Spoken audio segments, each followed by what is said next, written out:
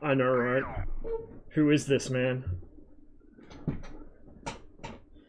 I didn't get to sleep until like fucking 4:30 or 5 o'clock this morning, so I was gonna stream at my usual time, but it seemed like a poor choice. So I got some actual sleep, kind of. And here we are. Hey, Cracks.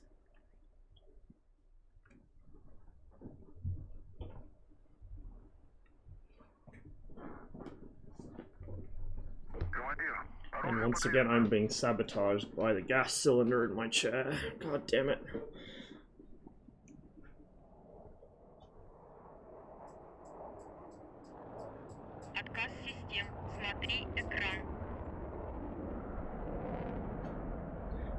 Thanks for the resub, by the way.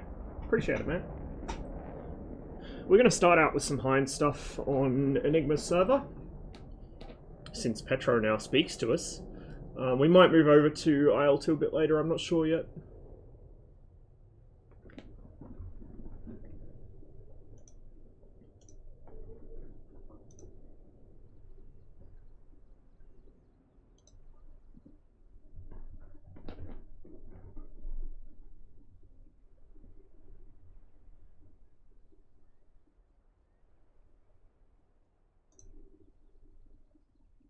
Hello.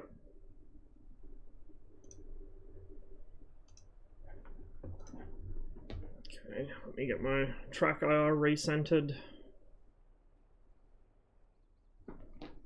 Fidget myself around so I'm a bit more comfortable.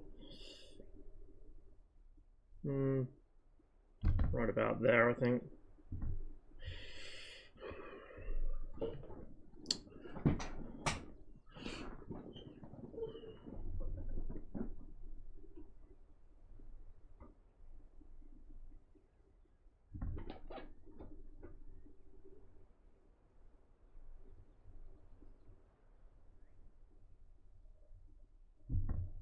Okay, so we should be armed up now. We'll go ahead and get started.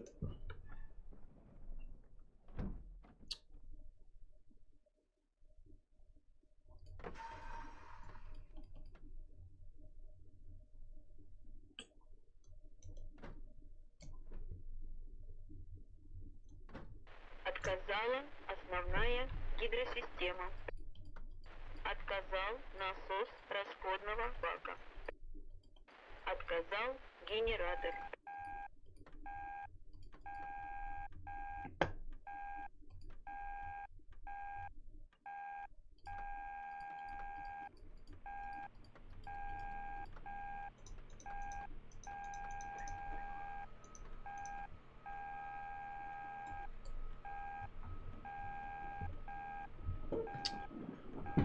Like I said, my chair is sabotaging me.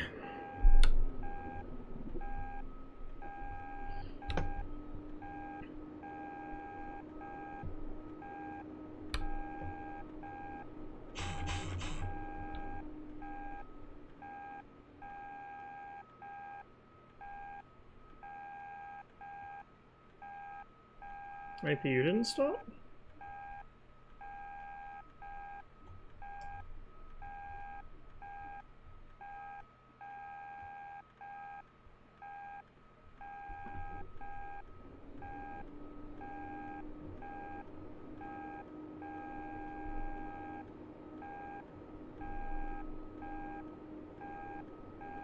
I've forgotten something again.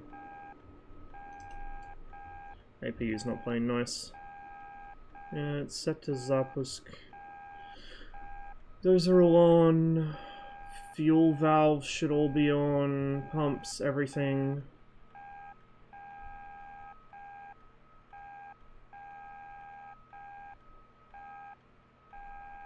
Batteries are on. Ground power's on. Well, battery ground power connect. Yeah, we should be good with this. Oh, not that. Did we need that on to start? Yeah, I think we did. There we go. Inverter.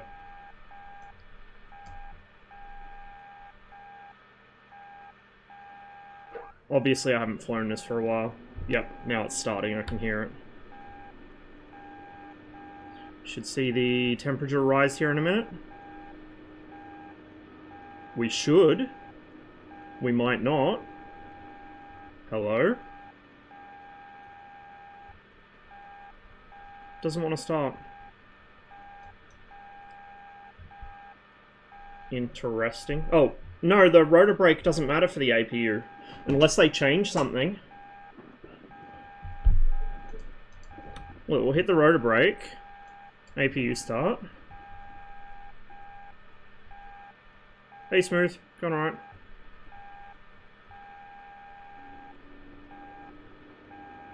Yeah, no. She ain't starting.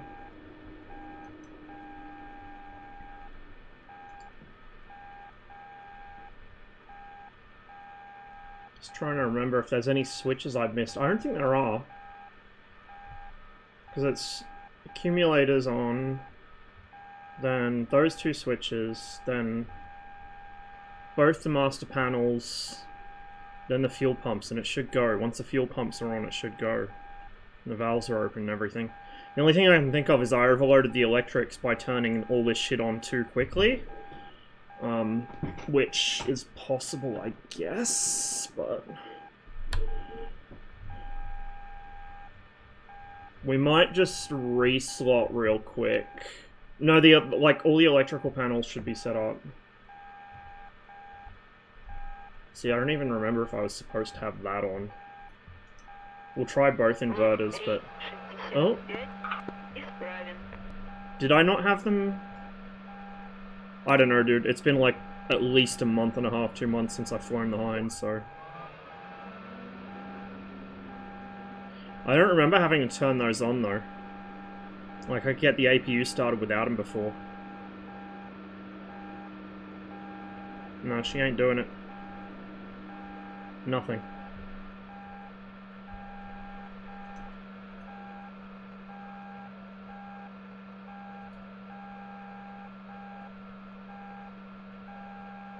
APU switch? Yeah, it is down. So the top one's cold start.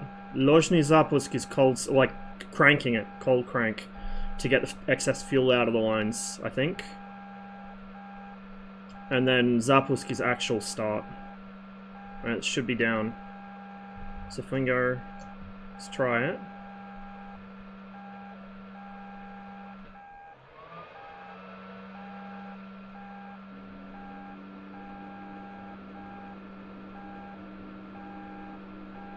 Because I don't think I did anything different than my usual startup. But she's just refusing to get running. Just had the cursor on the one you wanted.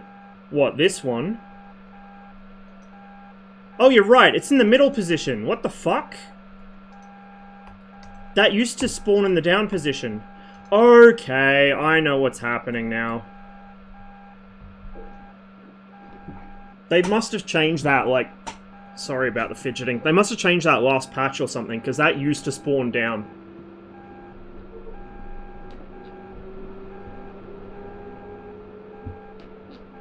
I'm like 99% certain you never had to hit that switch before.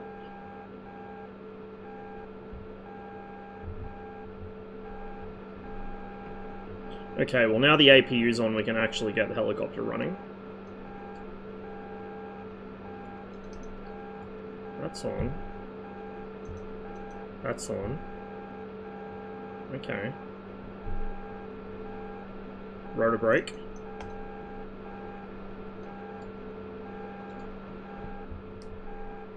Oh, this fucking... Chairs with gas cylinders need like an actual grub screw or something you can crank down that stop it from moving. Like, completely lock the cylinder so it cannot move.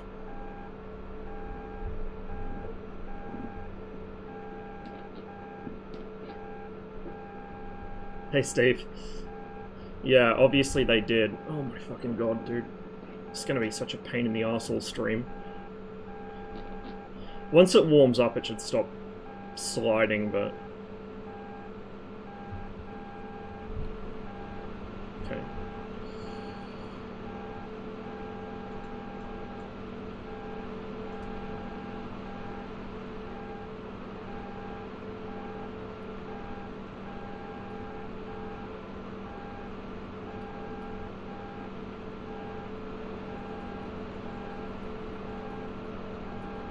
I've had the PU for ages, dude.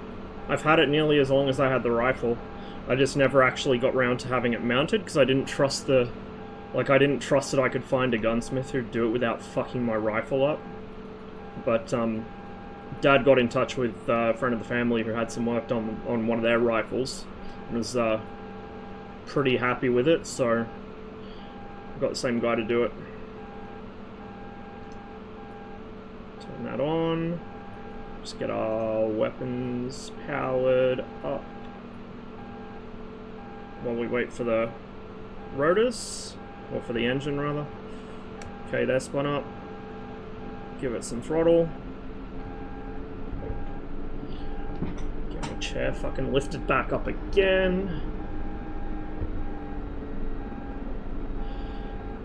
Well, it should be, but like I've heard horror stories of friends who collect much rarer stuff than just Mosins.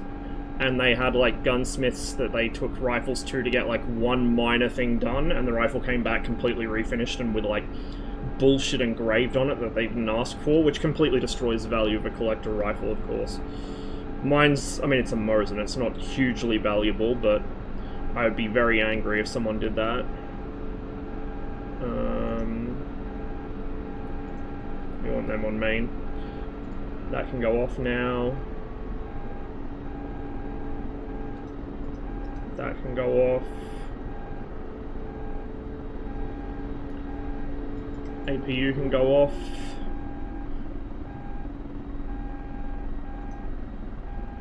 Get the autopilots turned on.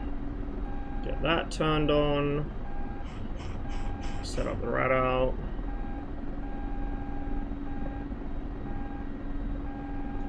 Sync up the gun sight. Reset the gyros.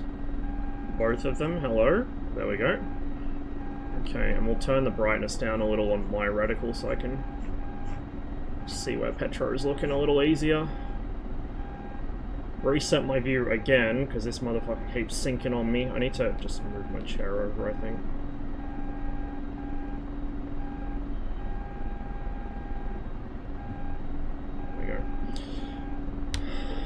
It's still... Okay. Just turn the dis on. I'm not going to bother setting any, like, setting it up at all. I'm just going to turn it on.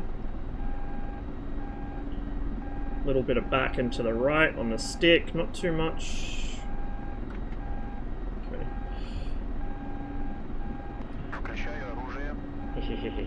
There we go. Make sure they did actually load us up. Yes, they did. I've fallen for that trap before a few times.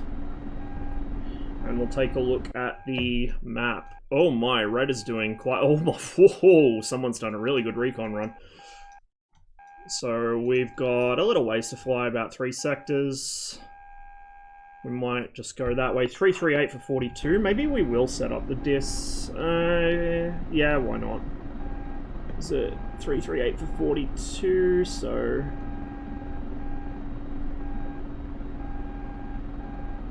Oops, went past it. Got distracted.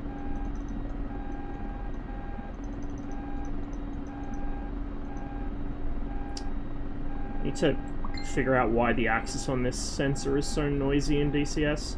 It's fine in some other sims, but it's not in DCS.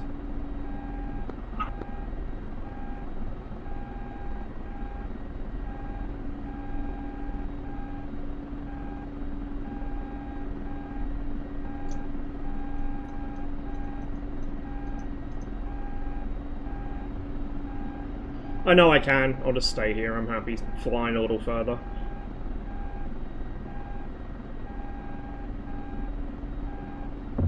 FARP should be less crowded and there's less chance of me getting bombed or strafed on the pad. So I'll stay here. World War I rifle. Yeah, that'd be quite nice. Like a P17 with the old prismatic they put on it. That'd be quite neat. Okay, I want to link my throttles since I've been flying World War II stuff, so they're split. We're gonna hope I don't fuck up too badly because I haven't done any helicopter stuff for a while now. Hold on to your ass, Petro.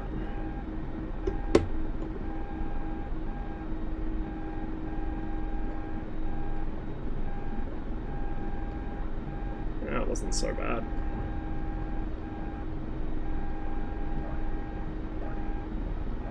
Frames are a tad low.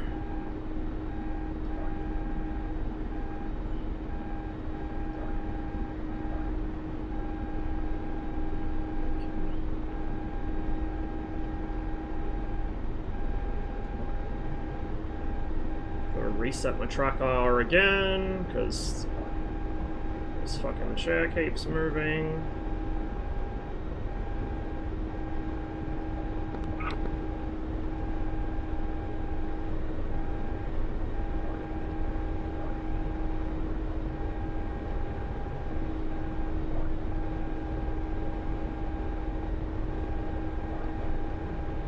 I should probably set this thing up so that I can use the toe brake sensors as disconnect micro switches for the pedal, like the yaw autopilot, but not today.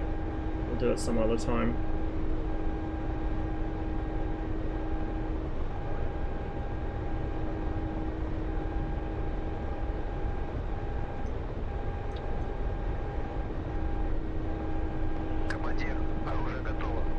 Excellent. Hey Hart, we're doing some Hind stuff since Petro talks to us, and then I'm probably going to do some IL2 later. Not sure yet, but we'll see how we go.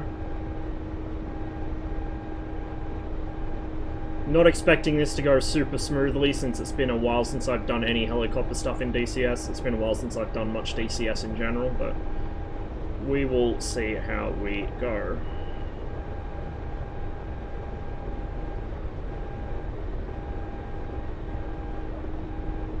I love this song, dude. That's so good.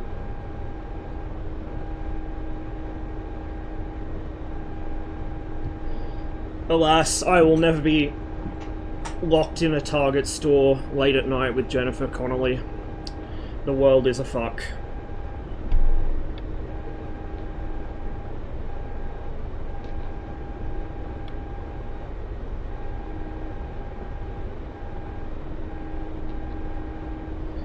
Yeah, same reasons here, Hart, same reasons here. And I'm still behind on assignments. I don't know what I'm going to do about that. I should have done something about it a week ago, should have done something about it like yesterday. I haven't yet. I just... My executive function ability has completely broken down over the past, like, 2 weeks. And I have no fucking idea how to unfuck myself at this point. You know, usual things. It's also why I haven't been streaming as much. Oh, my chair, please. Phantom Physiques, thanks for the raid there. Hope you had a good stream. Welcome, everybody. We're just getting started with some DCS Hind stuff today. How are the meds working? I haven't taken them for a couple days because my sleep pattern's been so badly disrupted. I don't think it would be a good idea to take them until I can get that back in order.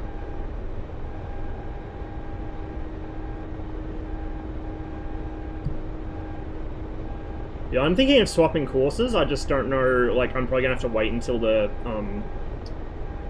next intake, like at the start of next year, so I don't know what I'm gonna do between now and then. Because the diploma I'm doing is more management oriented, and pity fucking help anyone stupid enough to put me in a management position of anything. I want to swap over to like a counselling course or something, because that's what I actually have an interest and a natural talent for, rather than management, which I have not really any talent for, and only a passing interest in some aspects of it. The good thing is some of what we picked up on this course is actually just generically useful, but yeah, it could have been going better, put it that way.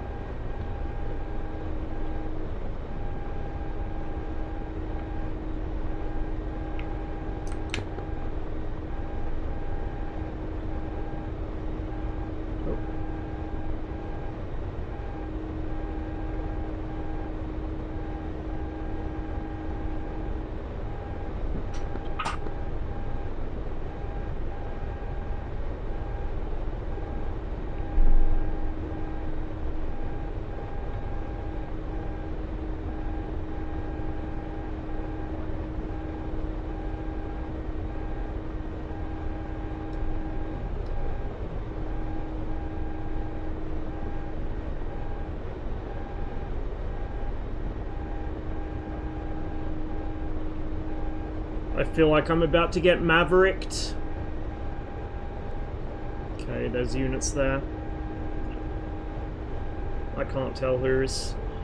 Approaching over the water is going to be risky as far as aircraft go. I'll be really easy to spot, but it'll make it a little easier for me to not blunder into a group of ground units and get shot down by them. A bit of a trade-off to make here. To a lesser degree. Viggen's Bane doesn't seem to affect the flight profile for the Swedish space program, but I think it has kind of tamped down enthusiasm for people doing dumb shit with the Viggen a bit. It's only a, you know, the usual suspects.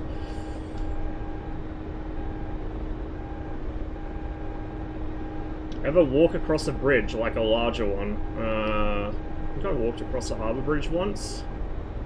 I walked across a suspension bridge in BC. I don't remember where exactly it was in BC. I should know, but it's like a big suspension bridge across a mountain valley. That's a position there, but I don't know whose. Probably ours. So if we swing kind of northish here, that should take us to the enemy front line. Oh, I'm afraid of heights, so yeah, like I worry about that not just with bridges, but with anything. Either somebody yeeting me off of it, or me, like, tripping because I'm incredibly clumsy, or just it collapsing. I do not cope well with heights, unless I'm in a fixed-wing aircraft, in which case I'm fine with it.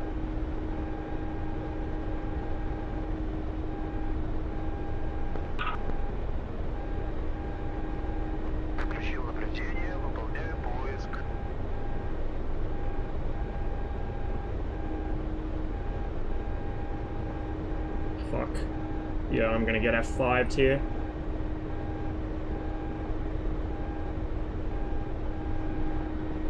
I don't have any R60s. I usually don't bring them in the hind.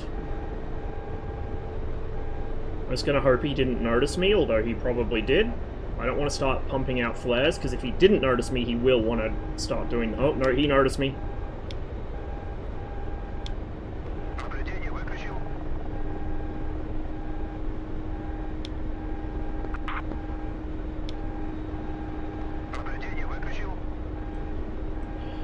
Interesting, the menu looks like it's bugged out. Oh my god. This is fine. Fuck me. Instant regret. Can we trim the helicopter a bit better, please? I can't even tell where they are.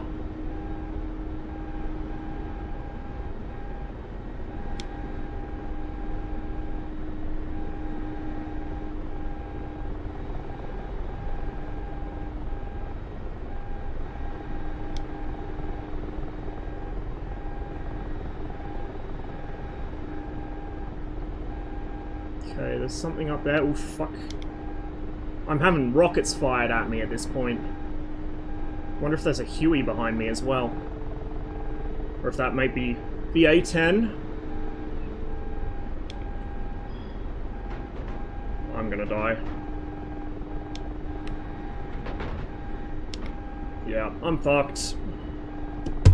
Well, that went well. That went fucking well. Oh, it's a fucking Gazelle. Of course it would be a Gazelle. Why wouldn't it be a Gazelle? What else could it possibly be?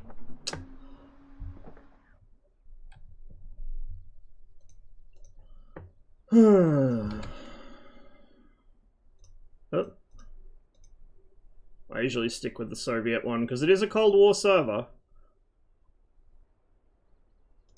There we go.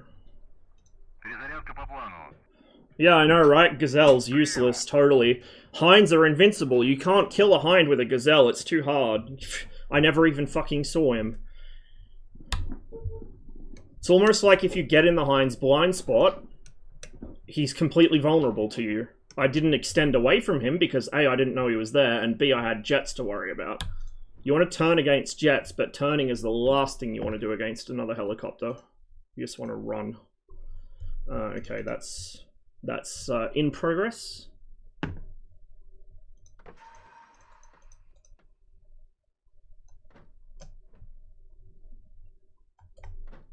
Отказала основная гидросистема. Отказал насос расходного бака. Отказал генератор. Maybe we won't approach from the water side, it's just too risky. Yeah, see, it does spawn down. I must have accidentally bumped it or something, or there's like a keyboard bind that I accidentally pressed. Because it does spawn in the middle position. I thought it did.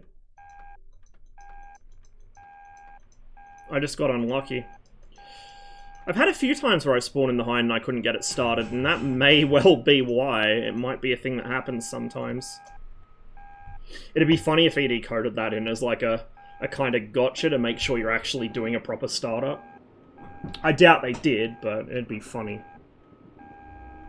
Yeah, hinds totally can't be shot down. Totally can't be. You know, except the fact they can. Oh, that's what I've got that bound to. I don't remember what the normal position is. I think it's middle. Don't want to accidentally bump that in flight.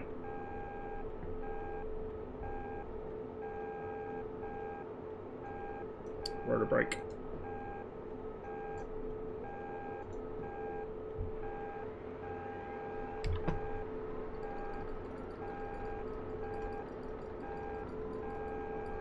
Oh god, yeah. Yeah, hind life is going to get very hard.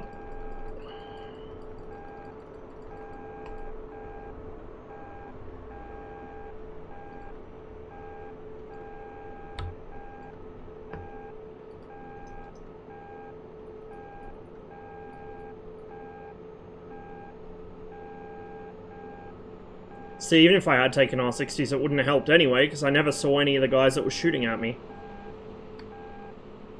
I don't know if we even have any cap at the moment. We're gonna go to Overlord, because I actually probably do need to be on voice Overlord.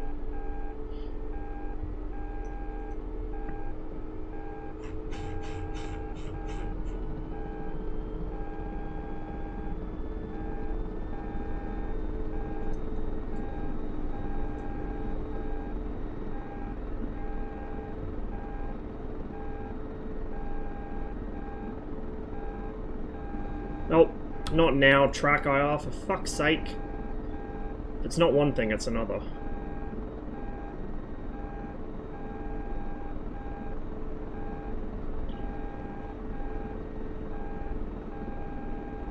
Sometimes around this time of afternoon, the sun reflecting off the building behind me is enough to get through the green screen and kind of mess with my track IR.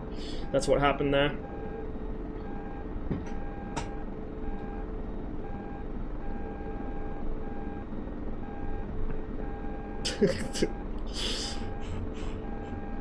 I really hope that they can unfuck it. If they actually give it, like, a not garbage flight model and a functional damage model. I don't know why I'm pressing that, the electric system isn't fully up. If they actually, like, make it a functional DCS module, I'll probably buy it because I like the helicopter itself, but in the state it's in, dude, like, no way. I wouldn't even download it as a free mod in the state it's in now. It's like they've improved some of the weapons and systems functionality, but really the flight model and the damage model need serious reworking before I'd consider it. Because they are the module's biggest problems by far. On the plus side, at least the Snebs don't go Mark 4 now, and the fucking Mistrals don't go escape velocity. Should be everything.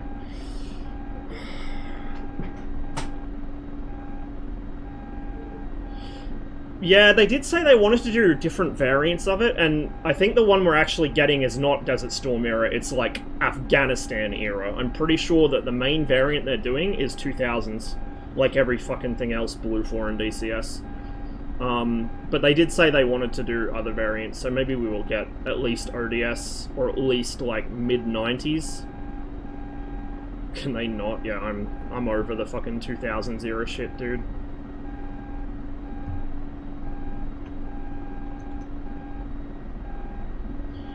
Okay, I think everything's good. We don't really need the heating on for the pitot and everything, but we'll just do it anyway, just in case.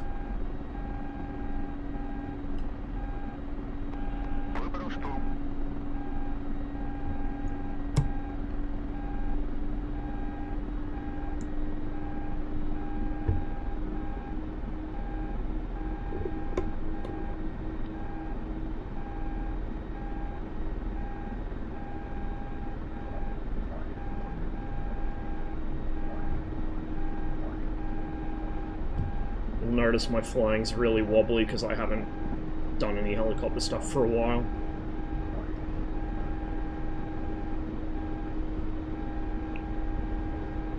Yeah, I fly with the RWR on. Doesn't really help much in this compared to the MiG-21, but I do fly with it on.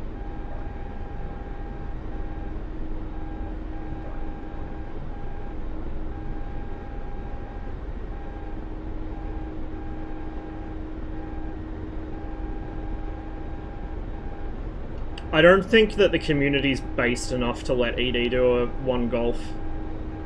Probably be a Juliet. If they're going to do an older variant, it'd probably be a Juliet. Or like an early whiskey. There's virtually zero chance they'd do a Golf because people just fucking cry about it because DCS players are fucking babies. Oh, but I need my ATGMs. Oh, the turret's so useless. Oh, fucking learn to fly it properly.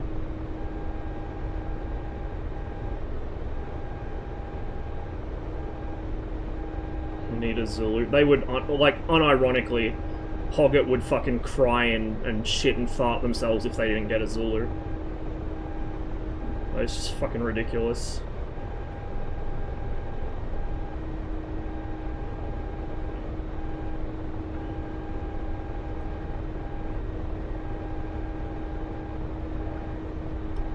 Half the fun of getting like a Golf or something would be to have the cool-ass pantograph sight, which I don't know how they would animate that, but they probably could.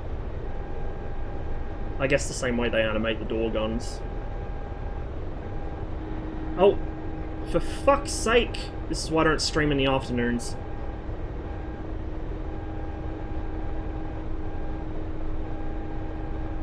Zunis didn't kill that T-62? I know. What? Wait, what T-62? We don't even have a T-62 in DCS. Somehow. Bro! I swear to fucking Christ, between my chair and the fucking track IR...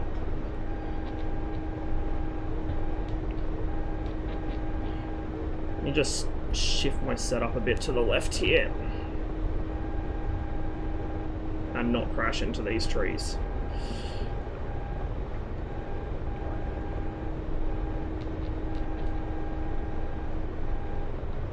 I've got like a Venetian blind on the kitchen window, but it's busted. It's like the mechanism's all rusted fucking together in there. It doesn't work. It was supposed to be fixed, but they keep forgetting to do it, and I keep forgetting to pester them about it, so...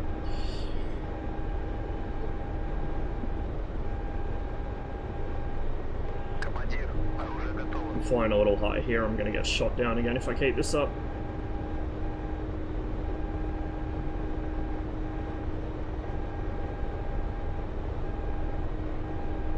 I'm also flying with way too much power on. I mean, it doesn't really matter too much, but I am crashing the engine a bit. Power line here to watch out for.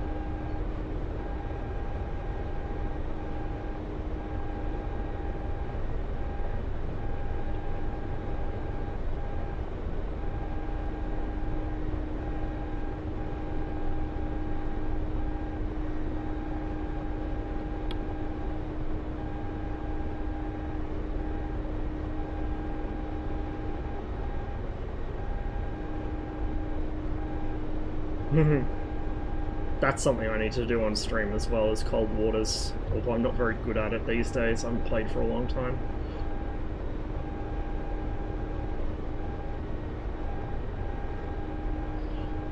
I've been playing Dot Mod, it's really, really good. Also, yeah, it's interesting. I was told for so long, oh, you can't do custom models or anything in Cold Waters because the game's like hard-coded, it won't accept it. And I was like, that's very odd. I'm pretty sure it runs on Unity, which makes it even more odd. Like, I've never heard of models being hard-coded like that before, except back in the early 2000s with like Halo PC, not custom edition, but Halo PC and like GTA Vice City. You couldn't add or remove any vertices or faces from a model, so if you wanted to remodel something, you go in milk shape usually, which is what everyone used, and you drag the vertices around to get like the same approximate silhouette. It looked like arse, but it was the only way to do it. But yeah, that was probably more so a limitation of the tools we had than the actual game. Lo and behold, you can do custom models in Cold Waters. 343 said they'd be open to doing another ODST game. I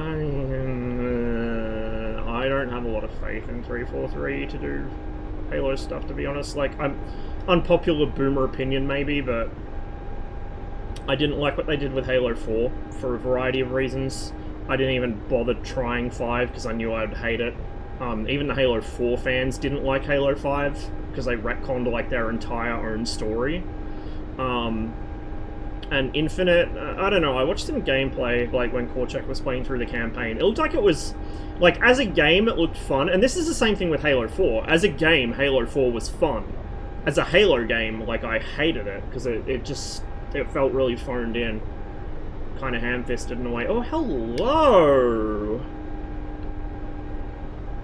You know what? Why not? Let's go pick up our little buddy over here. He can come along for the ride.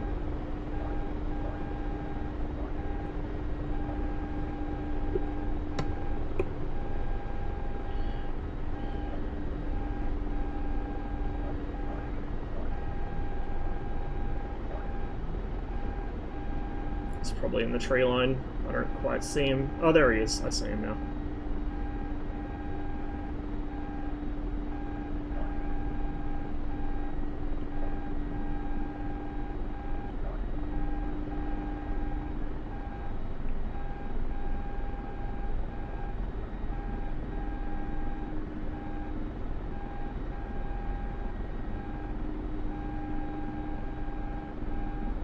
Technically, I don't even need to land. I can just hover near him and it'll pick him up, but we'll land. We can land. So I'll watch my speed, my vertical speed mainly. A lot of little trim beeps to get the helicopter sort of level. Don't want to strike the tail or strike a rotor tip.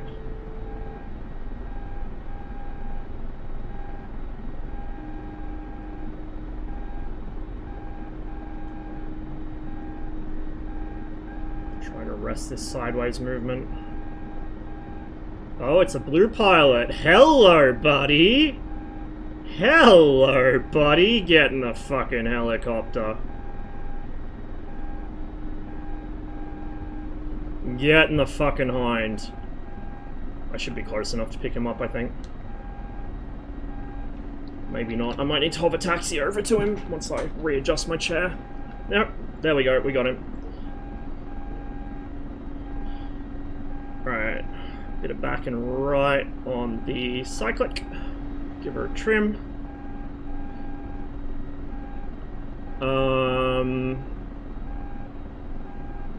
Really like the gunplay in Asonzo. Verdun's too locked and frozen for heavy rifles like that. It's interesting. I always found that that whole series, like, they looked quite nice. They played really well. Everything about them was really good, but the guns felt really mechanical in a, like, not in a good way. Like, the animations, I don't know, the animations seemed a bit stiff. Now, when you're doing any sort of war game centered around a professional military of any sort, or even things like, you know, SWAT teams, whatever, anyone who's supposed to be experienced with the weapons they use, a certain degree of mechanical feel to the animations is good, because when you're trained on rifle drills, that's how it works. Like, if you were to hand me an F-88 right now, I would go robot mode, because that's, like, it just becomes muscle memory. Oh, I see flares over there, too. Fuck, we might be doing armed seesaw here, guys. There's more there. Oh my god, there's flares everywhere. But yeah, like done, like particularly with the prone animations, like the prone crawling arm animations didn't seem to match the motion of your body. Like a lot of the bolting animations were really like the timing was kind of mechanical on them. It was an otherwise really nice game. I just thought it was always kind of weird how rigid the gunplay felt. Kind of like, almost like the gunplay in fucking Fallout 3 or New Vegas. Like, it feels really stiff, and then you play Fallout 4 and the gunplay actually feels pretty natural. Same problem. Okay, yeah, that's actually in our side of the front lines, I think, or maybe just in there, so we'll go pick that guy up.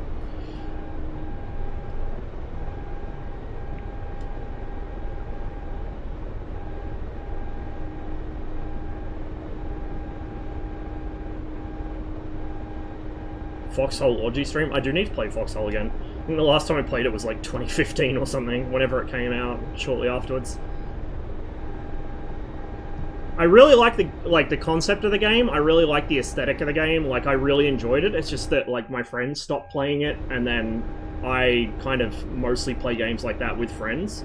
I used to do a lot more just solo pubbing in things like Postscriptum or Squad or Project Reality, but it gets frustrating sometimes, because like, I don't have the time anymore to commit an entire day to playing, say, Squad, and then you've got, like, a 50-50 chance you're either going to have an amazing time, it's going to be, like, the best gameplay ever, or you're going to be stuck with some fucking potato squad leader or a potato team that are so committed to Doom 40... Oh, hey there, buddy! They're so committed to Doom 40 up the back of the map, you just never do anything, and it sucks ass. Anyway, hold that thought. It's murder time if the ground guys don't get him first.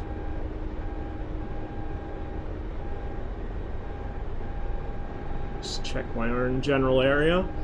Make sure it's not bait. Hey, bud! I don't know if he's noticed me yet. Oh yeah, I think he... Oh, no, he probably hasn't. He's probably coming back for the ground forces.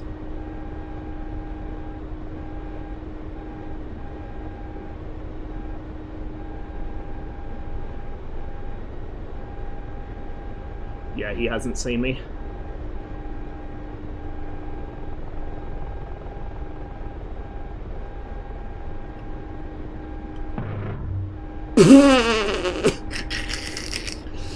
Fucking deleted. Man's got erased. Oh shit, there's a Vig in here. It would have seen that, probably.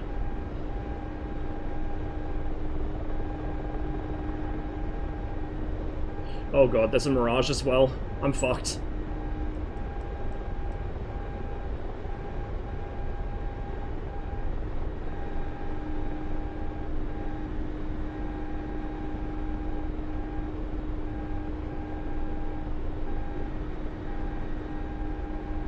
See how bad the fucking visibility is in the Hind? Like, you have such massive blind spots, I don't know how anyone could fail to kill this with a Huey or Gazelle. Because it can't see. Like, it cannot see behind itself. And yeah, they might be carrying door gunners, sure, and that kind of expands their situational awareness because the door gunner will start shooting.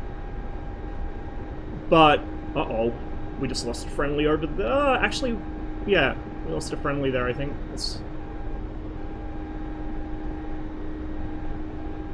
But yeah, like, it can't see around itself, so I don't know why people think that it's so impossible to engage a Hind. Like, for the Mi-8, the door gunner can only possibly be on the left-hand side, so don't approach it from the left. In the Hind, they could be on either side, but people more typically seem to carry it on the left side and that too. So yeah, just figure out which side the gunner's on and don't fly on that side. Pretty fucking simple, if you ask me. We might belay our frontline attack. We'll grab this guy and we'll scoot back to the fart, then we'll come back for an attack run. Because I just don't want to do the thing I usually do, which is pick up a bunch of pilots and then get shot down before I can get them back. Yeah, people think that approaching a hind from the front's a good idea. They think that approaching a hind from below or co-altitude is a good idea. Like...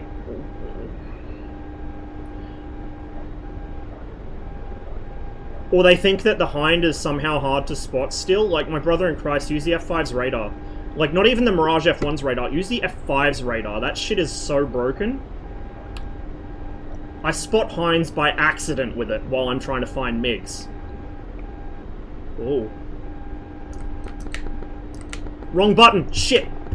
I forgot. It's not my trigger in this.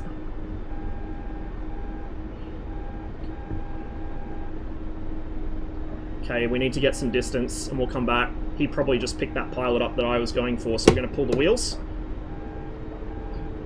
We're going to extend, and we're going to double back. Yeah, he's behind me.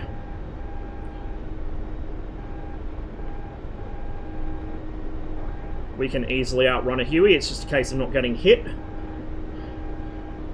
until we're out of his range, and then doubling back and spotting him again, and not scraping a tree, or getting deleted by a jet.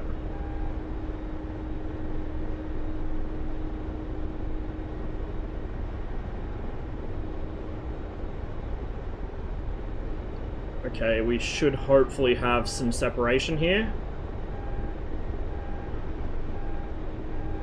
Come around to the right. I don't want to... Whoop. Don't want to VRS myself here. There he is.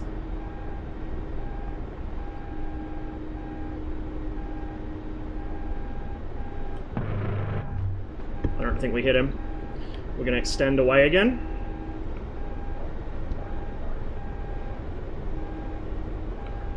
My chair has once again sunken out from under me, which is the worst possible time this could happen.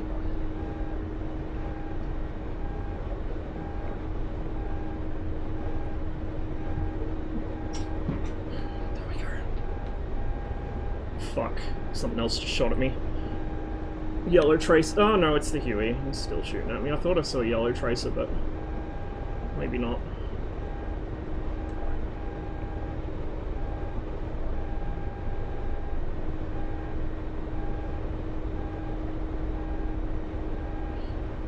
Don't tell me that, Super. I'll just start war criming them every time I see them.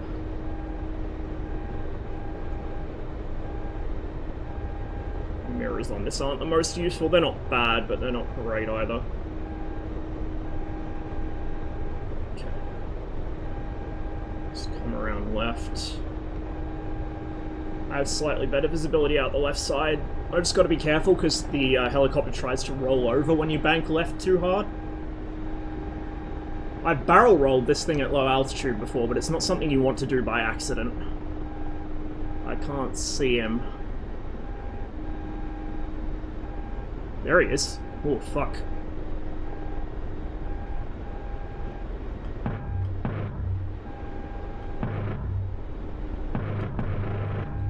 We hit something? Oh, fuck, he clipped my rotor. We're dead. Well, we crash landed, but he would have gone down too. I hope. Yeah, he went down. That was careless of me.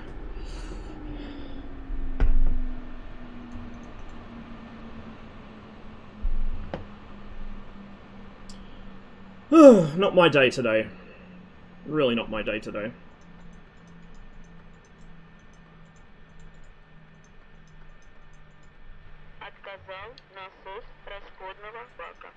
Just kill the batteries.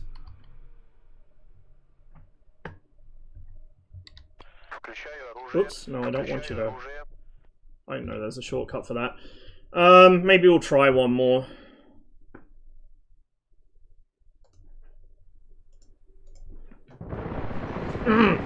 Fucking... Jesus Christ. Give me a moment here, guys. I need to do some fiddling with this. It's driving me insane.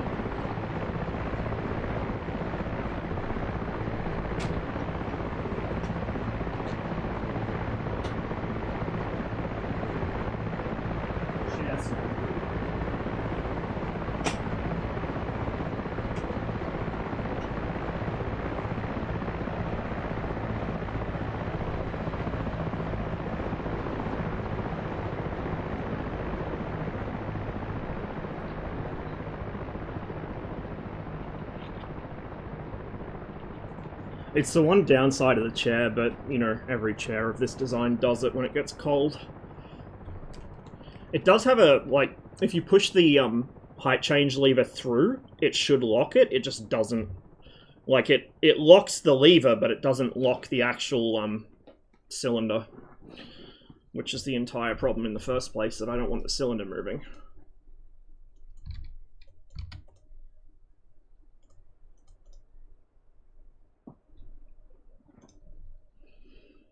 And not much point taking R60s, because I'm probably not going to get to use them anyway.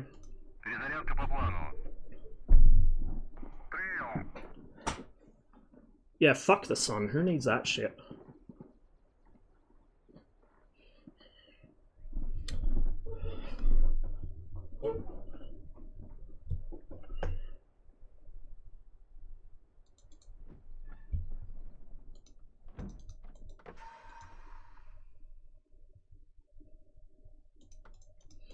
So my problem with that, Huey, is that your boy fucked up and forgot that he rebound behind cyclic the way it actually works, which is that my trigger, first stage is ICS, second stage is radio, and then the thumb button is the weapon firing button. And my fixed wing fighter instinct was pull gun, sorry, pull trigger for gun, which obviously did not produce the desired effect.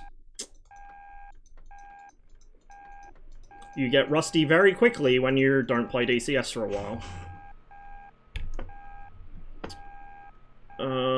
Okay, pumps, fire extinguishers, and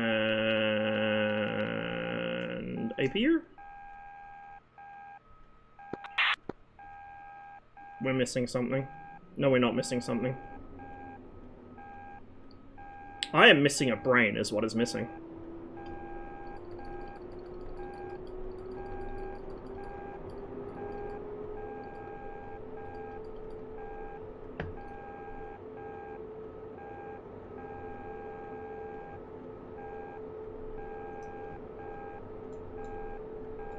What's that? There we go.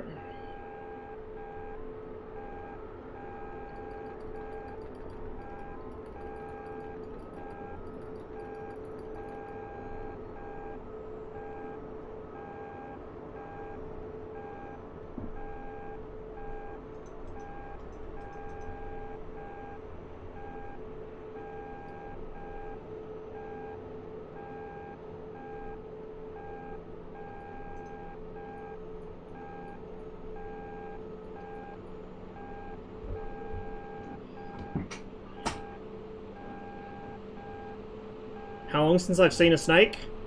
A live one? About 20 years. A dead one? Probably 3-4 years.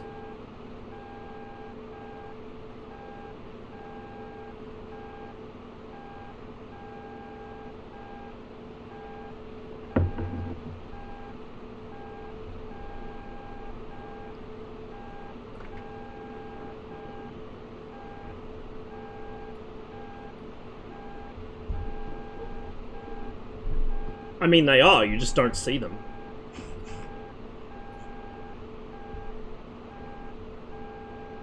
It's kind of the entire problem, is you don't see them.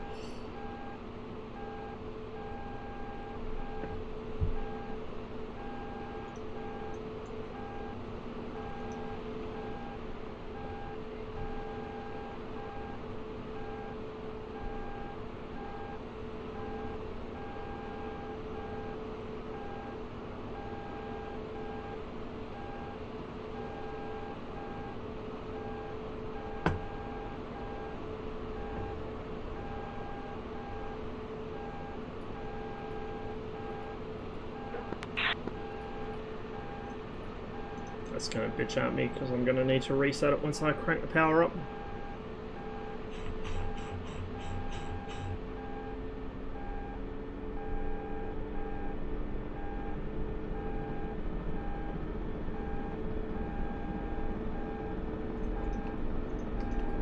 Like so. Okay.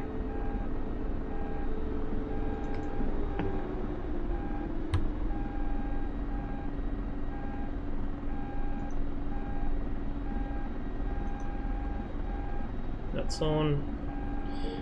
Oh my god, please. I just want my chair to not fucking drop me down for the Tawny experience where I can't see over my desk anymore.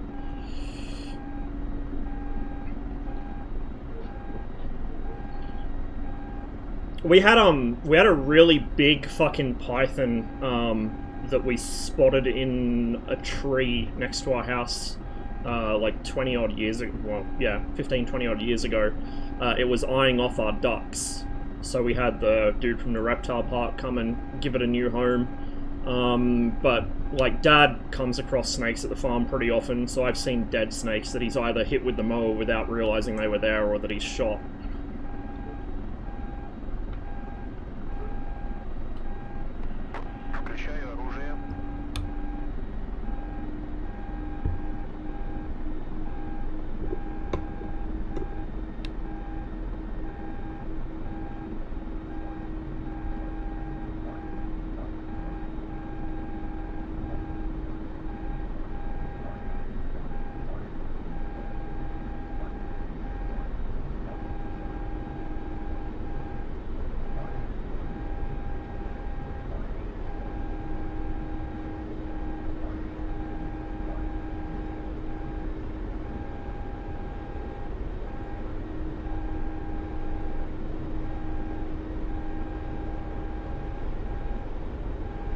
The python was quite chill. Once the dude came and kind of had control of it, had caught it from the tree and had control of it, he let us kind of not hold the whole snake because it's a fucking python. And I was a fucking child at the time, but like, you know, kind of feel its scales and stretched it out so he could see how long it was. It was a big fucking snake. Pythons are pretty chill. I wouldn't want to play with a fucking brown snake or a black snake, though. Hey, Ton.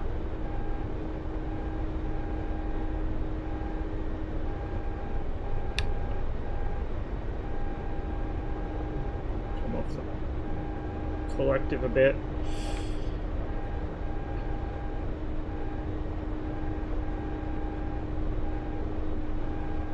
I have no idea. I guess some of the bigger tree pythons might, but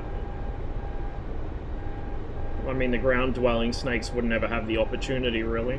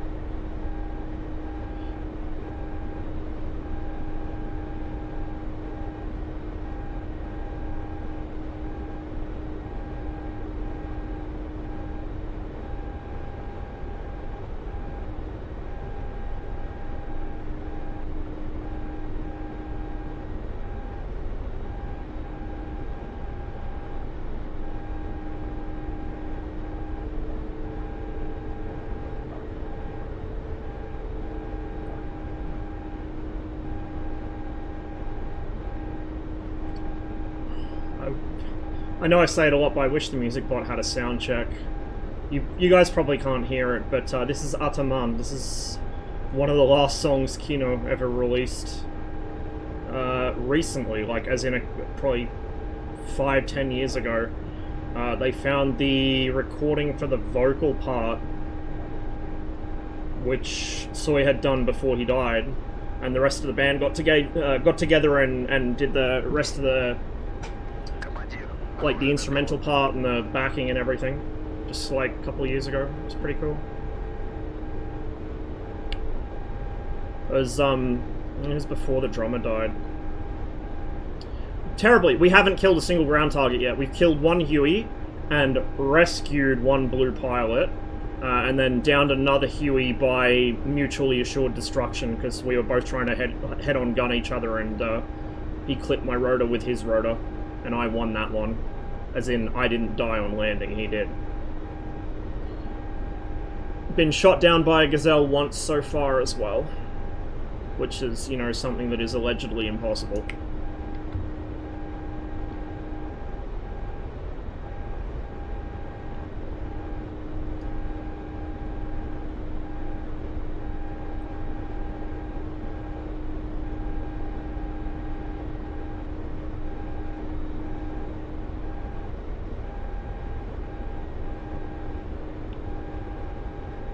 I was surprised how many people are on the server at this time of day. Like, it's fucking packed. Or it was when I joined. It probably still is. Yeah, fucking look at that. That's not bad for this time of day at all.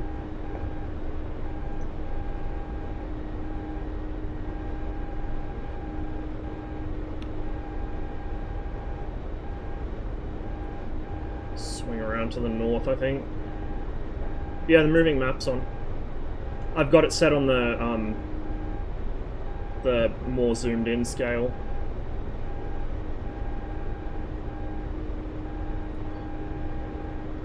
Is that the anime? No, I haven't. I only became dimly aware of it the other day because people were talking about it. I need to actually do my second playthrough of Cyberpunk. I haven't started it yet.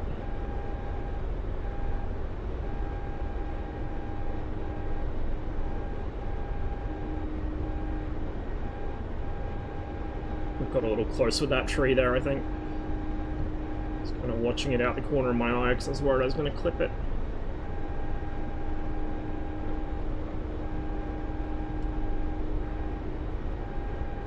Please don't use that abbreviation. Please do not use that abbreviation to refer to it. Jesus Christ.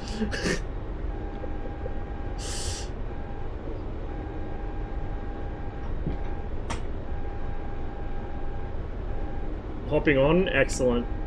The more the merrier.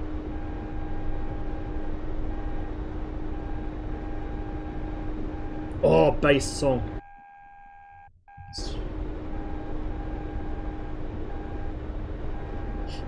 Hey, Gypsy. No, I won't stop my helicopter. You can't make me.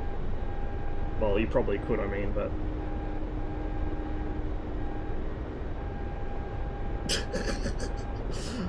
I would not recommend that, Floyd. I'd definitely not recommend that. Fuck, maybe I should have brought R60s. That's a vegan.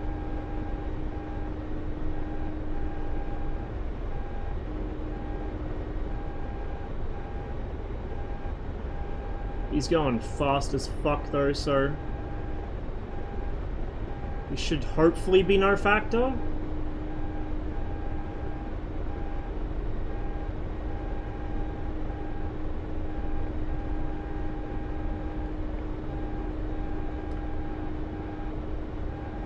Well, the thing is, though, like, it completely fucking hobbles your ability to do any useful work on the front line, because you've just sacrificed 4 ATGMs for 2 fucking moonshots at killing fixed wing.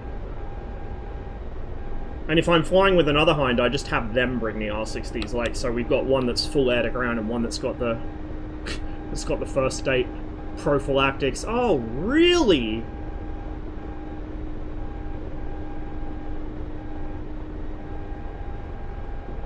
Oh. Got a little carried away with the pedals there.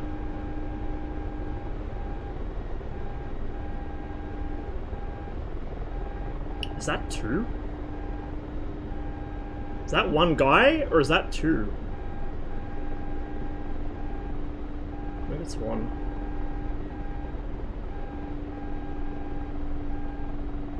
I'm still way fast, though.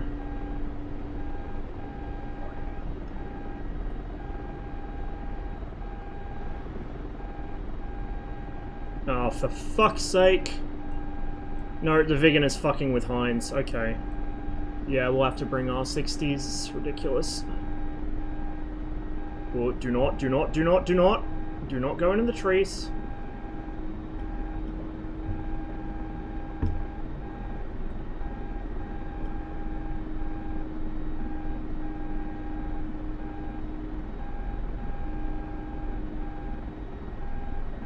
I'm gonna catch a Maverick here, probably.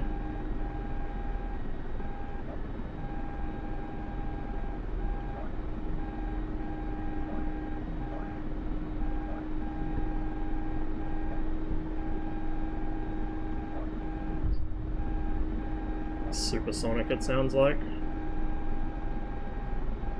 Unless that was a missile. Might need to drift backwards a little.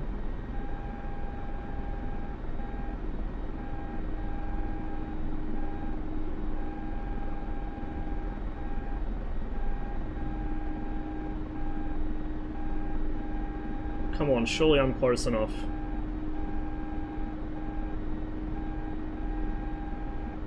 Surely I'm close enough, dude.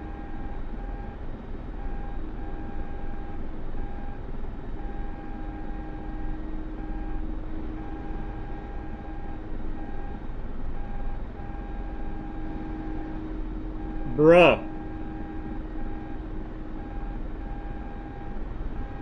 Okay, we'll very slowly turn it around. Maybe I drifted away.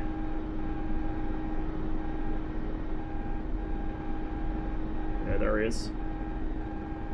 Come on, bro, get in a fucking helicopter. I ain't got time for this shit.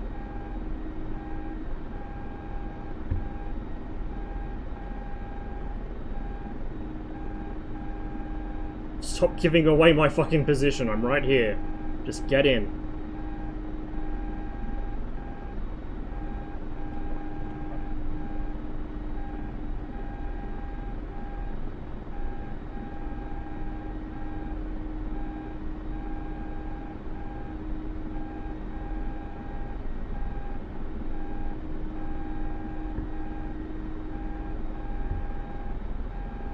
There we go.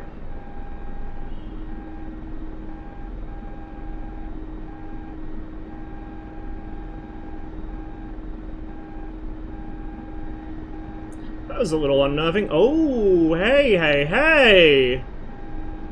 Is there a Huey over there? I think there might be.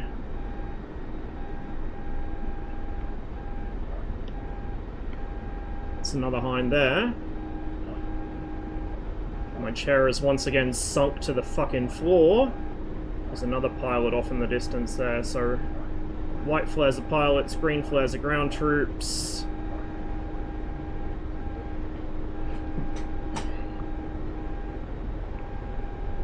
Okay, I think the Huey or whatever it was has gone down. Possibly? Might head for that other pilot if the other hind is going for the front line.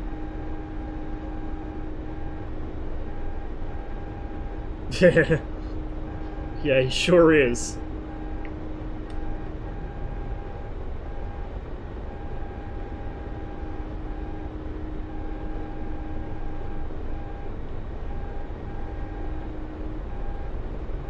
Two hinds.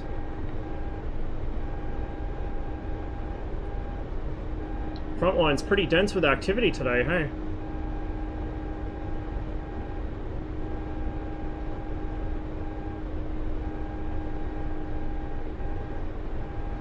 I think this may well be the same guys trying to pick up the 4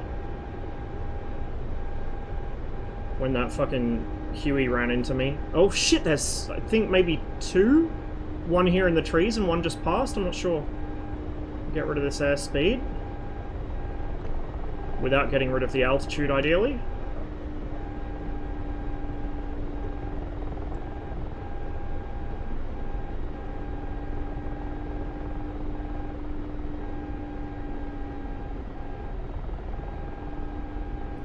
Need to keep some power on because we don't want to... We'll keep some pitch on the blades, we don't want to sag them. That's how you die in a real big hurry in the hind.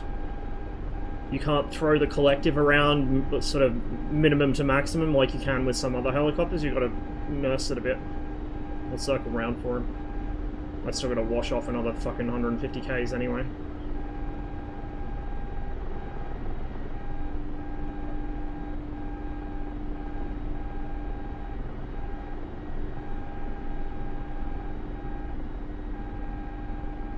Okay.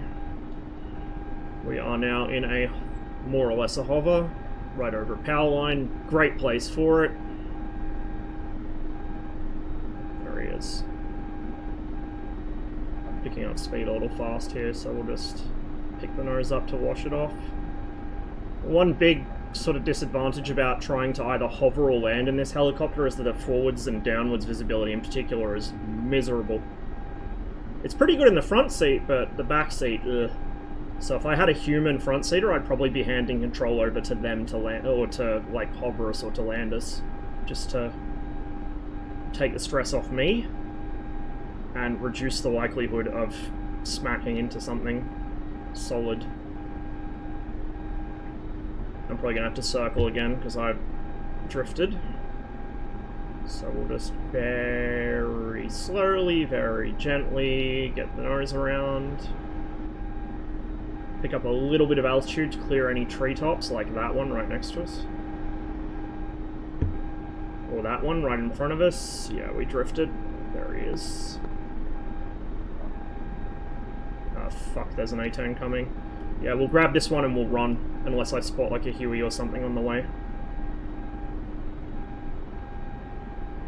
I think we'll grab this guy and go.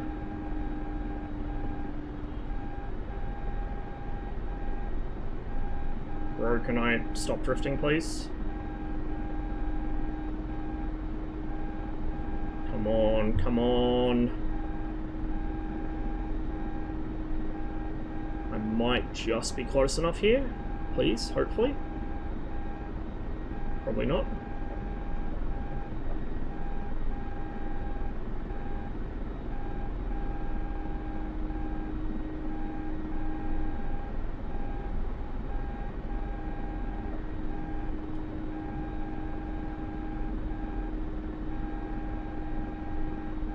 Come on.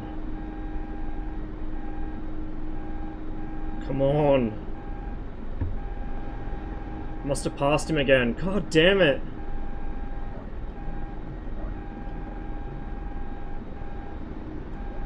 He's flaring, which is bad news. Okay, very slowly we will turn in place. Very, very slowly.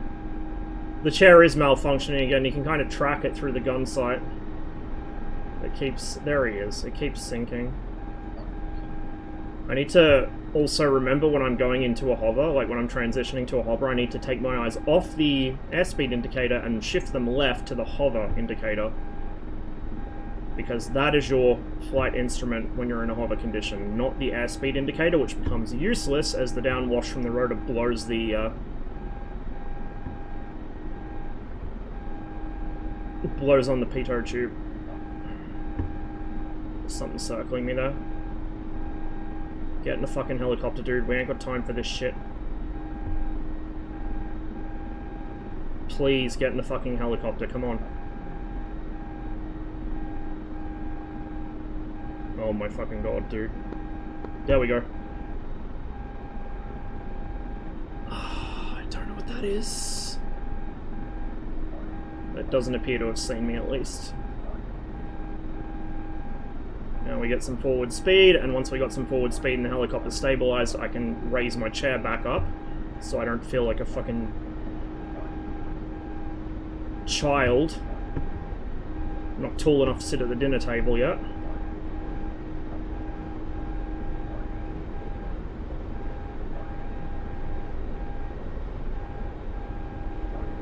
Because they're not looking. They're not looking in the right place.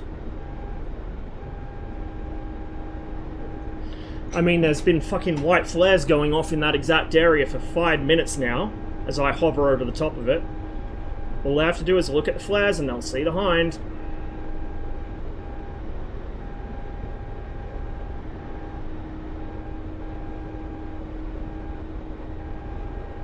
I might grab some R60s when I land, I guess. Hey, Koi.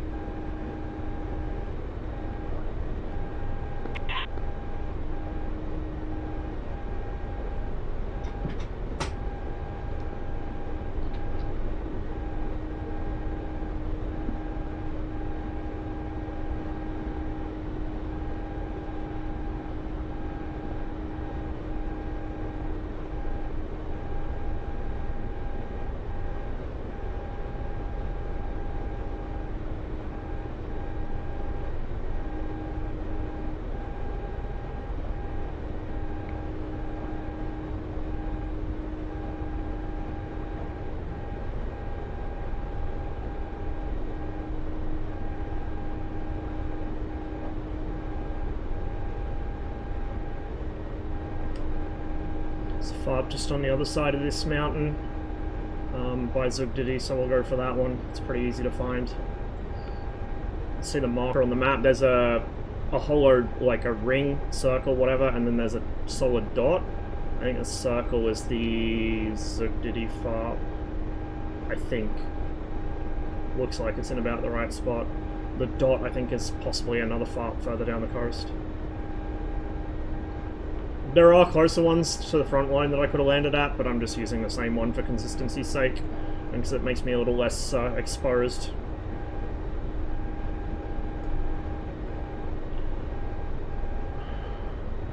Well, 15 minutes till restart. We may as well not bother with the second flight. We'll just land this one, then, I don't know, chill out and catch up on chat for a bit.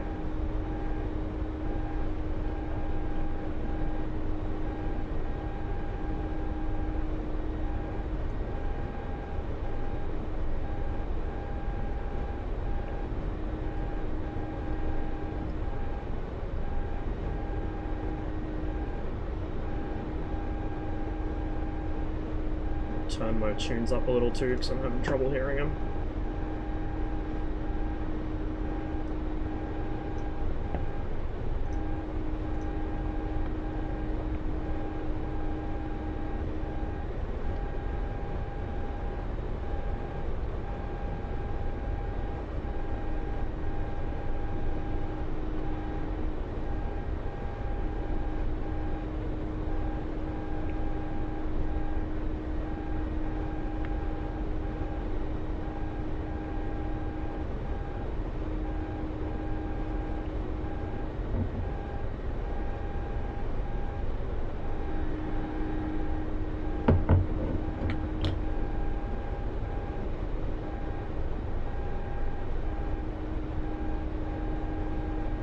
Makes sense, they probably would have captured some during the Vietnam War.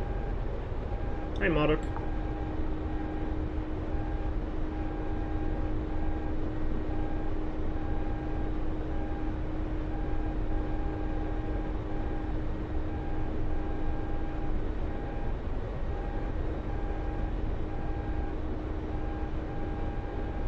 Yeah, I know, right?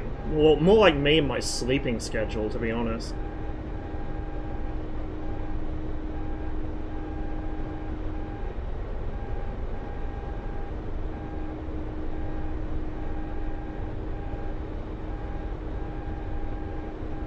Up a little more altitude here since we're well and truly over friendly turf. Doesn't mean we're safe, it just means that we're less likely to get slam dunked.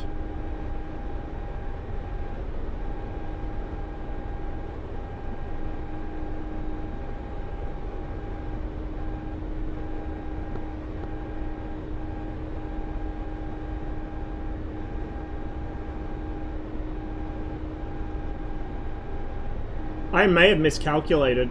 That waypoint might not actually be a FARP marker. I thought it was. We're not quite on it yet. Oh, you know what? No, it's part of the fucking chart. Oh my god, I'm dumb. Okay, so our actual FARP is that solid black dot on the coast, so we'll just fly southwest. We should get there before the service cycles.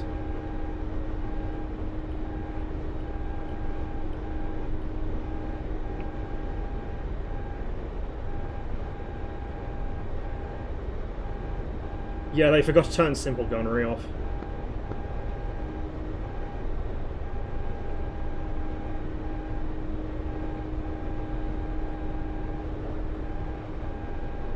I might have survived that first, not the first pass by Crook because he got me completely unaware, but the one where I climbed up like an idiot and he dived on me. He hit me in the wing with like 250 cal rounds and it blew my wing off. I might have survived that pass. I still would have died because it's Crook, but you know, it wouldn't have been quite so embarrassing maybe.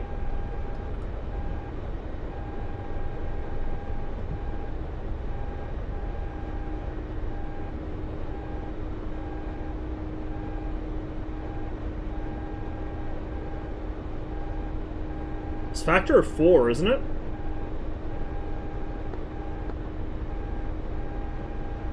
I think it's 4 for simple. I also noticed when I was going through the replay to get some screenshots, I fat-fingered my bomb bay doors on the Avenger run, and I only barely got a torpedo out. I was very lucky with that. I don't know if I hit. I'm not sure whose torpedo it was that actually hit the ship, but yeah, I'm lucky.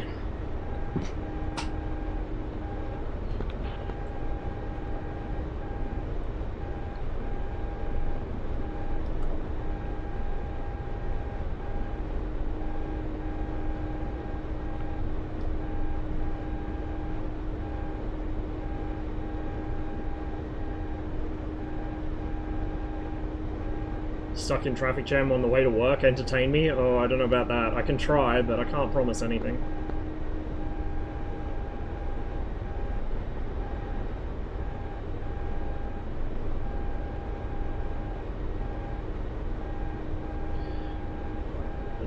Yeah, the main thing was that just, like, there wasn't a lot of planning that went into it beforehand from, like, the players' side. The event itself was planned, but the players didn't really plan anything beforehand. We just kind of came up with stuff at the last moment. And it seemed like the Allied side was a bit better off with that, because their whole objective was to sink ships. It's pretty natural. You take the Avengers, you take the SBDs, you get them over the fleet at the same time, like, how hard can it be? Whereas the Japanese side, it was a little more difficult trying to herdle the cats together so they'd actually mount an effective cap over the fleet. And we had guys off bombing and stuff as well, which is fine, that's useful, but like, it wasn't super well planned out.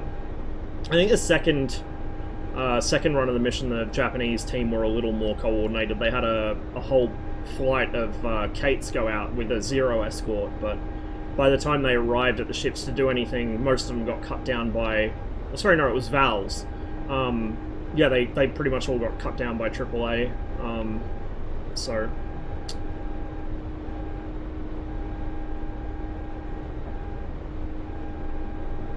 It's a lesson learned for me. Next time I'll decide what I'm going to do before I go into the event, and I'll get together a bunch of people off my Discord or something who all want to do the same thing, so we'll have a proper organised flight.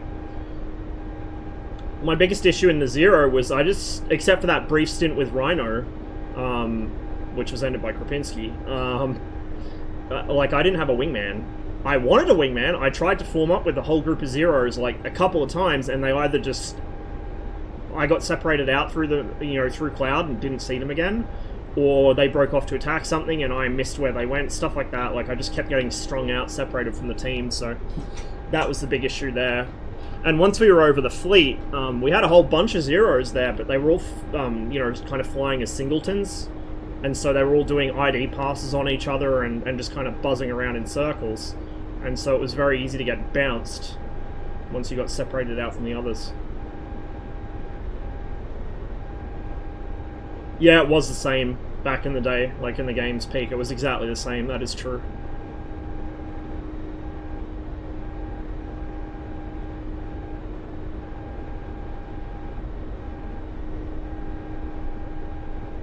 There's the FARP. A little sudden on the reduction of power there, but whatever.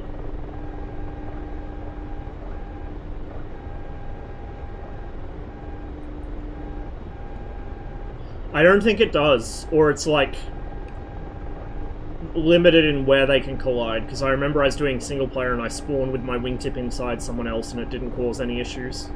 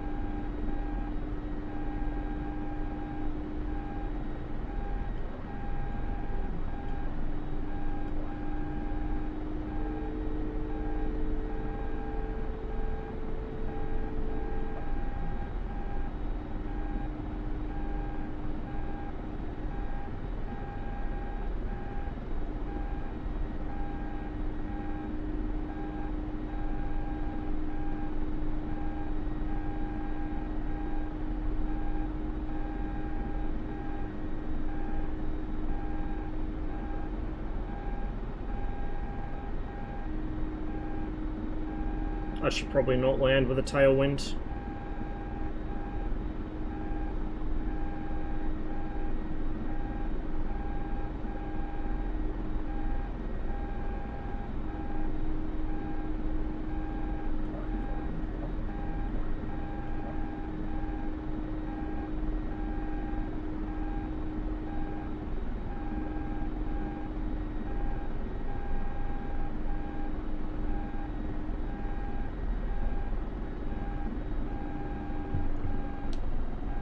Hey, you returned to rescued airmen. And I'm just gonna, hit the brakes and chill. Because the server's gonna restart in 5.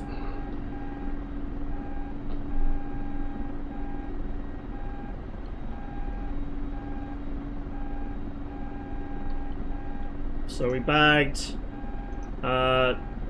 2 Hueys,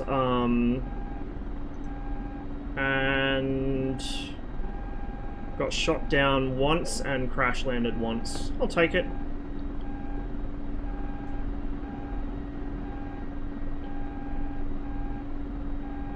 No kamikaze Bettys. We had kamikazes from a bunch of other stuff, even some of the USN stuff. Actually, it was mostly them kamikazing, because it was them trying to sink the ships. Like, if they took battle damage, they just aimed for the ships. Oh, me and fucking Cotty, with our dive bombing in the SBDs, oh. That's something we could do this stream, is we could go through the track file. We might do that, I think. So we'll do another maybe flight or 2 on Enigma server here in the Hind. Ideally get some actual air-to-ground in with Petro, and then I think we'll fire up 46 and go through that. Then I might play some Great Battles. Great Battles feels a lot better to me now. I've been away from it for like, fuck, nearly 2 years at this point, I think. Like, it doesn't feel like it's been that long, but it has. COVID's totally fucked my perception of time. But yeah, like, the AI feels better. It was brought up to me, I think it was Marduk actually that told me, the AI's maneuvers depend on their skill level, which makes perfect sense. However, before, back when I previously played against the AI, no matter what you set their skill level to, they would always just get locked into like a 2-circle fucking NASCAR fight, like a DCS player would.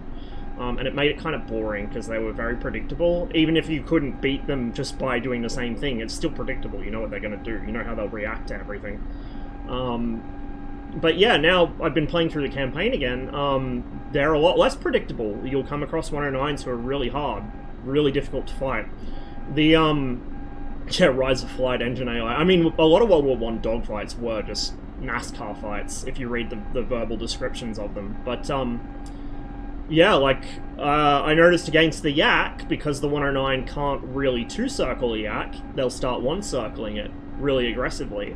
But against the MiG-3, which on paper they can 2-circle, they will 2-circle it, almost always. They'll try and force you to overshoot them now and then, but generally they'll just go in a circle. And if you're at the right speed with the MiG-3, you can actually cut inside them, because the MiG-3 is really good at pulling its nose around at high speeds, but it can't sustain a turn, and it bleeds energy fast. It's kind of like the MiG-21. When you're trying to kill something like an A-10 or a C-101, something that turns really well compared to you, you can just kind of rip the nose inside their turn for a circle or 2, and after that you run out of energy and kind of flop out of the circle. Same shit with the MiG-3, so I've been doing okay with that so far. I've been quite enjoying it. I always did like the MiG-3 in Great Battles. It's got a really nice cockpit, like, it's a well-designed aircraft. The only thing I don't like is the way the flaps work, but that's the limitation of the game's controls, because it has the limiter and the actual flap release bound to the same thing. If I could separate those binds out, I'd like it a lot more.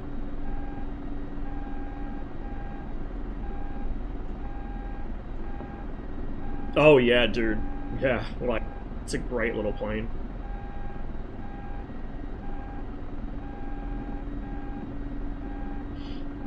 But yeah, the AI feels less predictable, so the campaign's actually fun again.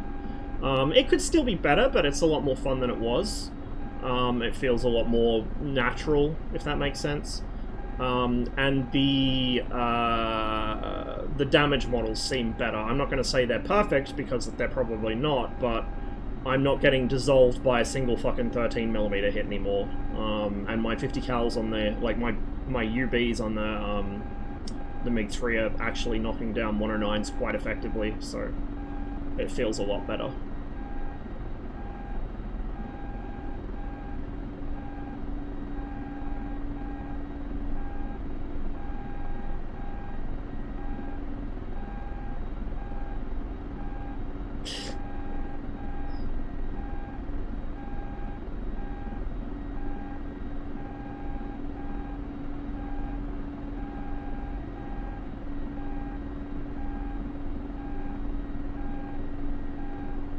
I think the new clouds and... yeah, no. I think the last time I played, the new clouds had just been added, but I didn't play for very long. And I think the time before that, the new lighting had been done. I don't remember if the G-tolerance had been.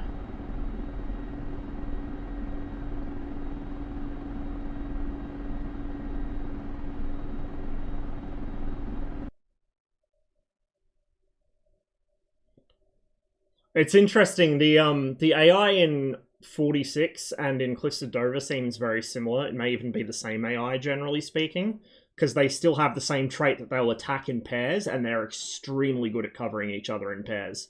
Like, that's the biggest way to die against AI in 46 and in Cliffs of Dover is to go for the one guy and not notice the other one's already positioned on your tail. They cover each other perfectly. But unlike the 46 AI, the Cliffs of Dover AI doesn't know what to do when it gets near... I mean, the 46 AI, when it gets close to the ground, starts to kind of get cold feet. So you can kind of cheese them a little by just flying really, really low, and they'll chase you, but they won't really do much. Same with Great Battles. So one of my sorties from my current campaign, I had to kind of cheese the 109 AI by just flying in the grass and limping home with a lot of battle damage. But in Cliffs of Dover, I don't think you can tell them to break off and land, or if you can, I've not figured out how to do it. I've never seen the option in the comms menu. And so you go to land, and they're just still flying formation with you, and they stall out and die. Like, they become very stupid near the ground in Cliffs for some reason. Oh, okay. Oh, that's probably the new thing they've got where the server restarts, I guess.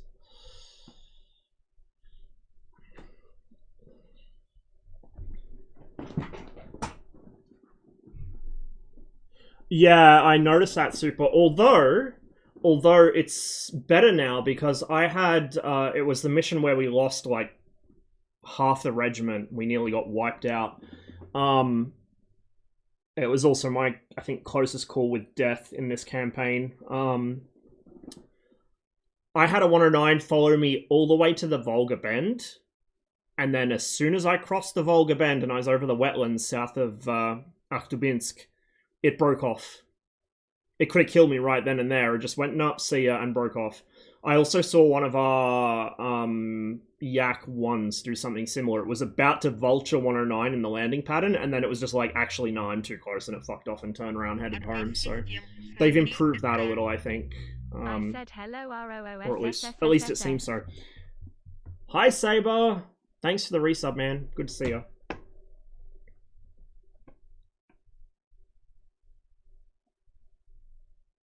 Might have been fuel for them breaking off. I doubt it. He would have still been pretty close to full fuel. There isn't actually any actual bait and switch code. The AI individually is just good. Really? I figured that they had some kind of special two-ship AI that triggered when there were two of them close to each other, but if it's genuinely that, then holy fuck, the AI is even better than I thought. I need to find the old AI mod. Obviously, I can't use it when I'm playing in the pop-up events, but I need to find the old AI mod I had back in the day for 1946, because what it did is the AI makes some maneuvers in 46 that are kind of Luftwaffe-y. They do a lot of unloaded rolls and negative G shit, which, you know, it's not unrealistic, I guess. It's just you can't sustain that for any period of time, because it's literally painful to do in real life. Negative G is not fun for you, and it's not fun for the aircraft structure, so you generally try and avoid it. This AI mod I had, it didn't affect their ability to operate as two-ship pairs, so they would still fuck you up as an ACM sort of element. But singly, it made them a lot harder to fight because they would more aggressively one circle. They picked up some extra maneuvers, things like vertical spirals if they had an energy advantage, stuff like that. It was quite interesting. I just don't remember what it was called. I don't even know if it works with the current mod setup that I've got, because it was back in the all-aircraft arcade days. Okay, let's figure out... Oh yeah, this is the forwards. This is the forwards far. This is good. I gotta watch out for theirs.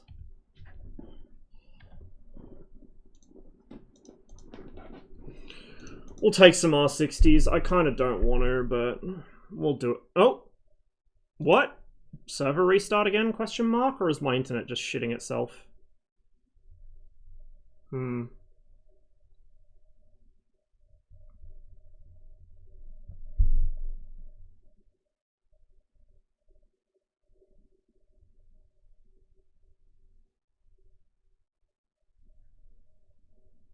Probably need to hit refresh again for it to come back up. Yeah, the stream's fine. That's...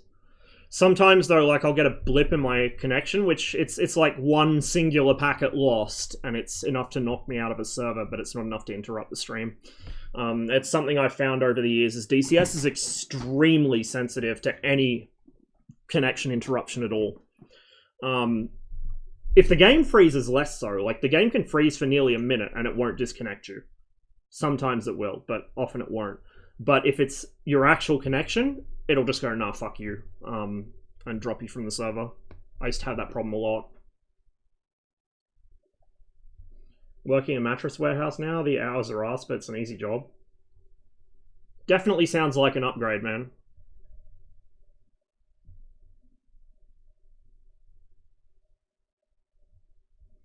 JG69 420 gigahertz. What do you mean I can't do a negative G loop and wobble shot the enemy? Game's obviously bugged. Yeah, I know, right? Like, you do not want to be doing negative G. It is not pleasant at all.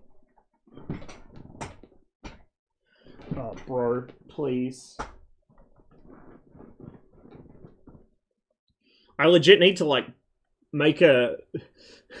get, like, some kind of, like a heating compress for like injuries or whatever, and just wrap it around the gas cylinder on this to warm it up so it doesn't sink.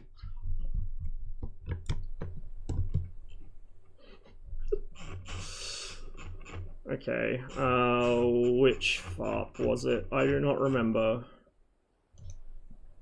Oh, no, I don't want to get in his helicopter. I want to get the second one. There we go. Was it this one? Yeah, it was.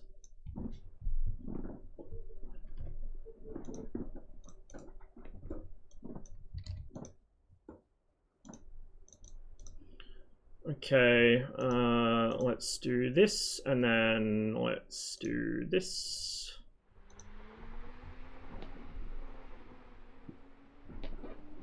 Come on, man.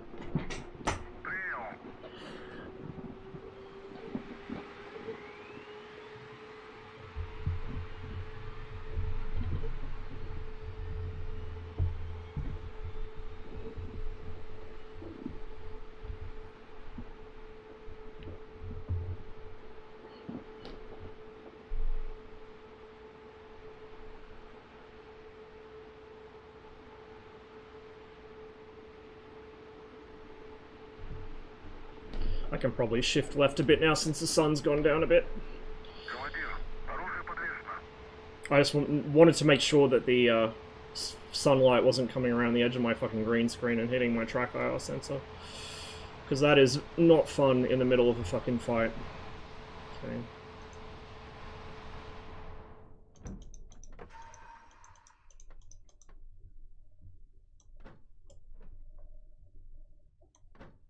Отказала основная гидросистема. Отказал насос расходного бака. Отказал генератор.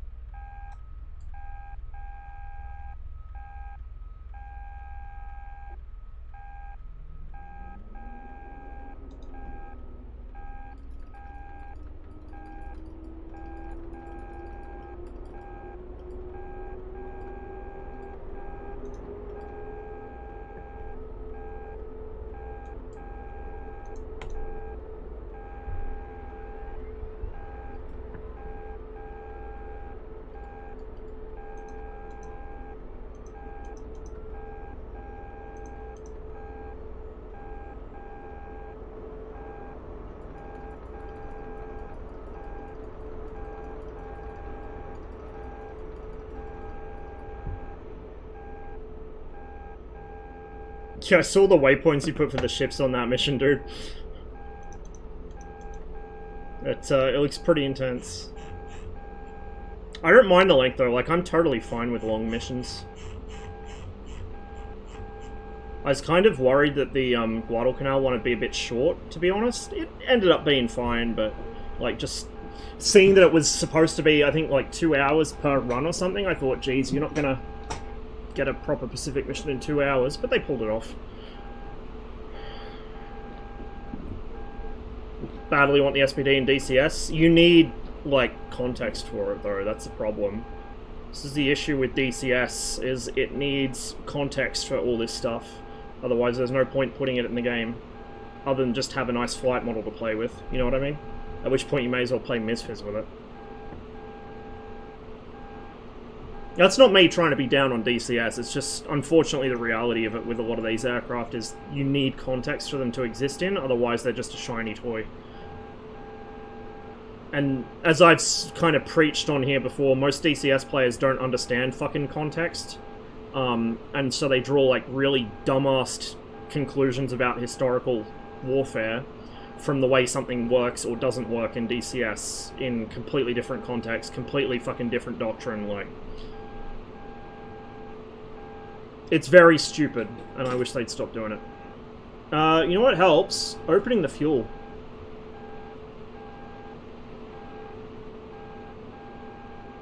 I waited too long, so we're gonna hit the stopper on that. We're gonna let it wind back down, and then we're gonna start the startup procedure again. I'm not a big fan of the Fulmar. I really love the Firefly Mark V, though. I always have. The Mark V specifically, the early Fireflies are kind of ugly because they had that big, dumb chin intake like the Fulmar did for the radiator. CO is like a full-on dynamic campaign for IL-2 with like impressive depth to it, and it's got turn-based like commander gameplay. So each team has a commander who does turn-based stuff, and then it plays out, and it's got like really good persistence.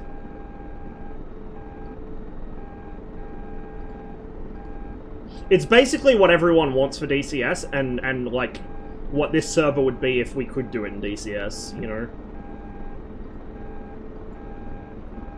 It's some truly next level shit. You could do a 24/7, yeah. I think, I forget what interval Enigma said the commander turns are between them. It's like 3 weeks between turns, I think. It's quite an amount of time, so these are long campaigns.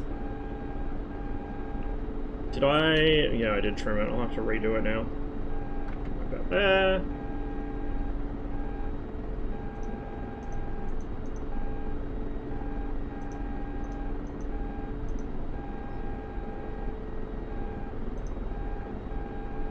That's already on.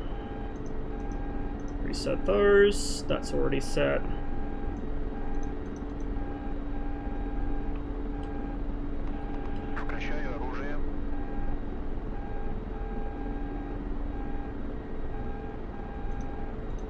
Probably don't want those on just yet.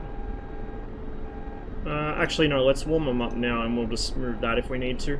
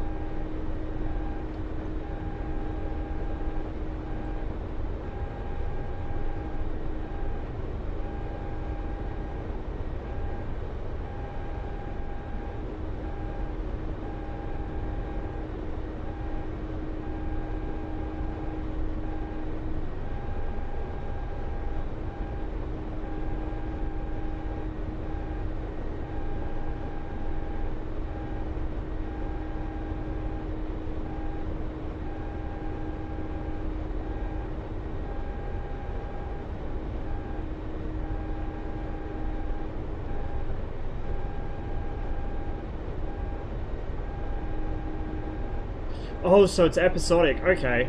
I see now. Yeah, that makes sense. That'd be quite cool then.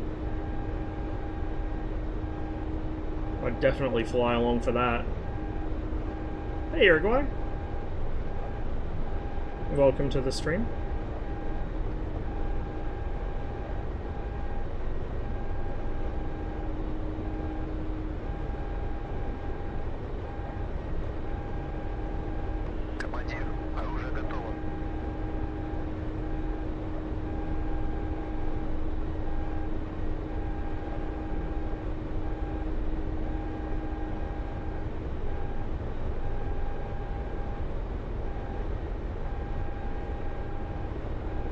There's a road base there.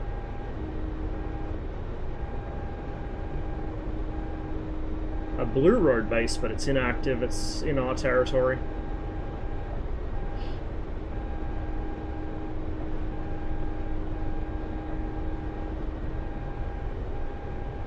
I don't think I've flown from that one before.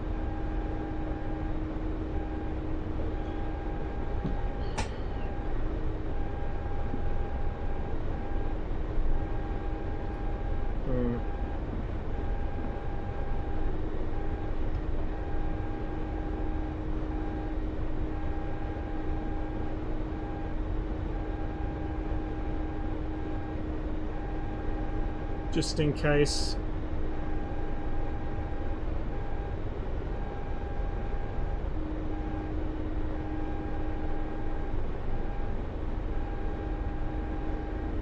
Someone got shot down, but I can't tell who.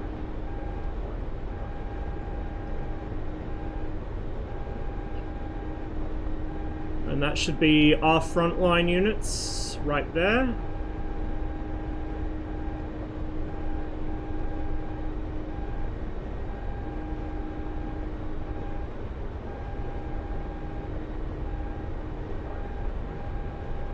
Okay.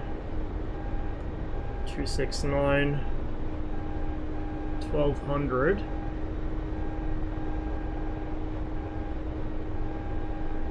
I don't see him. He's probably... oh, now I do. He's right up there.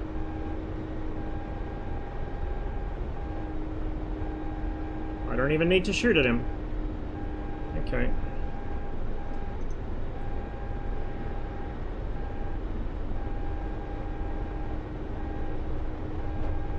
Oh, fuck me. I think I got clipped by one of his cluster bomb submunitions there. That's quite cool. So this is still friendly units in front of me.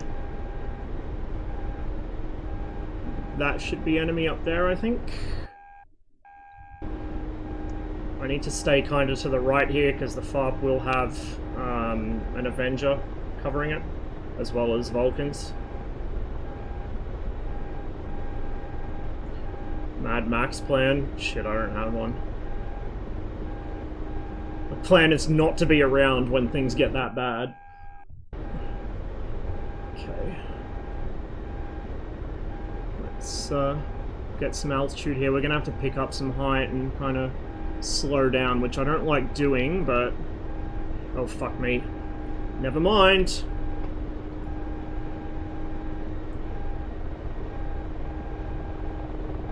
Oh shit. I think we're gonna die, chat.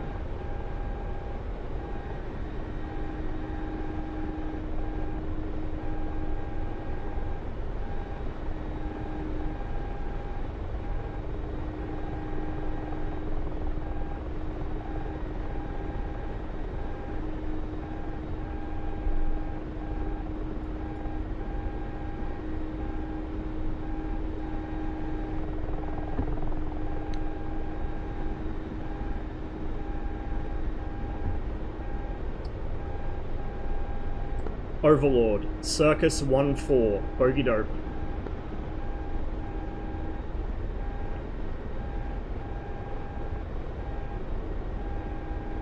Please be on the right channel. Gotta use text alert if you're in the helicopter. Oh, really? Yeah, voice don't work. That must have changed recently. Shit. That is not ideal. I can't really be fumbling my keyboard while I'm being engaged.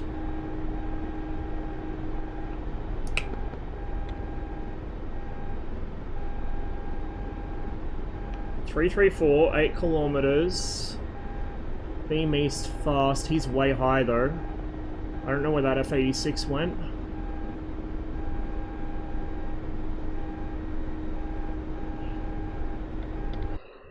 I might go further inland to avoid that far rather than being on the water side, which is really exposed.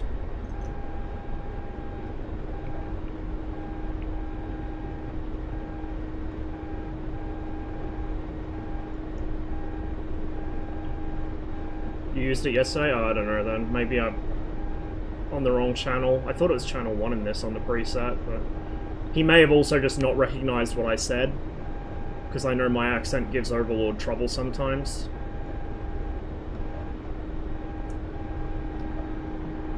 It's possible. He may have even gone down, I don't know. But it's just, he was really low, so I don't know how he would have missed me. No, he's there. 059. Flank northwest, he's coming my way. 047.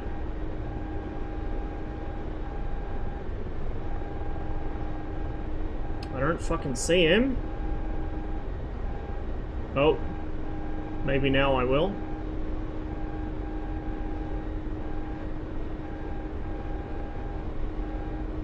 He's setting off the AAA. I don't... Oh. He was supersonic, holy shit. Must have been coming out of a dive. I don't see him though. At all.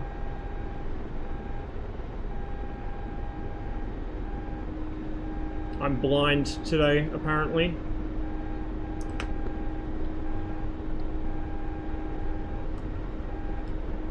Oh, no, that might have been the Mirage booming me. They're both circling above me.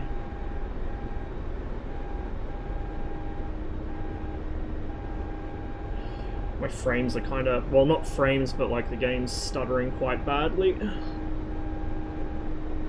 whenever I move my head around at the moment.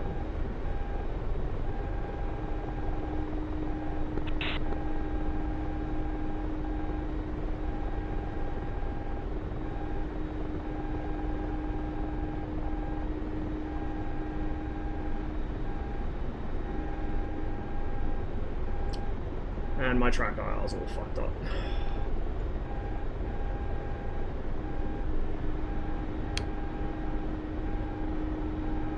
There. South.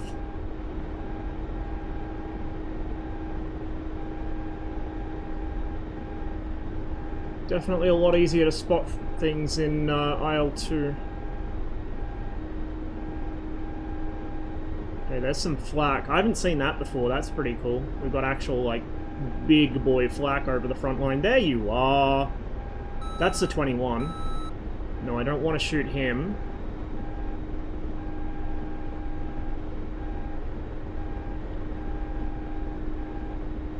That's our Saber friend there.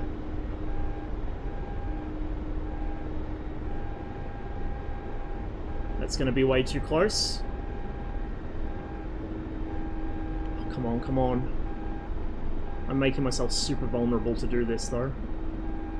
And the Hind doesn't like me pitching up like this.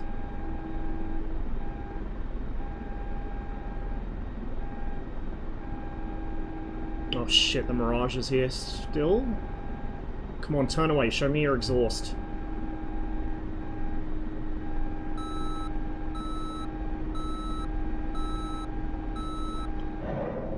There you go. Catch that.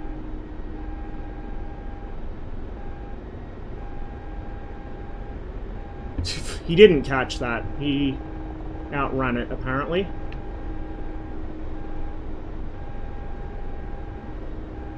Shit.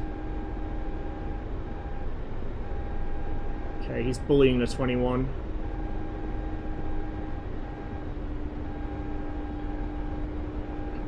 MiG-21 fighting the Saber. If you can drag that fight lower, I can help you out. I'm in a Hind.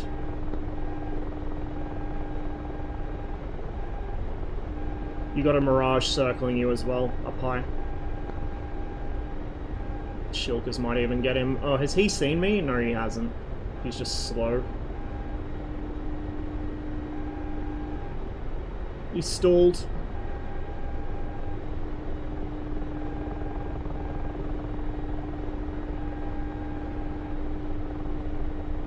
Fucking hammerheaded that thing. But this is a chance here.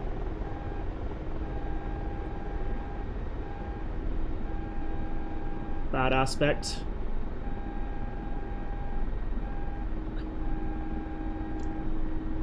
This is really silly. I probably shouldn't be doing this, but I know he's going to kill that 21 if I don't help out. I need to go to my next missile. Dumbass.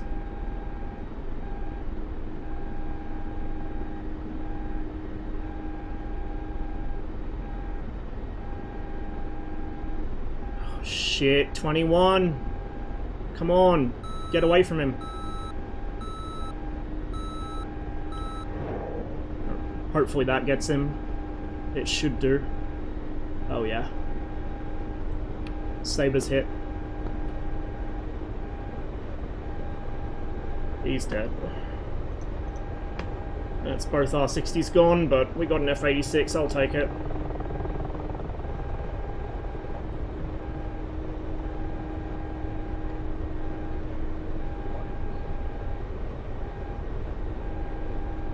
And now the A10 turns up. Fuck.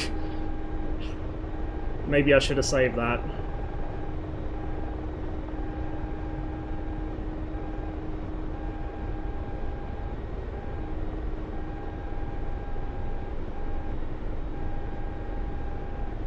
Oh, it was Magpie in the 21. That's probably how he didn't die. He's pretty decent in that thing.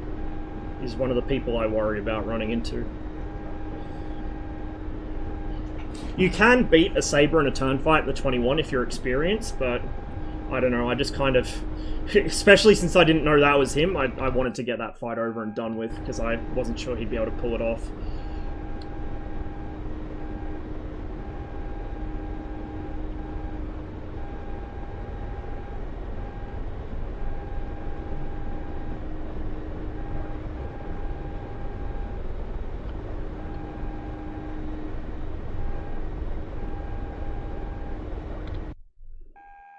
Okay, we don't want to go any further left because that'll take us into the danger zone for the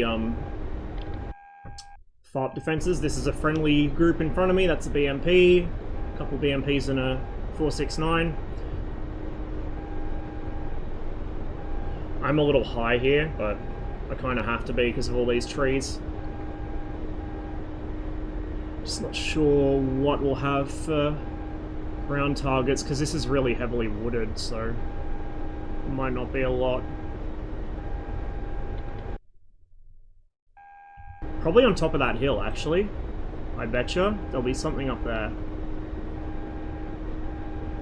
Oh yes, I see it. Right there.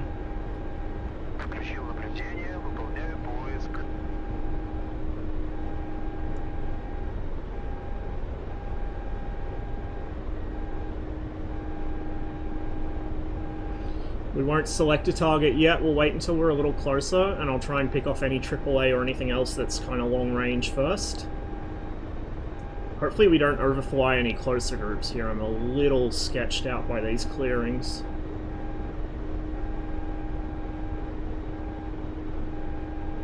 We're also probably going to have to pick up some altitude to engage, because I don't know how much Petro can elevate the site, I don't remember.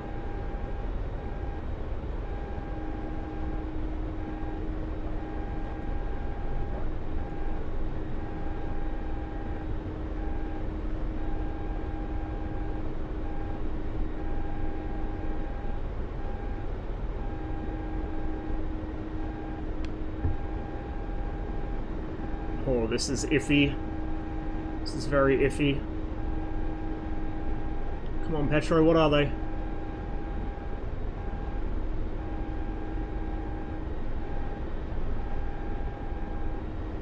Is there anything there? Looks okay. Just a bit paranoid about taking fire from my sides.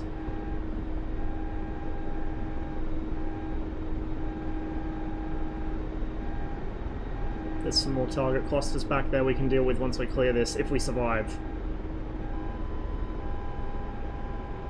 You still can't tell what they are, which is worrying.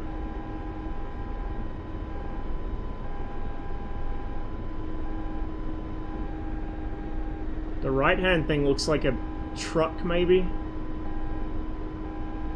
Come on, Petro. Oh, I'm gonna be so easy to spot doing this.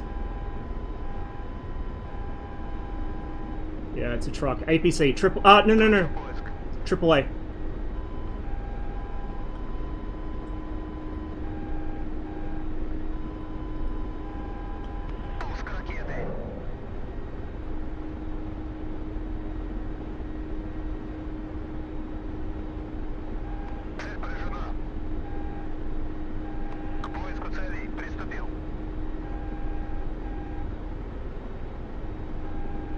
Oh shit.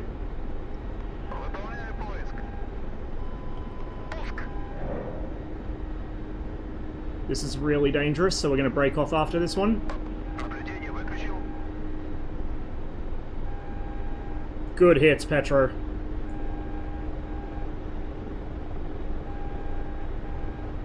Okay, that's 50 cal coming from the M113s. Gotta watch my airspeed, I don't want to retreating blade storm myself while in a dive over a forest. That would be about the worst possible thing we could do here. Yeah, they're really good, Saber. They're really good. I'm really glad they added them.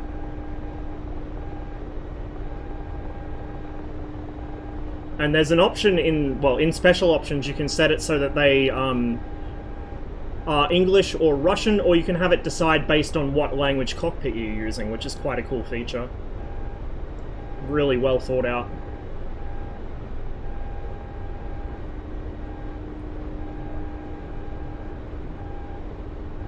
Oh, he's got a really good launch voice line as well. I won't spoil it. You might hear it here. Yeah, he's got some great ones.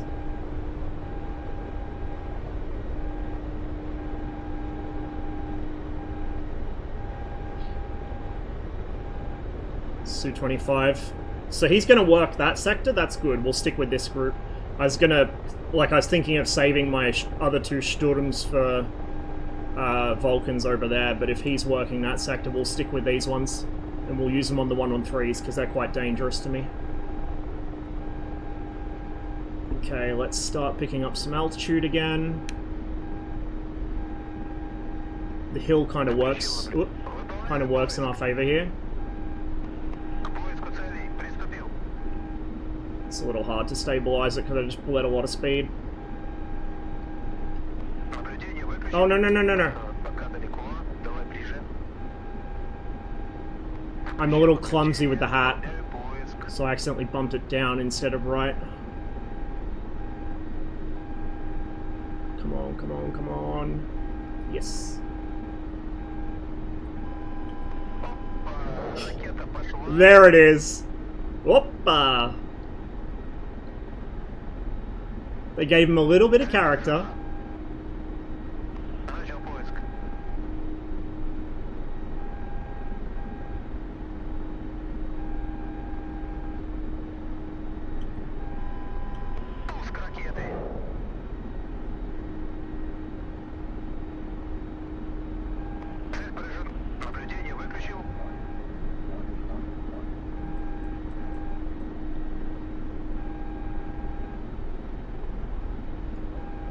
Hopefully there's nothing nasty over the ridge. We should be okay here, I think. We'll just make a gun pass on the two trucks. I know, right? And the menu's easy and quick to use, even under stress. The difference in terrain's going to throw out our gun solution here, so we'll just eyeball it. There we go. Get fucked!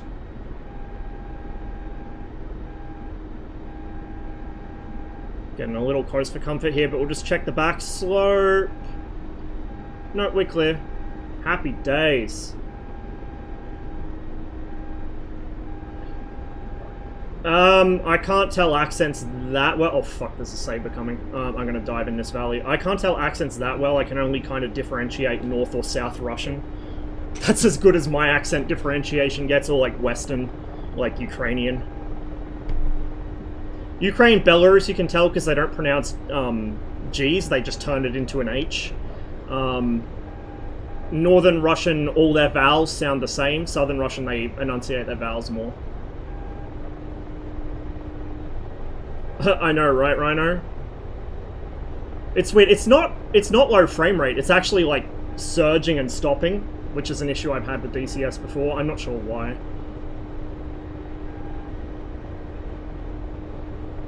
This saber's probably gonna murder me. I don't have any R60s left now. I kind of don't want to RTB when I've still got almost full gun and a bunch of rocket pods, but we don't have any ATGMs left to deal with Vulcans. And we've got a saber on us, so I'm kind of on the fence about what to do here.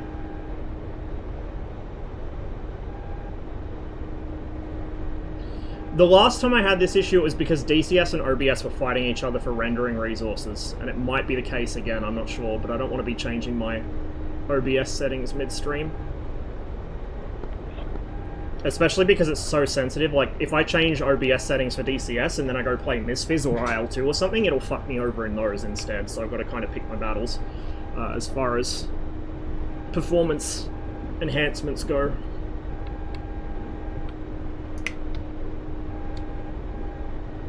Oh, that saber is very much out for blood.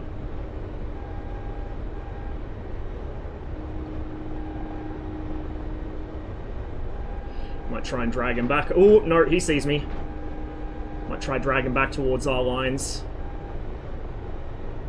There he is. And he's not stupid either, he's going vertical. Shit. I'm in a hind, I got a saber on me, northeastern side of our front line. Flares are going to make me easier for him to see, but I don't know if he's going to get a 9B up. So, we're kind of trading here.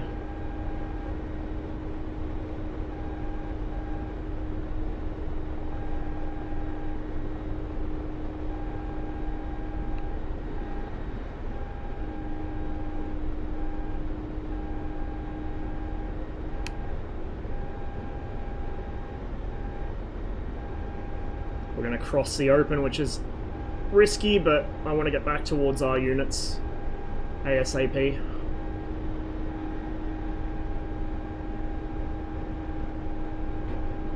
Shit.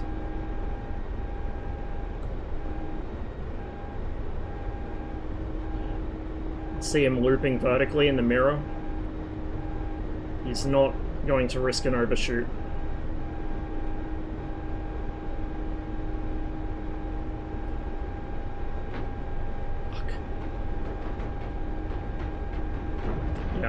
Oh, he rammed me.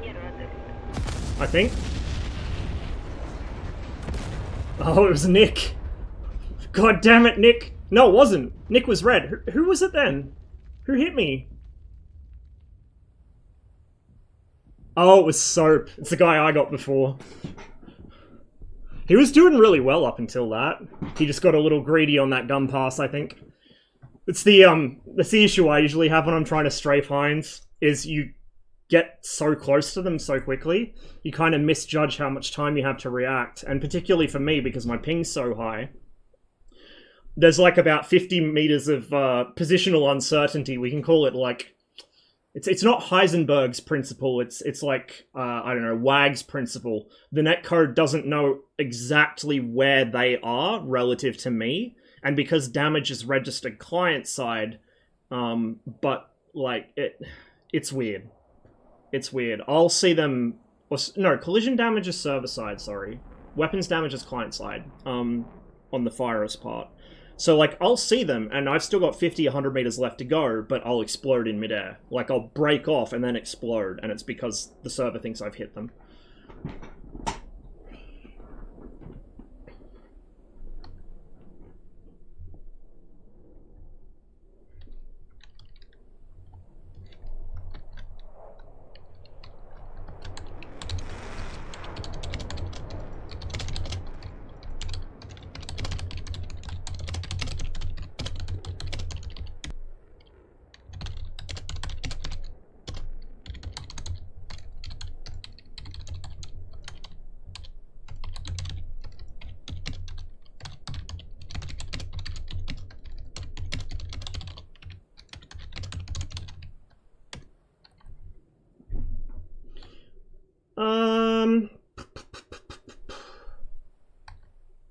Let's do one more, I think, and then we'll hop over to IL-2.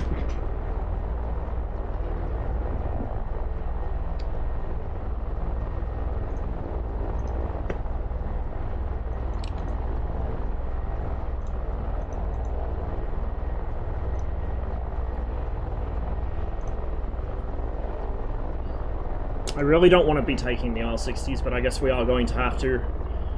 So it seems our cap's a bit kind of spotty at the moment.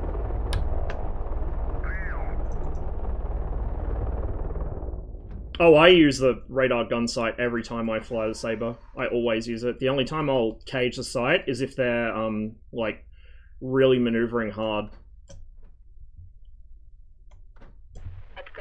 Like, in my experience, the radar gun sight's been absolutely fucking solid. I haven't had a single problem with it, but that's also taking into account I get really close before I open fire. So, like, if you're making longer shots, yeah, you're probably not going to hit. But up close, it's murder. It's absolute murder. Bagged a Mirage with it just the other day. Yeah, okay, we want that on. Want those there.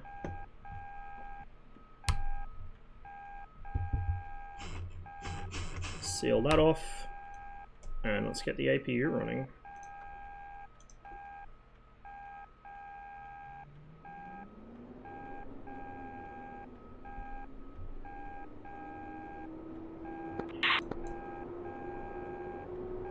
Where to break?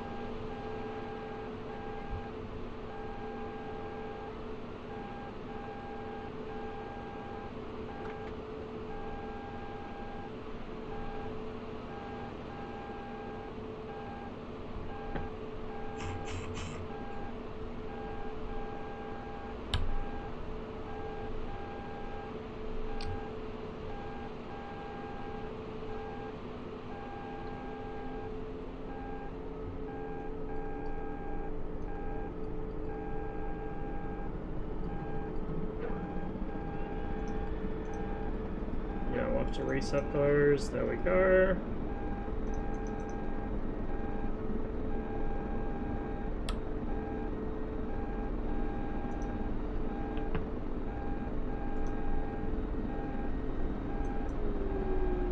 Can't believe it took me so long to realize that I didn't have one of my favorite songs in the playlist, but it is now.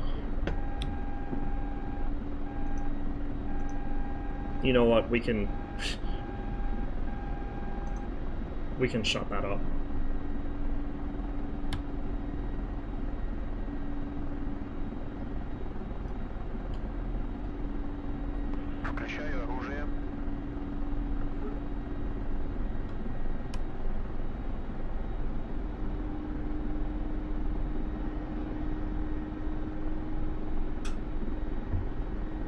Uppies before someone spawns under me.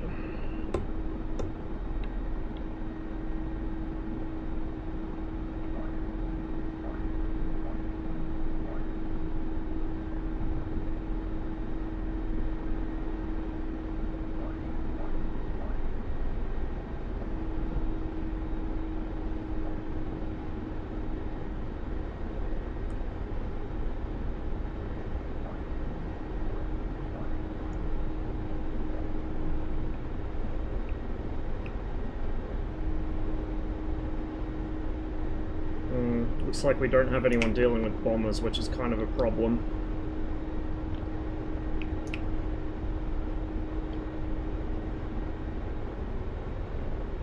Kind of a big problem.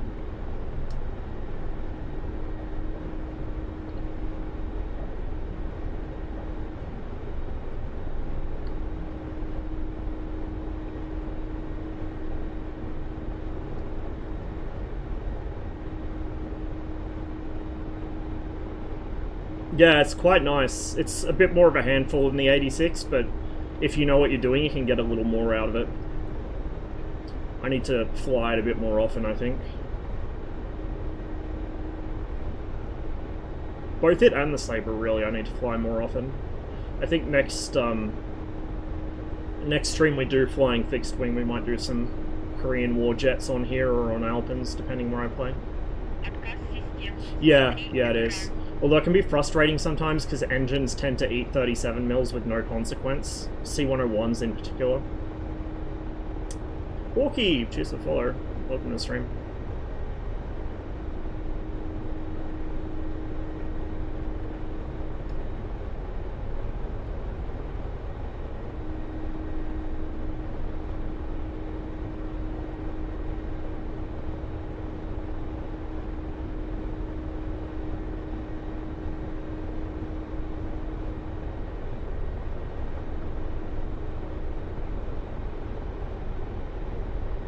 Little salty, I got hits on a Mirage, extends away and disconnects. Oh. Fucking low T gamer energy right there.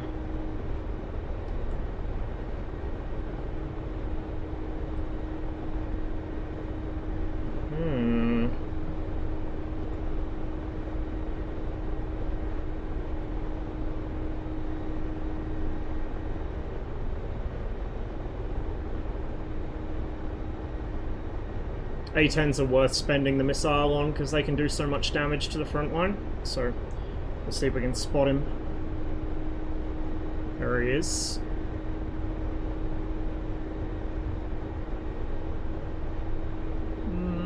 Is that him? No, it's a fighter. There's the A-10. 21's about to get him, I think. Kill him! Bro! What are you doing? What is the A-10 doing?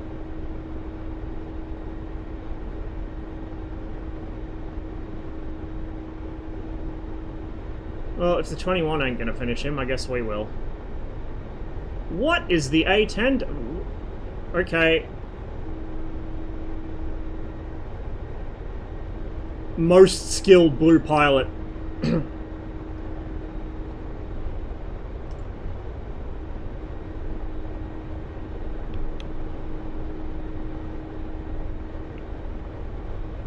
So many people reslot since they turned the server TAC view off. Oh man.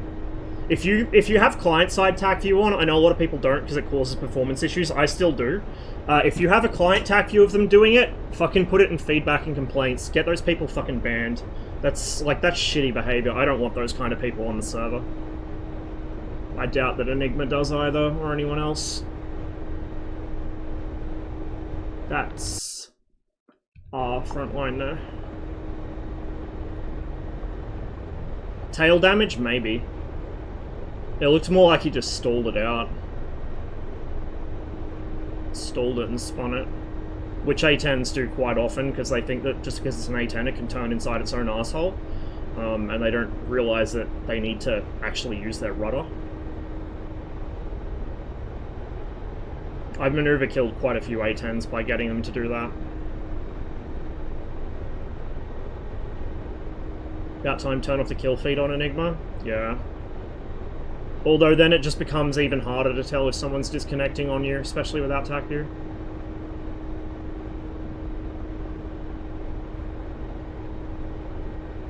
It's just sad that there's people that do that. Like, come on, man. Take the L. You don't see me fucking disconnecting just because I got shot down. Like...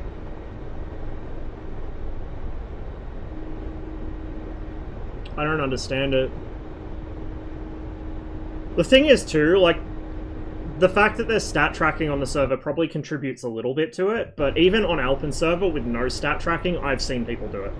Like, there are some people that are just so fucking up their own asshole, they can't take a loss. And they'll just disconnect instead of awards someone else a point on the scoreboard, you know? It's fucking sad. The Russian version of Fortunate Son? Do you mean Phantom? Or do you mean, like the direct equivalent, which is Grupa Krovi, which is on my playlist? Well, both of them are on my playlist. Grupa Krovi is the closest thing to Fortunate Son, in terms of, like, theme. Anti-war song that's popular during Afghanistan.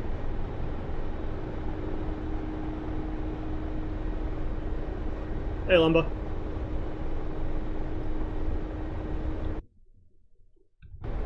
Kinda edging that fucking threat ring now.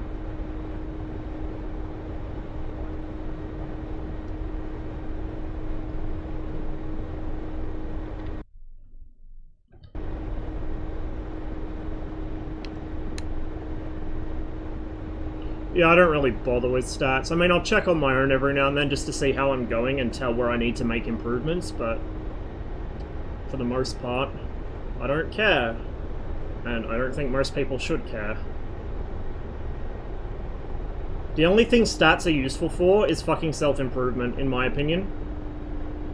If, like, trying to use someone's stats against them to win an argument is some fucking bitch behavior. Trying to preserve your pretty numbers by disconnecting to avoid dying, that's some bitch behavior as well.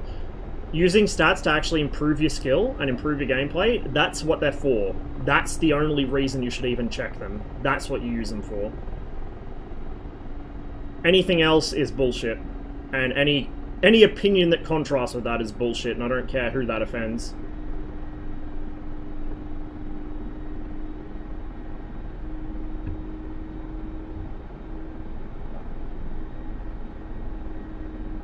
Obsessing over stats is a skill issue, unless you're actually using it to improve your gameplay.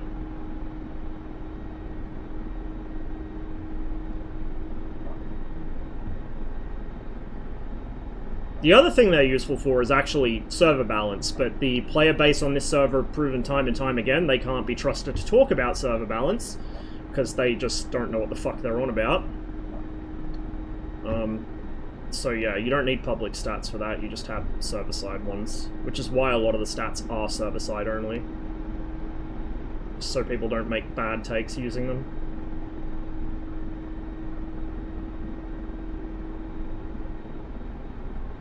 Oh shit, I got a fucking Mirage here. Worst possible time for it when I'm in a hover. Oh, please. Please stay low. No, he's gonna go up. Shit. Come on, I need airspeed, I need airspeed. Give me airspeed. Can't see where he went. Fuck. He's gonna get me probably, because I don't even see him. And he would have definitely seen me. I forgot to set up my tripwire as well. Oh, yeah, there he is. 240. I'm fucked. I'm fucked. It is what it is. We have no cap, apparently. I think we're just gonna go to IL-2 for now. I don't really fly the Hind on Enigmas much, because this is what it turns into. I just get shot down again and again. It's not really that fun. I'd rather fly it on Alpins. Anyway, I will be right back. I'm going to grab a drink, and we're going to fire up some IL-2. But by the way, remember, the Hind is apparently unkillable, and it's the only reason that red pushes, according to blue players. By the way. Invisible and unkillable. Just saying.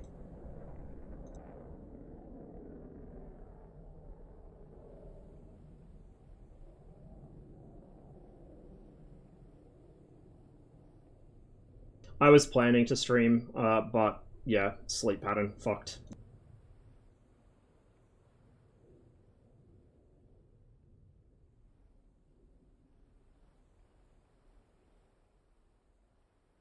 It was crazy G-Man, so I wouldn't have got a kill on him anyway. My one opportunity... Excuse me, my one opportunity was to gun him in the face as he flew towards me, and I missed it. That's why I didn't see him, because, again, it's one of the intelligent players on the server who just goes vertical instead of staying low. Not that IL2. I was going to go for the track files from the event, and we're going to have a look at that SBD attack, I think, and then I'll hop on Great Battles and do some multiplayer, probably.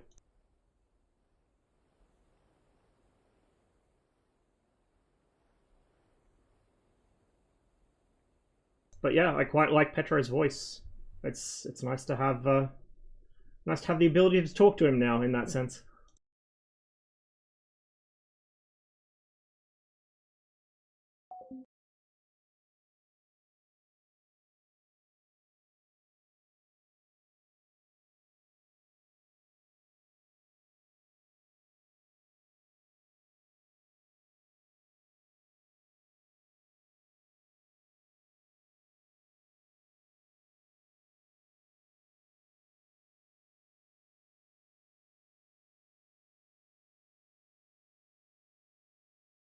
No, you can't rewind them, but you can accelerate and decelerate time.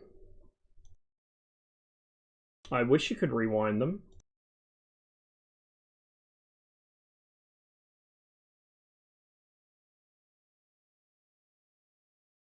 It's kind of hard to look at a specific fight, Tarn, because of the fact that I can't jump to a certain point or bookmark a point or whatever.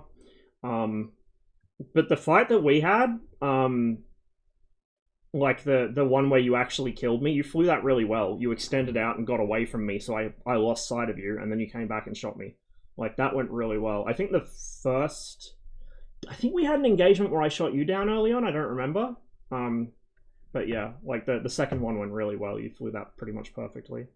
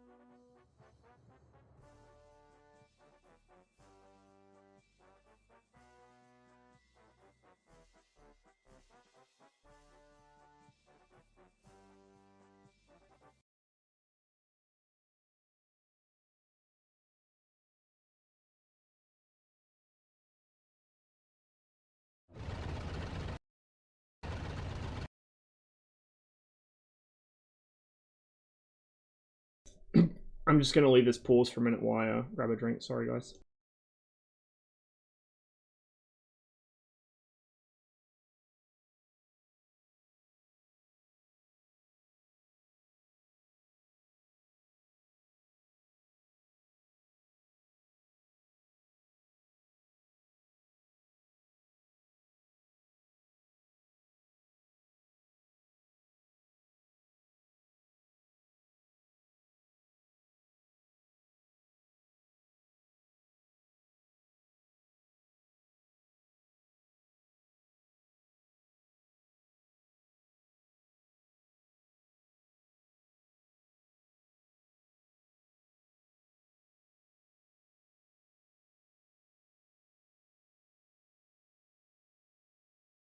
By the way, a heads up for anyone that's just getting into IL-2 1946 now and hasn't played the game before. If you want to record a track file, if you do it after the fact like you do in DCS, it will... I mean, in DCS you can set it to record during the flight, but if you save it after the flight, it'll desync really badly like it does in DCS. However, in IL-2, if you go into the escape menu during the mission and tell it start recording, that will save as a different type of track file, and that one will not desync 9 times out of 10. So yeah, a top tip for your top pocket there, aspiring IL-2 1946 players.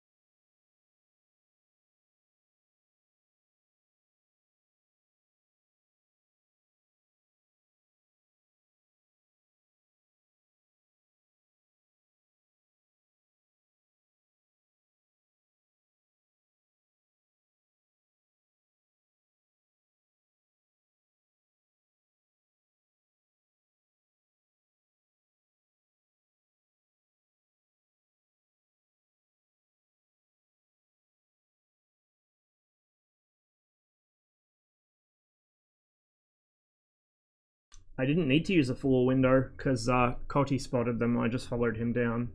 But as well as that, we kind of approached him a bit from the southern side, so we just rolled in. Rolling in is more aesthetic than just nosing over anyway.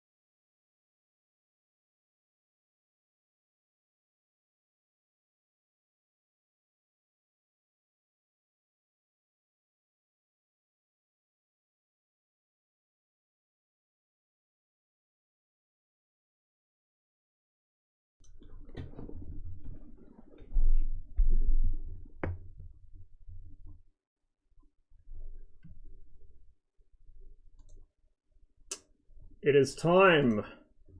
Right, you guys should be able to see the game window here in just a moment. Let it hook the right window. Excuse me. We'll start with a takeoff, the mass takeoff, and the clusterfuck. You can see the B-17 in the background there, who had a bit of a prang with a tank. I think he forgot he was in a B-17 and didn't give himself enough space for his wings. But you can see 3 B-17s there on the runway, then a pair of P-40s behind them, and then a bunch of SBDs.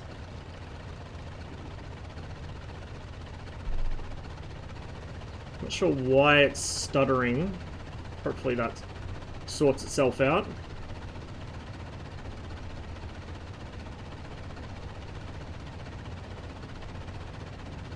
And we'll be hopping between different flights too, because quite a few interesting things happen here.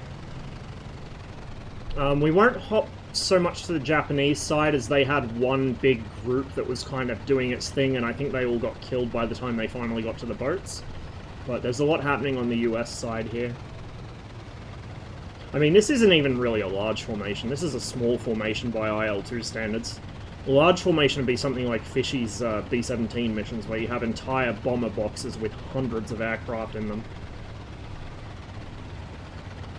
You can see here the 17s are starting to take off, and the second one in line doesn't know how to use their rudder. Nearly went into the radio tower.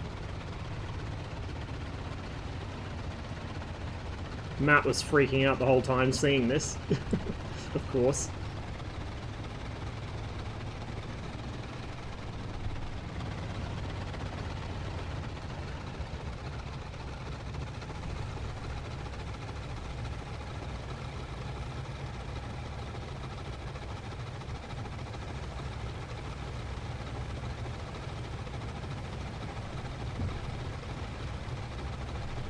Felt weird using the auto dive control in the Stuka and GB when it was implemented. Its nose in negative G as the elevator trim is pitched up by a hydraulic system as the air brakes go down. Yeah, that's interesting. I need to read up more about the mechanics of that system. I remember I had a look into it a while ago, because I was like, wait, it had an automatic dive recovery system? But yeah, I've kind of forgotten most of it by now. Music too loud? My bad. Oh, no, that's not what I wanted to click at all. It's just this song, but I'll turn it back down a little. I did turn it up before, because I couldn't hear it over the hind. There we go. There go the SBDs. And a couple B-17s just yeeting it down the taxiway there.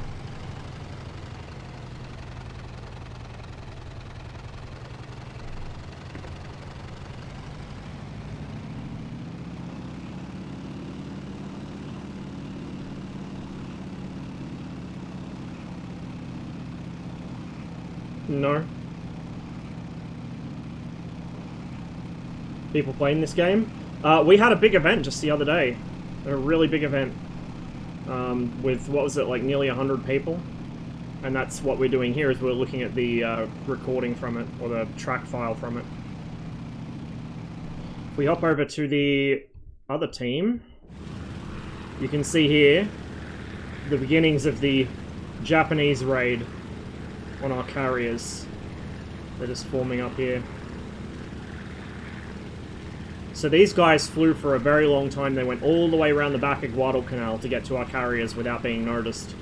And then got mulched by the AAA.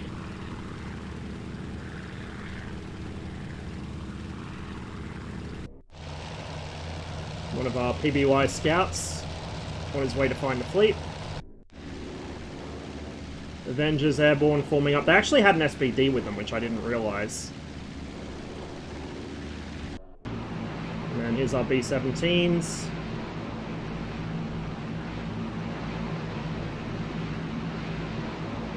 And another just taking off down there.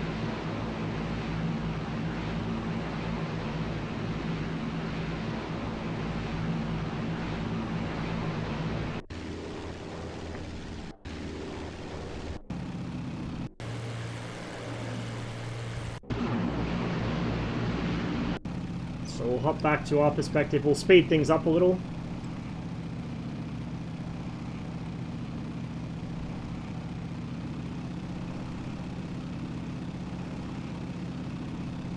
There'll be a bit of a clusterfuck here as we figure out who's going to lead the formation and kind of rejoin.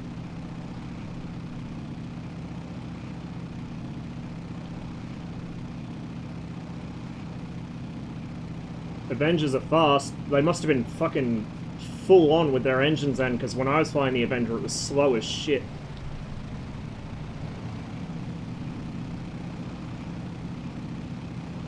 Yeah, here we are kind of reforming to get Coty out in front. Got to get the mod that fixes the P40 dihedral? Yeah, I know. I think I've got it. I think I got the right one. I'll have to check later and make sure it works with HSFX. It should do. We go back to... Oh!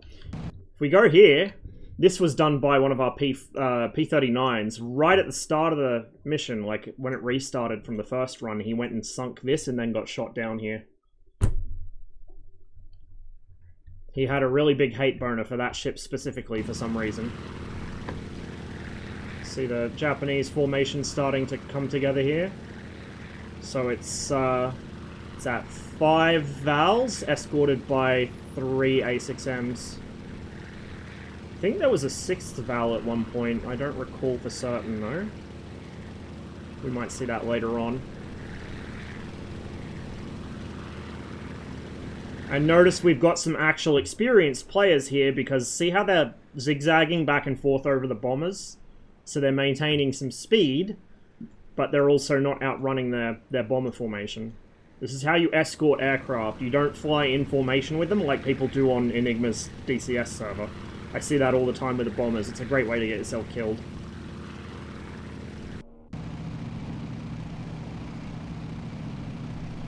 here we go, getting together into formation. That's a seaplane base down there on Florida Island. So that's where the Catalinas are flying from.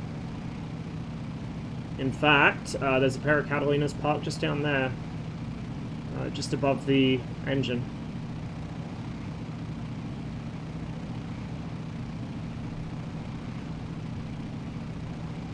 Makes you go crazy when you have to do the zigzagging for an hour straight.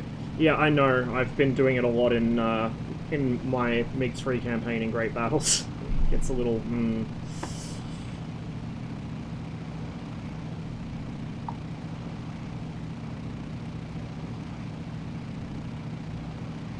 Oh, this is where we peeled off to get Cotty in front. Because that's him there with his lights on. So we all kind of just split off our own ways, let him get in front, then turn back in. If we skip through... P-39... There's one of the Catalinas. Out scouting. Here's the Avengers coming together. So we got 3 there. I think it did end up being a 3-ship of Avengers that went for the fleet, which is kind of not enough, but it was what they had. So, it's Birdman, Enigma, and, geez, I forget who it was that actually witnessed Birdman getting deleted, but there's an excellent video posted of it. And we'll try and focus in on that as that attack goes in, because it looked really cool. B-17s are starting to group up. These guys flew a really circuitous route. I didn't know what they were doing when I first watched this through. So you can see here they're going off to the, like, north of Florida Island, and they boxed all the way around and then came back down towards the Japanese airbase on... not Pavuvu, but the island next to it. In the Russell Islands.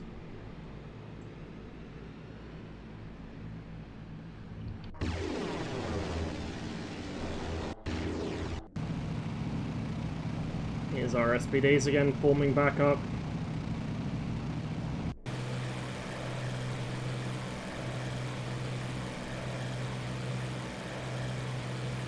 Just check I've got time acceleration set right. Yeah, I do.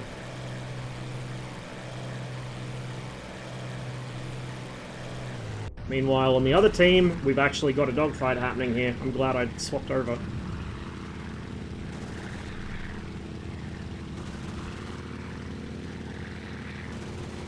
There's a little bit of desync, because these guys are quite far away from me. It doesn't record, like, every little bit of telemetry, which is something to keep in mind with track files in this game.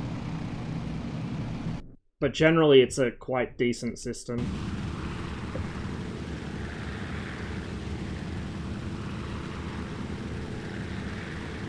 He went with the B-17s, I think. I'm not sure what happened after that, but I think he flew most of the way with the B-17s. And then split off to cover the guys attacking the fleet.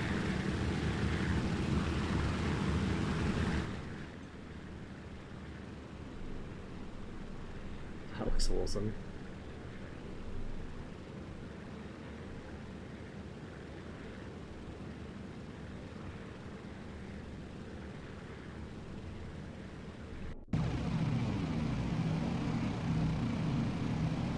So we will go ahead and skip time a little more, just while we sort ourselves into a formation here.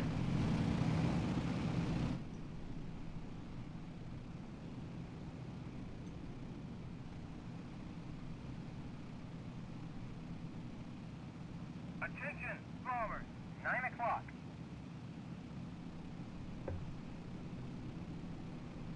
Attention, bombers, 7 o'clock.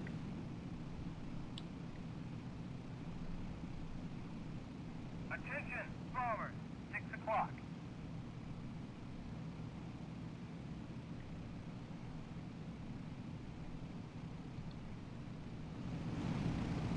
So we got a nice little group forming out here. We ended up having 6 SBDs. So Cotty's in front, then me. Then Matroshka is... Which number was Matroshka? I think Matroshka was not 69. I think he might have been 21. I'm not sure, actually.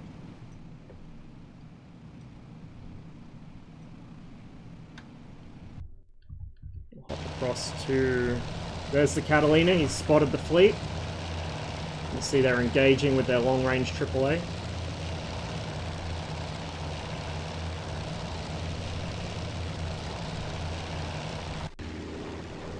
Here's the Avengers. So they were actually quite close to us here. They just didn't see us yet. That's us up there. That's such an awesome sight.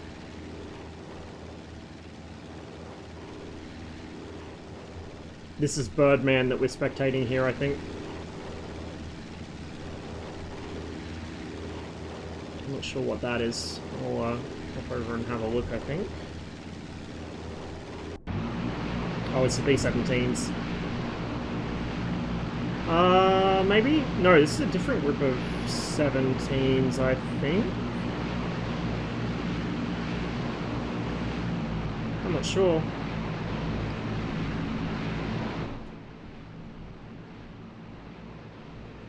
Kind of hard to tell. So 17s broke off into two separate groups, it looks like.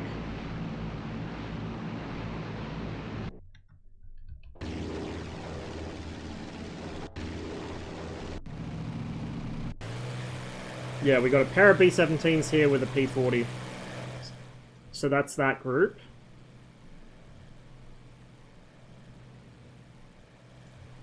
And the triple group of B-17s is just nearby, over there.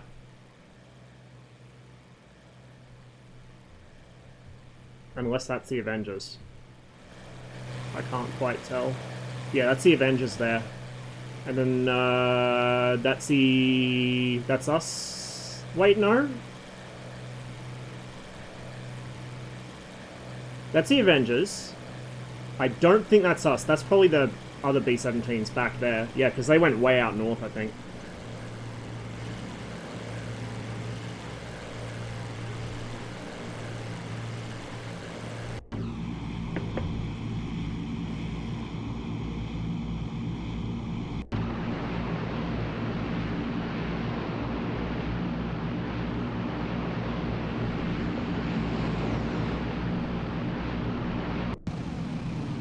Where are the Wildcats? Give me a moment, we'll find them. This is from the second run of the mission, so... There's one, I think this might be Tarn. Because Tarn was flying close escort for us. And there's our little formation. Man, how awesome does that look? Let me just... There we go. All, I was going to say all 6 of our SBDs, but I count 5. One of them's trailing behind. Oh, there he is, on the other side of that cloud.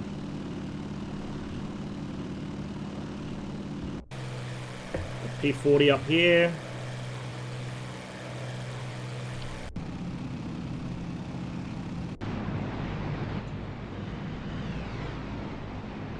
So there's a pair of B-17s, there's us, and our fighter escort. And then the Avengers are ahead of us. That'd be the Avengers down there, I think. And then there's that P-40, yeah. So he went with these 17s and they kind of spotted the Avengers and went to hang out with them, I think. He's just chasing dots. Yeah, hello little Avengers, there you go. We go over to what the Japanese are doing. We've got our... Val formation here, so yeah, it was 5 Vals, it wasn't 6. And their fighter escort should be nearby somewhere above them. There they are. See them in the background there. These guys flew for ages and they just got torn up by the AAA. I felt kind of bad for them when I watched this through. And there's me. See below there, we got a... There's that P-40. He's weaving back and forth. That's what he was doing. So here we started to go into trail formation. We started this a little early. Way earlier than we needed to, but it was a good thing we did because it took a while for people to kind of understand the concept of trail formation and sort ourselves out for spacing and such. Oh, this song is so good. So again, Kotti in the lead, then me, then Matroshka, and then I don't know what the other three, what order they were in.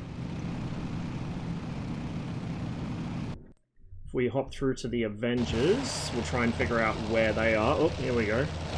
So there's the fleet. You can see them engaging.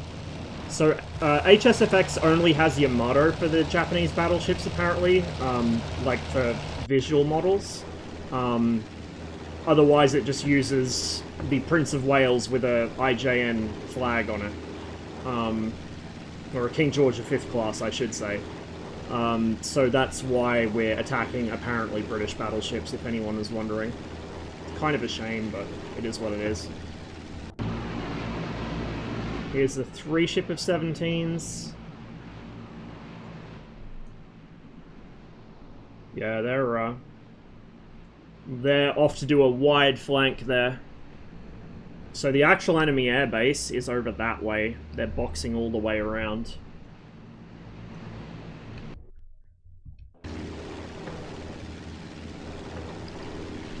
I think this is Enigma here leading the Avengers. Birdman in number 2. Again, you can see us just faintly in the background, those 6 dots just above his tail. I don't know if you guys can see it, I can, but there's 6 dots above this guy's tail, and that's us with our escort.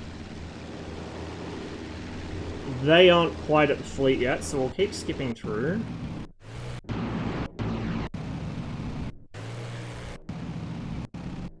See if we can get Tarn's perspective. Our airfield is under attack there. Hang on, let me have a look.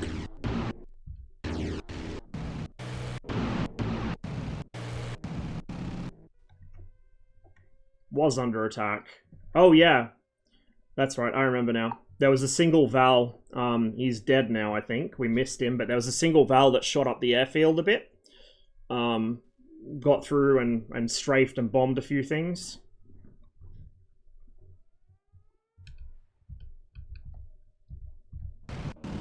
Oh, shit. I wish there was a way to skip backwards. Past here. There we go.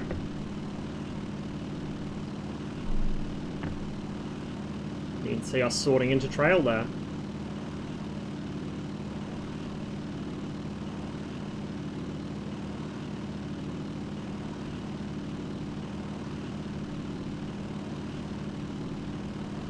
Yeah, it does. A couple of the B-17s did too. So we got this guy. I think this was, yeah, he's covering those B-17s. Okay. So he's covering the pair and the other one was kind of weaving back and forth, changing his mind about who he was covering. There goes the pair. Here's the trio.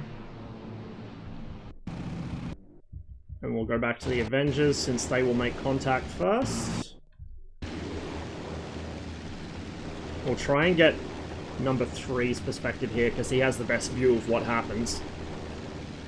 It'll be a while before they hit the enemy fleet, which is pretty much right in front of them somewhere.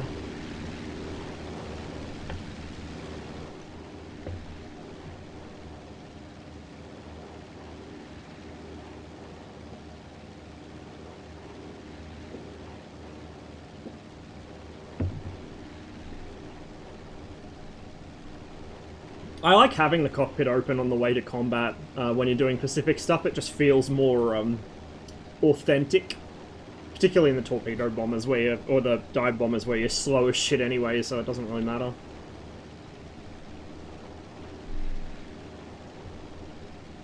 I don't even have graphics extender running. I was going to install it, but I didn't get around to it before starting the stream. I do have it on my BAT install, but I'm not running it here. With that said, graphics extender takes quite a bit of tweaking to get it to look good, otherwise it's a bloomed out mess. And it doesn't like being alt-tabbed either. It fucks with the water shaders when you alt-tab. But I probably will install that later. A lot of it's in the textures, so certain aircraft will look better than others, cockpits especially, because they've got really nice retextures. You can do quite a lot with just better resolution or you know, a bit more sort of detail, I guess. LA5FN2, so you don't get carbon monoxide poisoning. Yeah, Typhoon as well. You couldn't the Typhoon early on because it had the car door, but the Tiffy was well known for turning her pilots into cherries. We got quite a while before these guys make contact, so let's get back to the Japanese group. We got a lone Zero here. Looks like he's patrolling around the fleet, although I don't actually see where the fleet are. I think they're under that cloud. Just not in draw distance. They're under one of these clouds. There's another one there. So there was Japanese fighter activity in the area, I never saw one. Here's the Vals.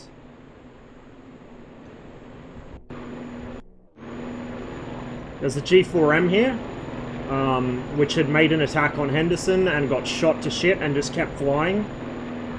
I don't know, actually he may be going for the ships, I'm not sure if he's still got bombs on board, but he got pasted pretty well over Henderson. You can see he's missing an elevator, missing his rudder. Thankfully he's got spares. Then here's their fighters, weaving back and forth over the top. You can see these guys went the long way round. They went all the way around Guadalcanal to do this.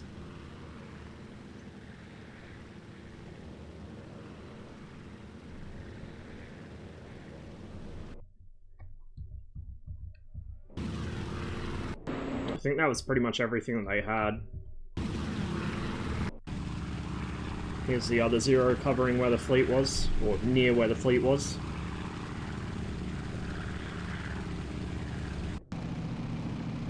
We're starting to get sorted out here into our trail. You can see there, we've got some decent spacing going on. The guys in the back are kind of unfucking themselves.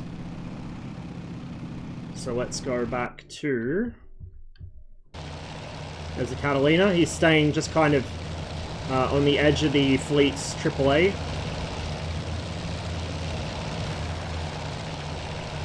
He did end up getting engaged by the Zeros, I think. And did a forced landing on the water and started doing U-turns while they kept strafing him. It's pretty funny. Kept them busy while we went in for the attack, I suppose.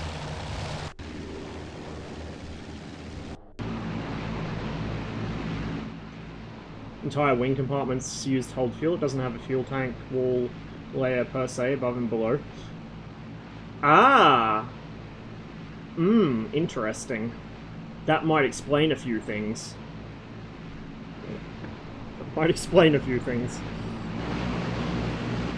So here's the 3-shipper B-17s. Like, you can see here that... Like, I don't know if this is where they realized they went to the wrong island, or if they just used this as a waypoint or something, but you can see them circling back around to the northeast. And their target's going to be behind this cloud. Here we go.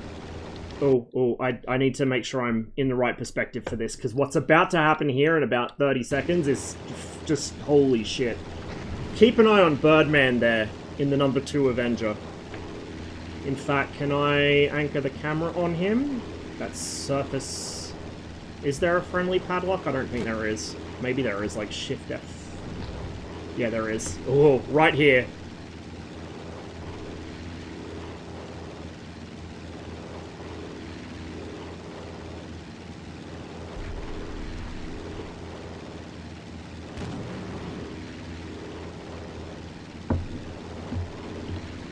And the guy in number 3 here got a recording from his perspective as this happened. Boom! Fucking deleted. Whoops. Oh, fuck. I fucked it up. Fucking deleted. Completely erased from existence. Anyway, let's get the camera on Enigma now.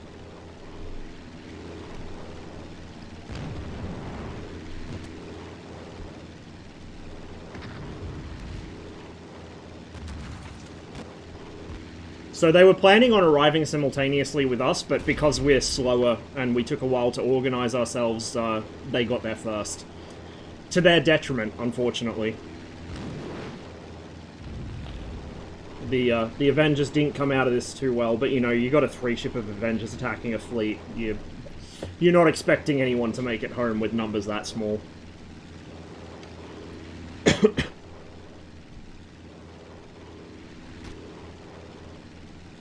See the absolutely murderous wall of AAA that's coming up.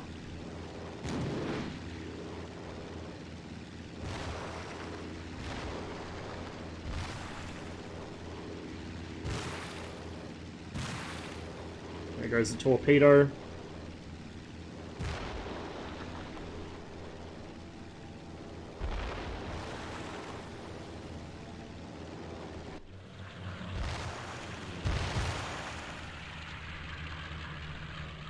Now, if I go Shift F2, okay, it doesn't cycle back to him. I'm not sure how to get it to cycle from the other cameras back to the chase on these guys. But anyway, we can unpause here. We might be able to see the impact. He dropped his torpedo really close, and it caught the battleship right in the bow. Like, right in the bow. Might have been a little too slow switching the camera back.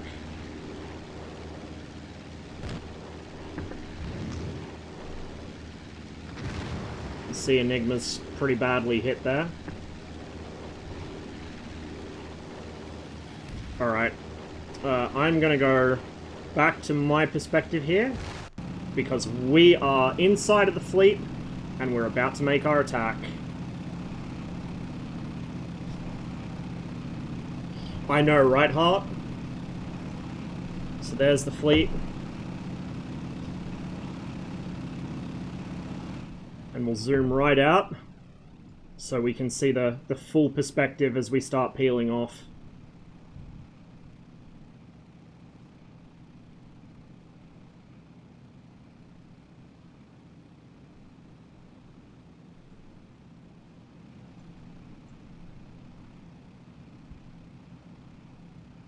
Yeah, they got in really close. Sorry, no fighters are in your area.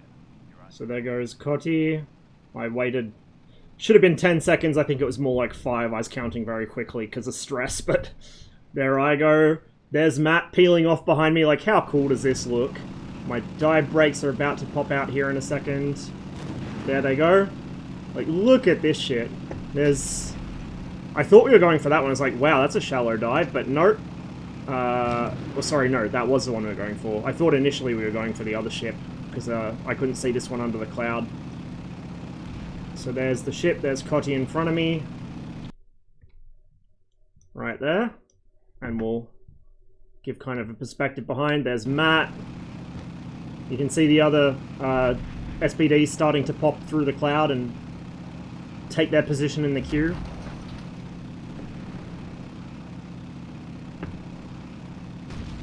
Here it comes. There goes Cotty's bomb, there goes my bomb. Cotty got fucking erased by AAA as he was about to pull out. That's his plane hitting the water, and then watch this. Boom! 2 hits. Interesting that only one of them rendered. So one of them hit the B turret, and one of them hit just behind the superstructure on the funnel. Which you can see on the live recording of the stream, because I looked back to see where we hit. Enigma went down and got captured. You can see me just ducking and weaving my way out of here. Now my job's done. Took a smattering of AAA there, but my aircraft was in pretty good shape. You know, a couple holes, it's all good.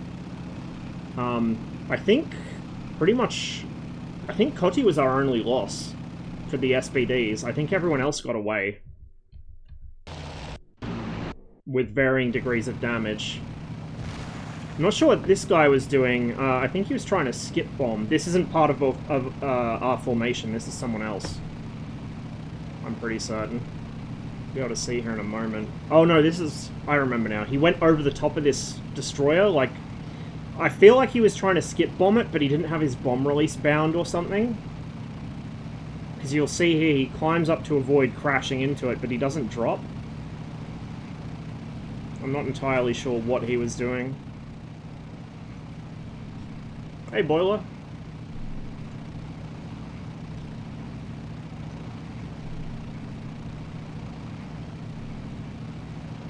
You can see the sort of stragglers of our flight egressing in the background there, and the AAA going up after them.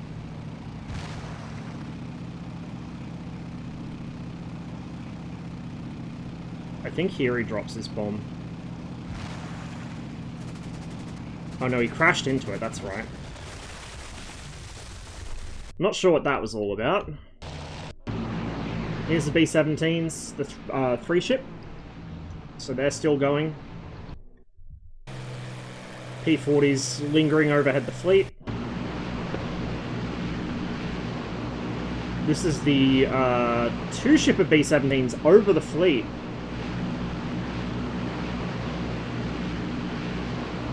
And you can see there's I think there's a fighter in the background, probably that other P-40, yeah.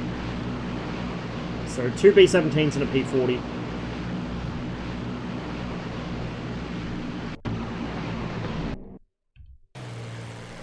A P-39 here who took a few hits.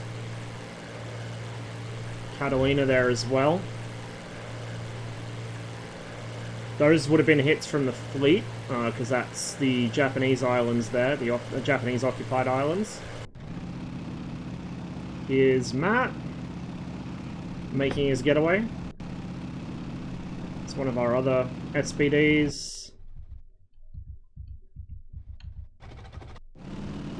And here's Tarn, overhead watching the whole thing.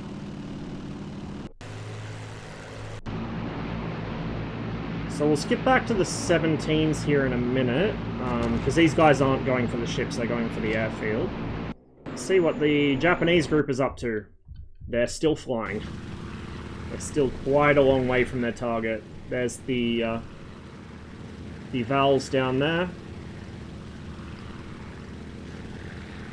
So they're around the backside of Guadalcanal. That's Henderson in the distance, just above this guy's canopy.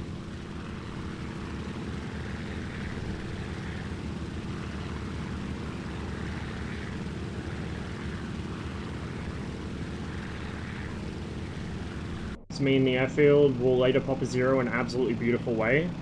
Let's just see if I can try catch it. Oh, here we go.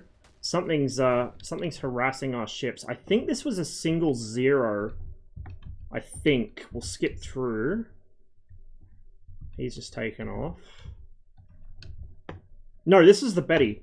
This is the Betty.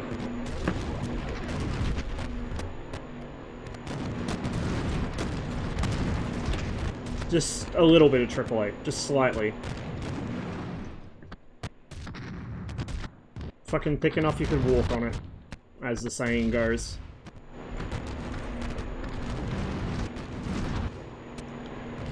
I think at this point he realizes he's pretty much for it, so he commits on diving on them. That's a little too late for him.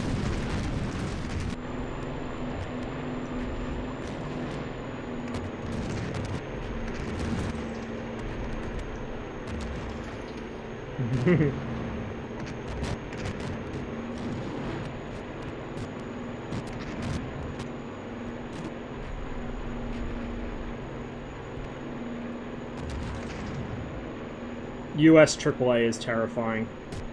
Absolutely terrifying. There goes the elevators, and that's gonna be it for this guy. And there goes the wing.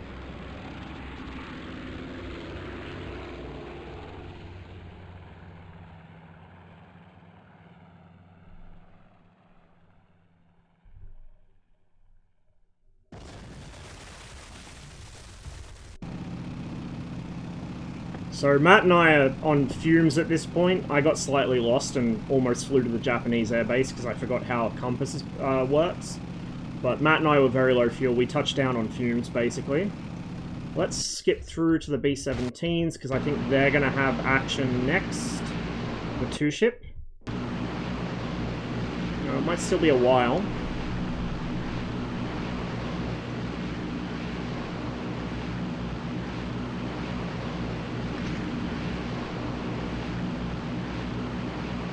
See that the trailing guy there has already opened his bomb bay. He's getting ready. Oh, he closed it again.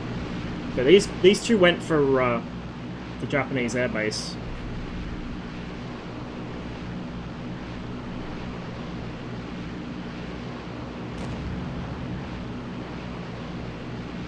Tested how to improve resistance against incendiary, and the answer was having a rubber layer below the wing. This protected against hits from above and 6 o'clock. Apparently the exit holes were key for fires. Yeah, that makes sense. That does make sense.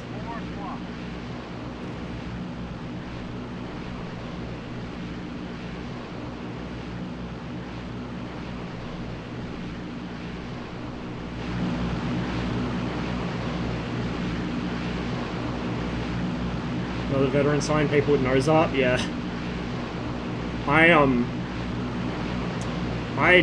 My brain somehow didn't work and I forgot to do nose art or change my number. Because normally I would.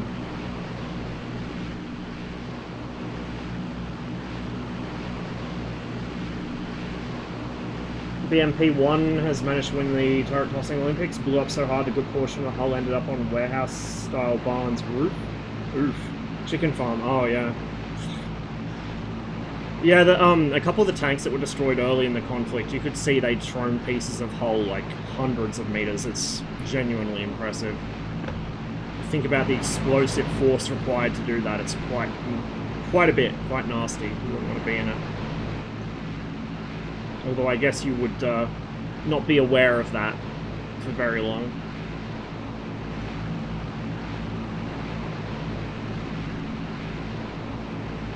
Here it comes.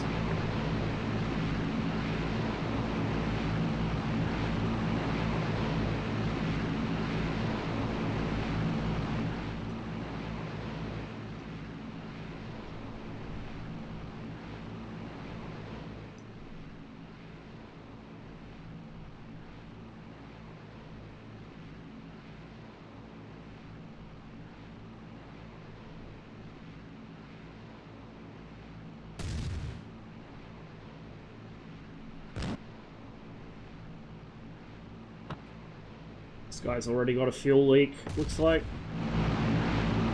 Or actually, is that fuel or is that coolant? It's hard to tell sometimes in 46. Bomb bay's open. He's already accidentally dropped one, it seems.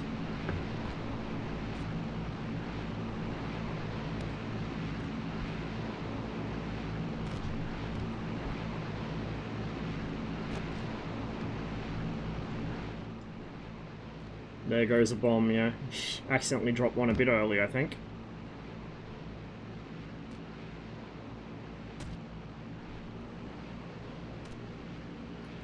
Oh, no, I see what he's doing. He's got them on a really long delay. He's just carpeting the whole airfield. That's what's happening here. So these guys did, like, carpet bombing of the airfield, and the second formation just hit the center of the runway, pretty much.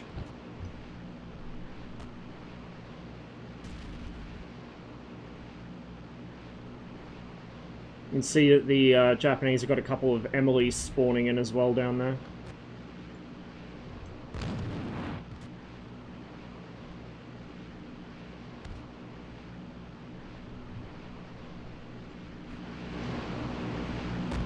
Second B-17 should have dropped by now. See if we can spot his bombs hitting.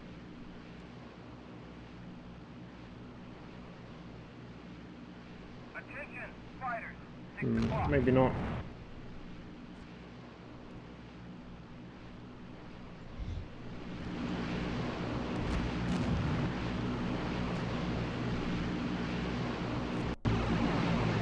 These guys are still a ways out. This is Cotty. There's Matt.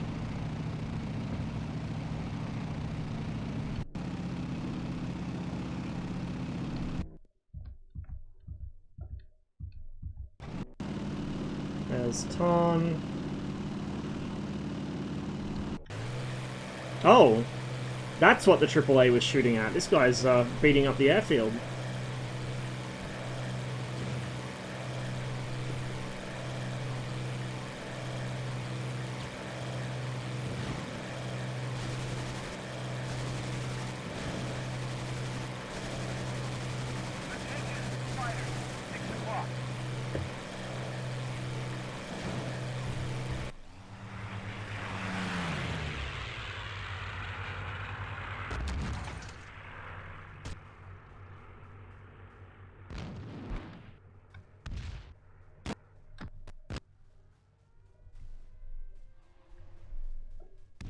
Coming back for another pass. It's a little risky. Interesting, the flyby sound effects didn't play on the second swoop there. Oops, and we're going to skip perspective because I forgot that pressing that again cycles to the next person, which is me. Still limping home.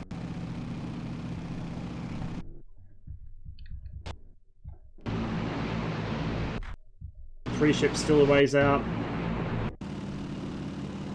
There's Cotty. There's Matt.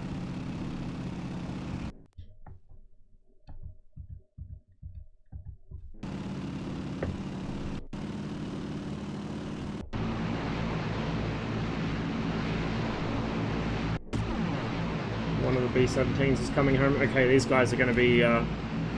Oh, these guys are flying the fleet again. Interesting. It's like they couldn't make up their mind about what they were going to engage, I guess. Sound effects, a clip that's cued when you switch to the camera. Oh, okay. Okay. That makes sense then. That explains a few things.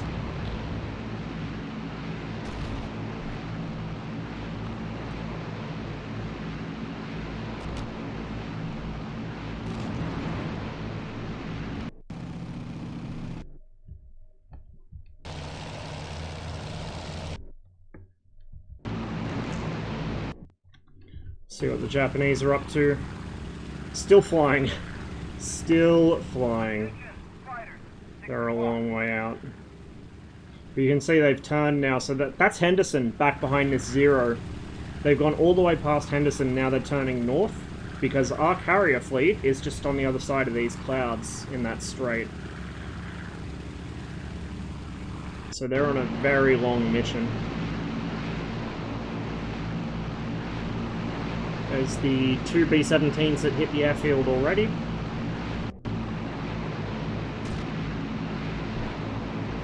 This guy's taken a few pieces of shrapnel off that flak.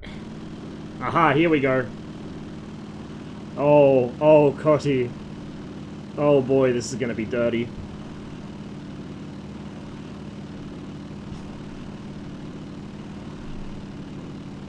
Oh, they have no idea. They have no idea at all.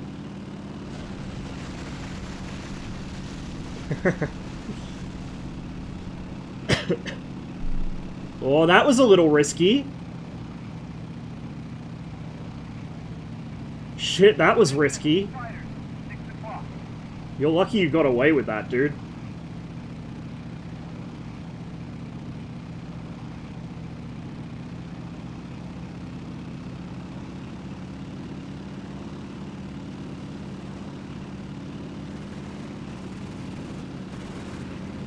Very lucky you got away with that.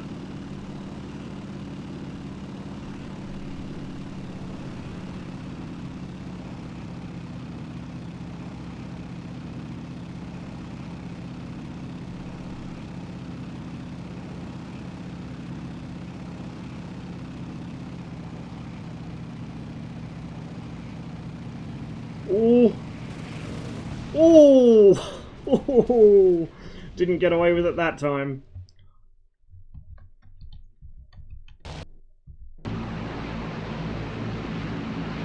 I don't even know if these guys realize where they're going yet. They took so long to make up their mind to attack the airfield. I don't think he intentionally rammed you. He's probably trying to get guns on you and just overcooked it. It's usually what happens.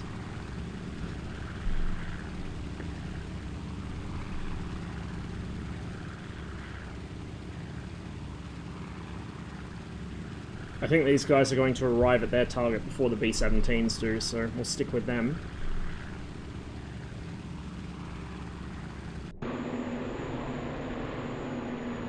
Might go with one of the trailing valves, just so we get, like, the best possible perspective of it. So it gives us the lead aircraft. Very good. There we go. We'll do some time accelerating.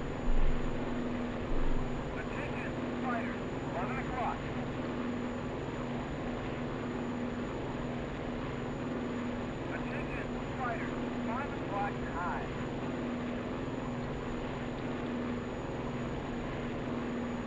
Maybe the B-17s will get there first, so we'll go back to them. I don't want to miss them hitting the airfield, is the issue. Is our Catalina going down? No, they're still... I'm not sure what's going on here. They did hit the airfield in the end, but they're flying completely around it at the moment, so... Back to the valves we go.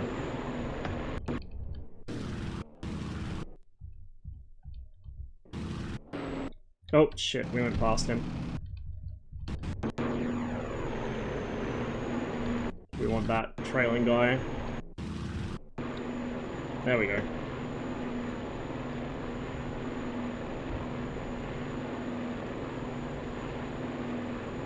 Attention, fighter. 9 o'clock high.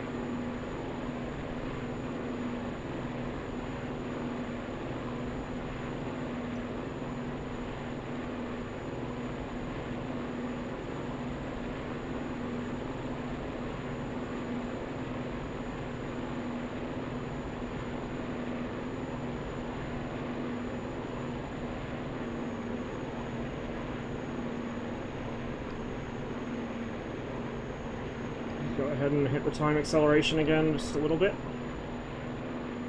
Attention, fighter. 3 o'clock. Okay, I see the ships down there. They haven't popped in yet, they're still just imposter dots, but I can see them just above this guy's prop.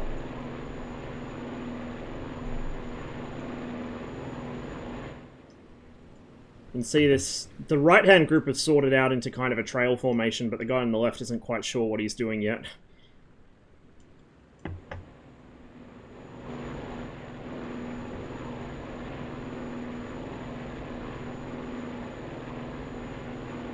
And these guys just got absolutely chewed up. See there, we've got one of the ships starting to render in, and there they all go. I've got to figure out how to crank that render distance up. I'm pretty sure there's a way to do it, but just changing the numbers in the config hasn't fixed it, so probably graphics extender plus something else.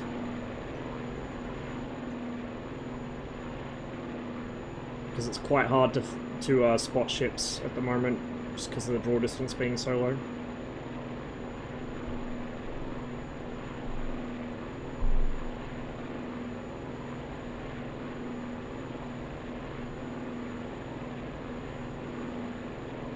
Attention, fighter. 3 o'clock.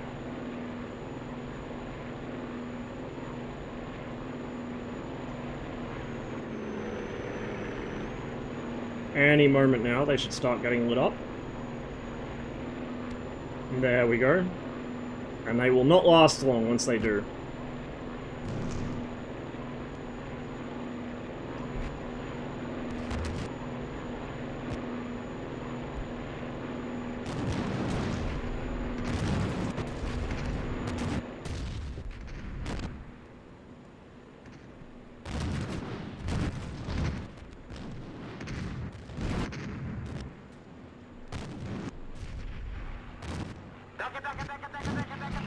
Hey, Warthog Project, thanks for the raid, man.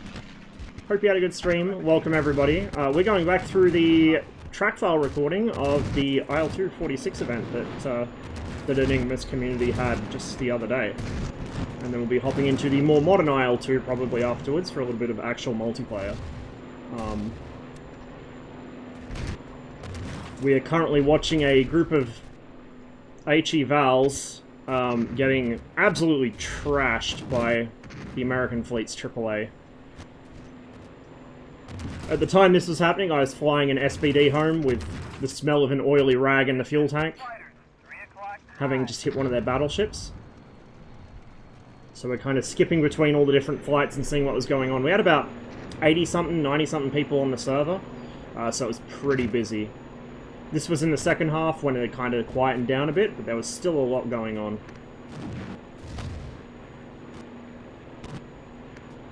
So I think one of them already took his dive there and didn't connect.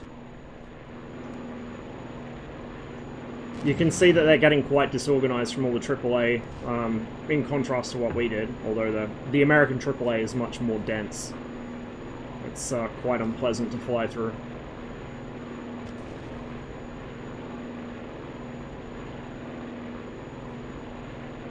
So there goes one there. He's already hit.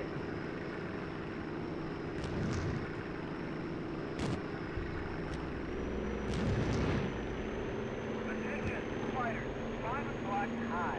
You'll notice as well, these guys are diving from behind the ships, not in front. It's much easier to set yourself up if you dive from the direction the ship's traveling. Because this way you have to give your bomb extra lead to make sure it hits, especially if you release high, which these guys were, I think, doing because they got cold feet from all the AAA.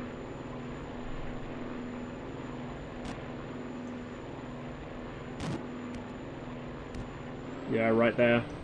I can pretty much guarantee that bomb's going to miss. It'll fall short in the ship's wake. Yep, see? They all fell in the ship's wake. He's already crippled, the other one went down. I think there's still 2 up there. There goes another. I think he's pilot killed. These guys just got 8 up completely.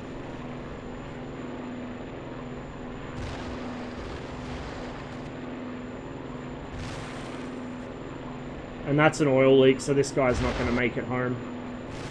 Even if he doesn't get hit again. Here we see a Zero harassing the Catalina as it force lands right by the enemy fleet. This ended up being a bit of a comedy in itself.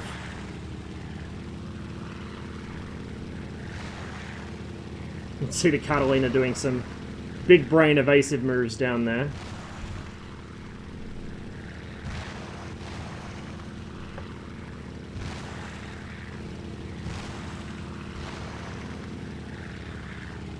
I'm just a little worried we may have missed that B-17 bombing run, so we'll hop over to them right after this pass.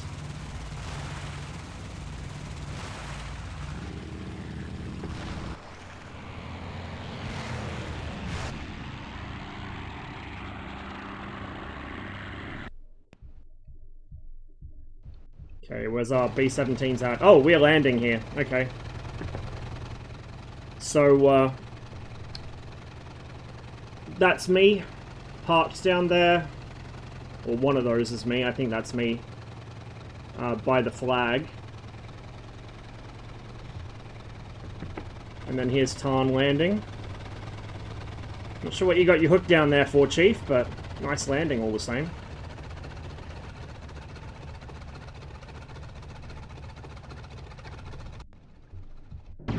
Oh, here we go. Perfect timing. Finally, these guys make up their mind. Still a 3 ship, so they didn't lose anyone. Bomb bays are open.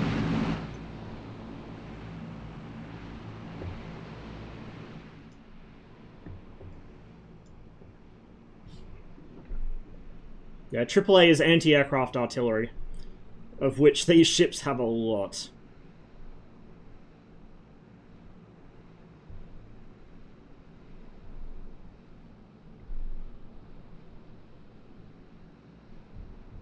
So these guys have flown basically all the way around the entire play area to get here. They've only just arrived at their target. They took off before we did, remember? They took off like a minute before I took off. And they're only just arriving at their target by the time I'm landed and shut down.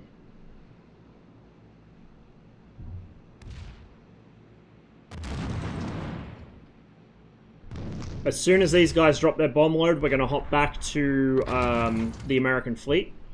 Because those of us who've just done the SBD raid all reslotted into Avengers for a torpedo attack. And as we did so, the fleet was busy engaging a stray Zero that had been one of the escorts for that Val raid. B-17s are faster than SBDs, from memory. Like, by a reasonable margin. The SBD is an incredibly slow aircraft.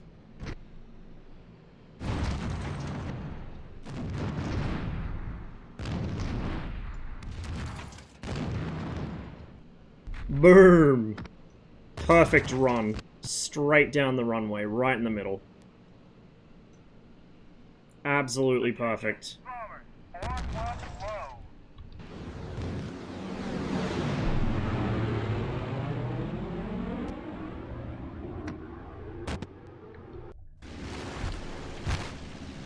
Here we go. This is me taking off under attack. I actually got clipped by fragments for our own ship's AAA as I took off.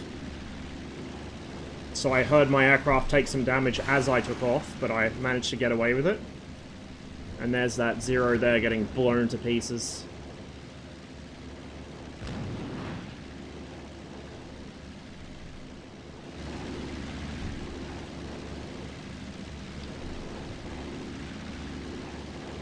Is that you right there, Tom, behind me? Yeah, I noticed you were a bit close to the water there.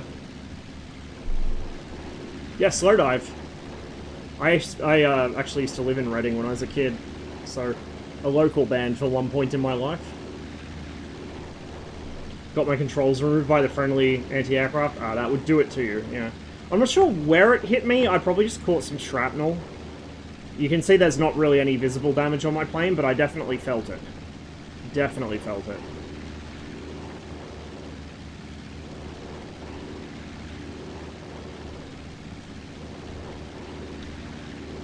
Takes us quite a while here to get formed up and then get on our way, so we're going to hop around and have a look at what's going on the Japanese side of things. Not a whole lot, probably.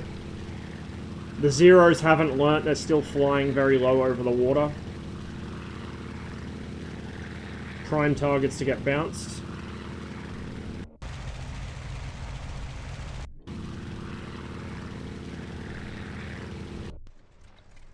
There's a Betty starting up.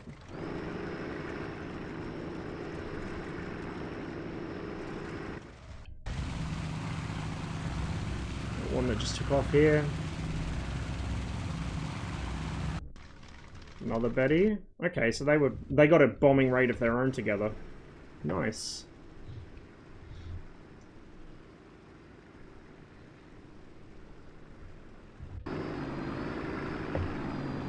Key 43.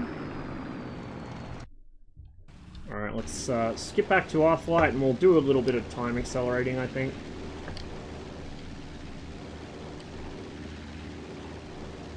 We had a few people reslot after that bit of chaos with the takeoff, so we just kind of hung around while we could get them back off the deck and reform.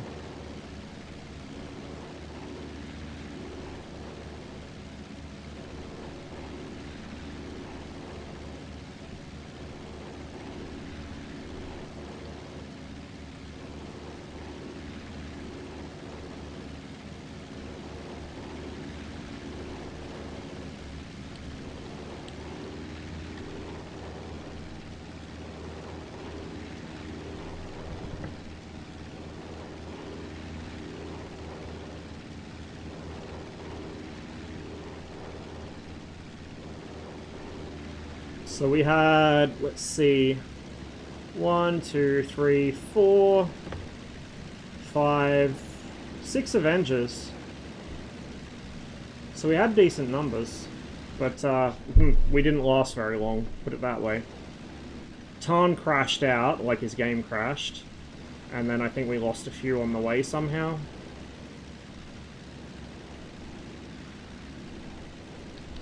Go ahead and hit the time accelerator again. Debs, thanks for the follow.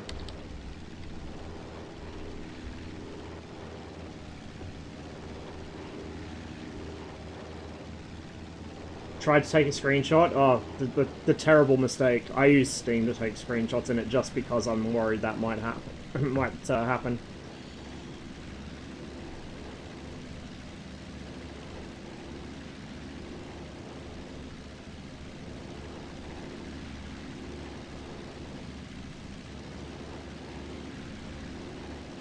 Oh, you were using Steam? Oh, shit. I find if you have a lot of screenshots of a particular game, Steam will freeze up when it takes screenshots like that. I started out living up north. We lived just kind of on the edge of southern Lancashire when we first moved over for about 6 months, then moved down to Twyford, lived there for another couple months, then moved to Reading. So, bit all over the place, but the most time I spent in the UK I was in Reading.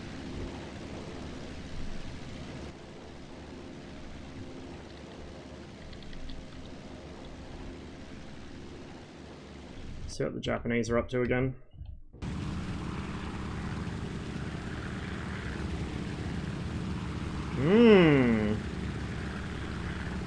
One of them's already damaged. That's interesting. And one of the Zeros has a bomb. We've got a couple of Kates here going for the fleet. I think these guys arrived right towards the end of the track. Like when I jumped off to go get some sleep.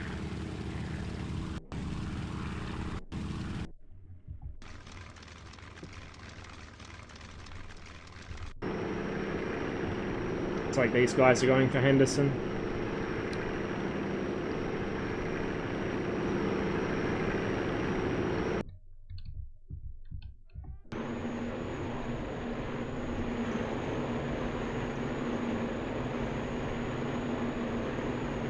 Well, I'm not sure this one's going to make it. It already looks like he's healing out of formation.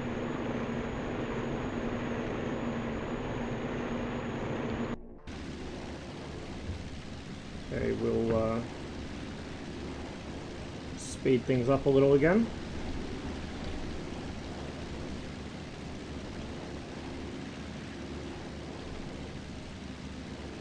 This was a very long flight. The Avenger sortie ended up being quite a bit longer than the SBD one, partly because we took off from further back from the carrier fleet, which added a decent distance to our trip, but also because the Avenger's not actually that fast when you're not flying full throttle. This is where we started getting into a bit tighter formation. That's Matt, who set the autopilot and went off to go get a drink or something and almost ended up over Guadalcanal before he got back.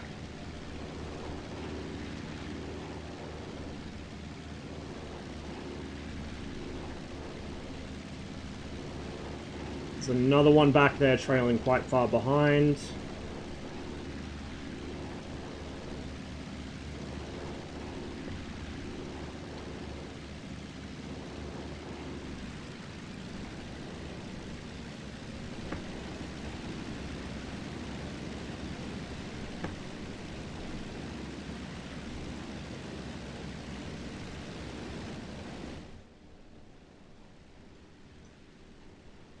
So we got 4 up in the lead group here, and then the 5th guy straggling behind back there. You really want more than at least 5 people when you do torpedo bomber runs, because it's pretty hard to get through with small numbers.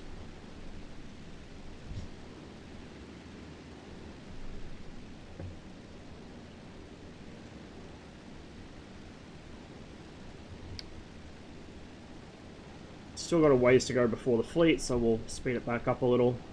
Cotty spotted them first. I couldn't see them for quite a few minutes after he said he could. Back in the day, I used to play the first MS Combat Flight Sim before the days of broadband. Yeah, my first flight sim was Combat Flight Simulator 2 Europe, when I was about 10 years old, 9 or 10 years old. My uncle gave me his copy and an old Logitech joystick, so that's how I caught the bug of flight simming. I've always been into aviation, but that was my first introduction to actually, you know, playing flight sims.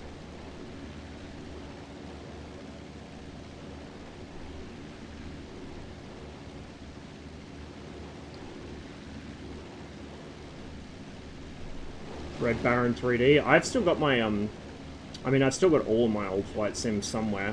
But I had Red Baron 2. Had that, obviously CFS2, CFS3, European Air War, EF2000, which I could never get to work on my PC, F-22 Total Air War,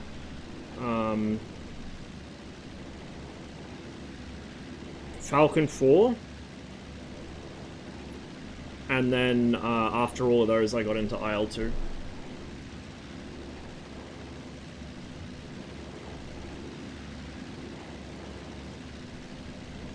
had one of the Microsoft Sidewinder force feedbacks. I always wanted one. I did end up getting a force feedback joystick, like 5-10 years later. It was one of the Logitech Wingman Extremes, I think. I wish I still had it. The motor's burnt out, but like it'd probably be worth getting them repaired because force feedback is so hard to get these days. There's that, the Rhino setup I've been looking at. I'm not going to be able to afford it anytime soon. I've got nowhere to put it, but it looks really good. So it's nice to think that force feedback might make a comeback and at a somewhat more affordable price than it has been recently. Pom has to do land nav apparently. Oh, that'll be fun. When we did our land nav course, it was like the last couple of months before the army changed their position on consumption of alcohol during weekend courses. So I had one of the last actually fun land nav courses.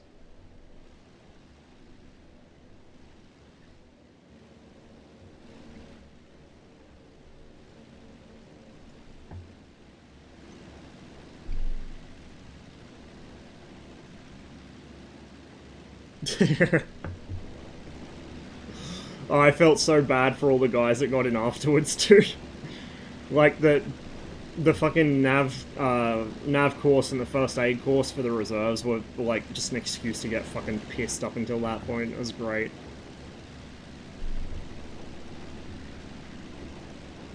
When we turned up for our nav course, it was a nav course specifically, Delta Company's barracks, which is where we were staying, were locked because there was no one there. They were locked, and they had to figure out who to phone to get to come and unlock to let us in. And there was the Dan Murphy's, like, not even a kilometer down the road, so we just like, fuck it, hop back in the fucking minibus, went down to Uncle Dan's, filled the entire back half of the minibus with alcohol. It was excellent. It was a great weekend. We didn't even manage to get through all of it, so, like, people were just taking home fucking cases of this and cases of that after the weekend. Like, it was great.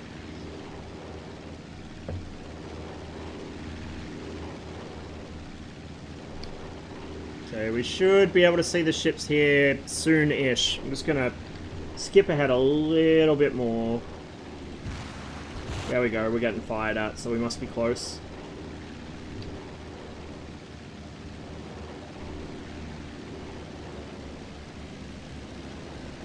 Aha! Over there.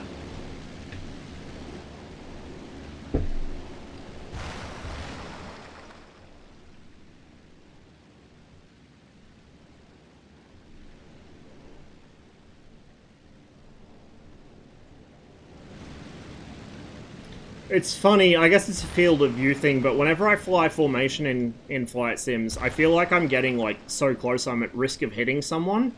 Look how much space I have. You could get another 2 Avengers in that gap. And I thought I was about to crash into him.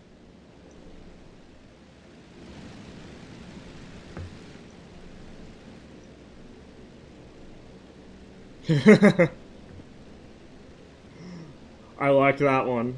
That's a good one.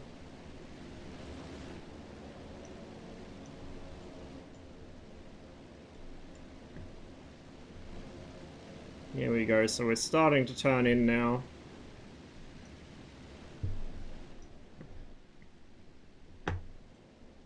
You got a 3 ship up front and then 2 still kind of trailing a bit.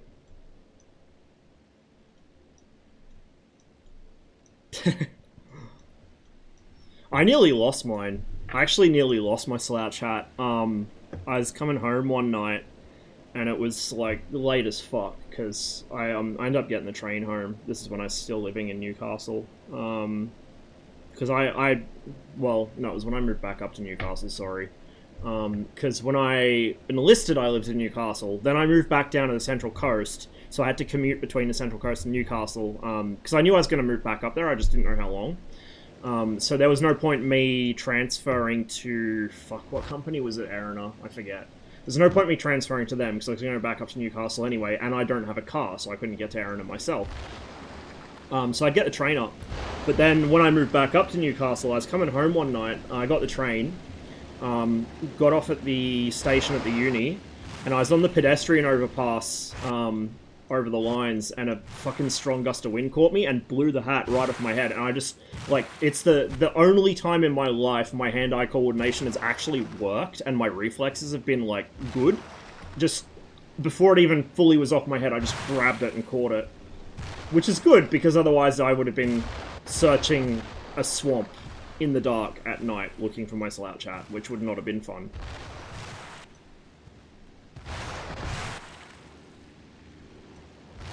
Like I said, I was having issues. I fat-fingered my bomb bay doors here, so they were actually closed for most of the run. I did get a torpedo away somehow. Don't ask me how. I think I just double-tapped it to make sure they were open at one point. So, here we go. Torpedoes away. Cotty gets fucked completely again. And we all scatter. So I was leaking fuel for a little while here. Interesting. There's a hit on the bow.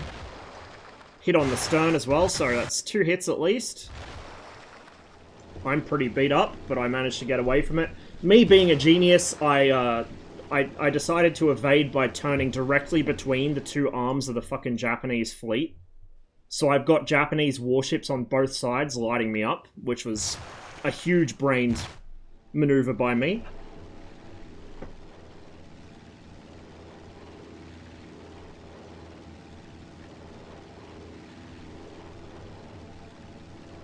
A couple of the other guys got shot up really bad as well, if I can skip through. So here we got 23. I'm not sure who that was. I don't remember who was what number offhand.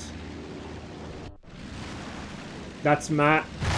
He tried to ditch out. You can see his pilot slump forwards there. He got shot in the face as he tried to ditch, which is a bit rough.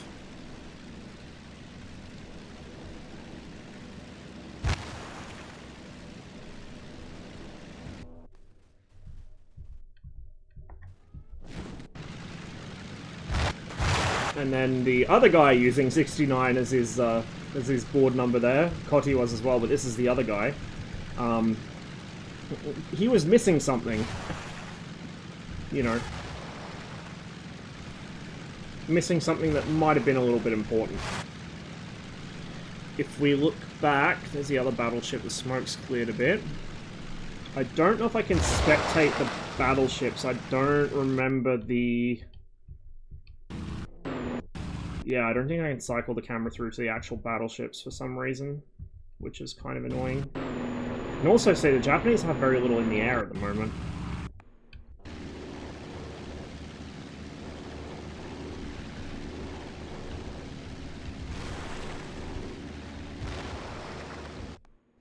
Oh, there we go. No. Okay. That's not doing what I thought it was. Yeah, this is a track from the event.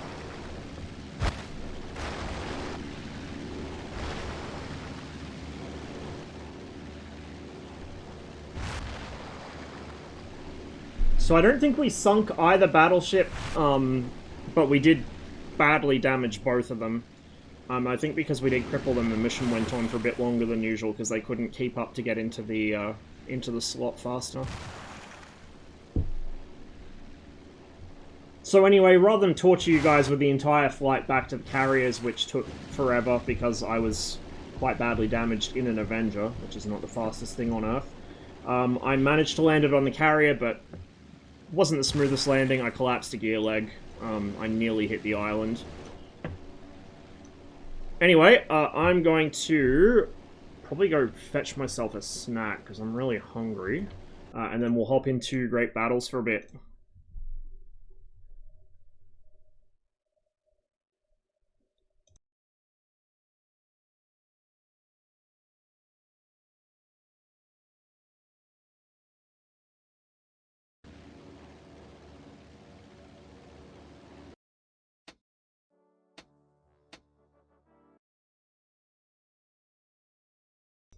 MiG-23. I mean, we're getting the MiG-23 anyway, but the MiG-23 is much more important to have. like the thing is, the MiG-25, yeah, it would be cool and it would do some interesting things, but the average DCS player doesn't actually know what the MiG-25 does, and they don't know how the MiG-25 is designed to work. So they have this idea in their head that they're going to be doing BVR at like Mark 3 and it's going to be amazing. They're like, no, that's not how that works at all. The interceptor variants are very highly specialized towards flying high and fast in mostly straight lines. Not to say it can't turn. It turns better than anything else at altitudes above 20 kilometers. Mostly because other jets don't fly up there, but it's just too highly specialized. Like, and this is coming from somebody that really likes air defense interceptors and wishes we had like actual interceptors in DCS.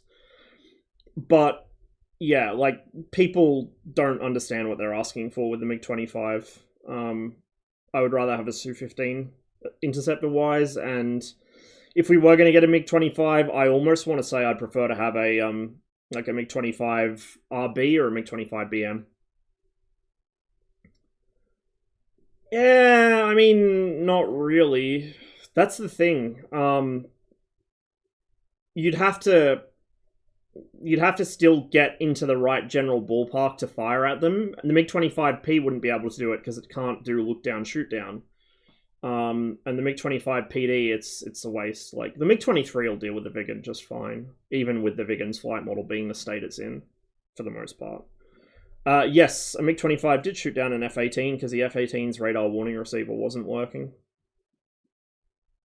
And, like, the Americans really fucked up on that. They shouldn't have let him anywhere near where he was, and they should have engaged the MiG-25, but for whatever reason, the 25 was able to slip through, even though they knew it was there. And they lost a pilot because of it. Alright, but like the thing is, the MiG-25 PD, it's the radar in that is essentially just a bigger version of the MiG-23's radar. And its flight performance is still optimized for, you know, for above 20 kilometers. You can fly it lower, it's just not very good at flying lower.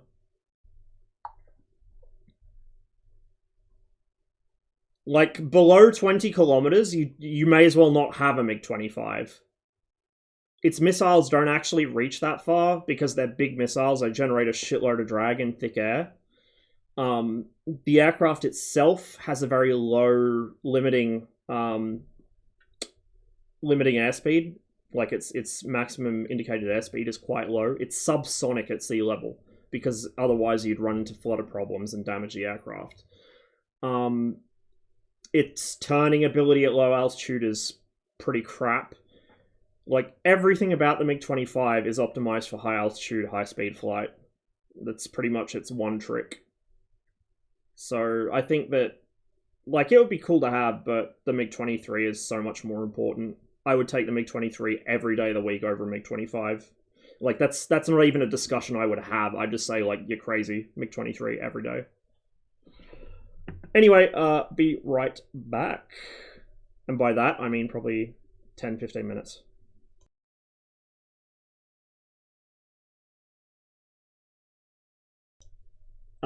Before I go, MiG-31, it's not going to happen, because it's not going to happen. Good luck getting the documents, and even if they have the documents, ED won't do it because it's too sensitive. It's still in wide service. Also, the MiG-31, again, is not what people think it is. The MiG-31 is a cool plane because it has a piece of radar, and it has like actual long-range missiles, but it's not a Soviet Tomcat.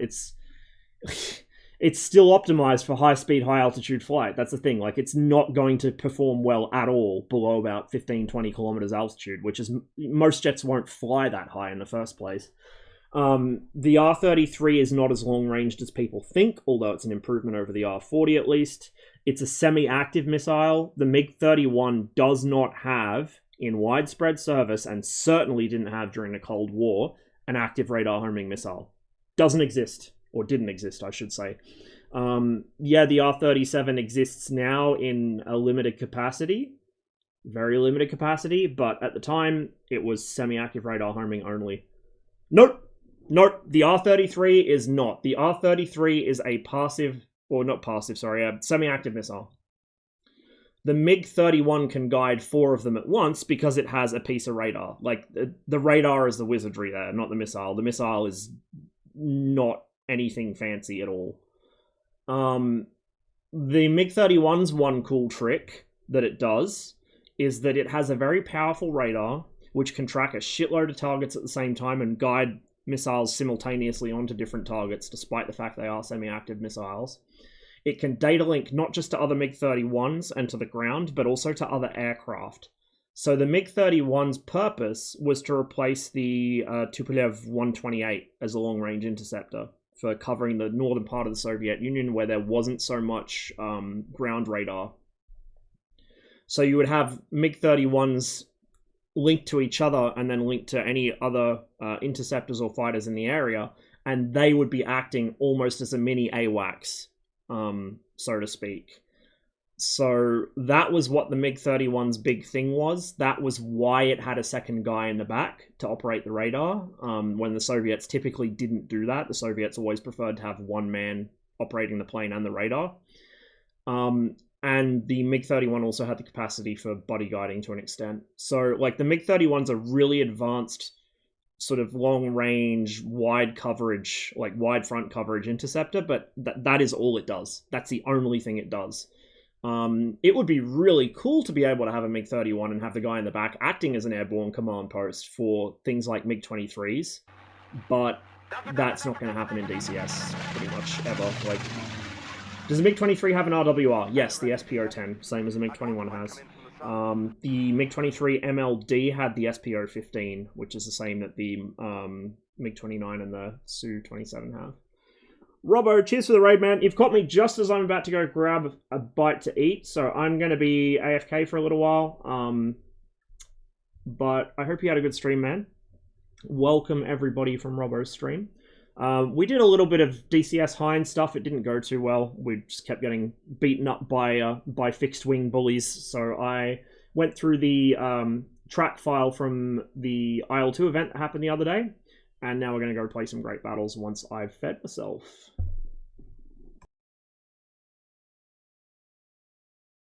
If any of my regulars here are not following Robbo yet, make sure you go and do that, particularly if you're actually awake this time of day and you want to see streams at this time of day, because you won't see them from me very often.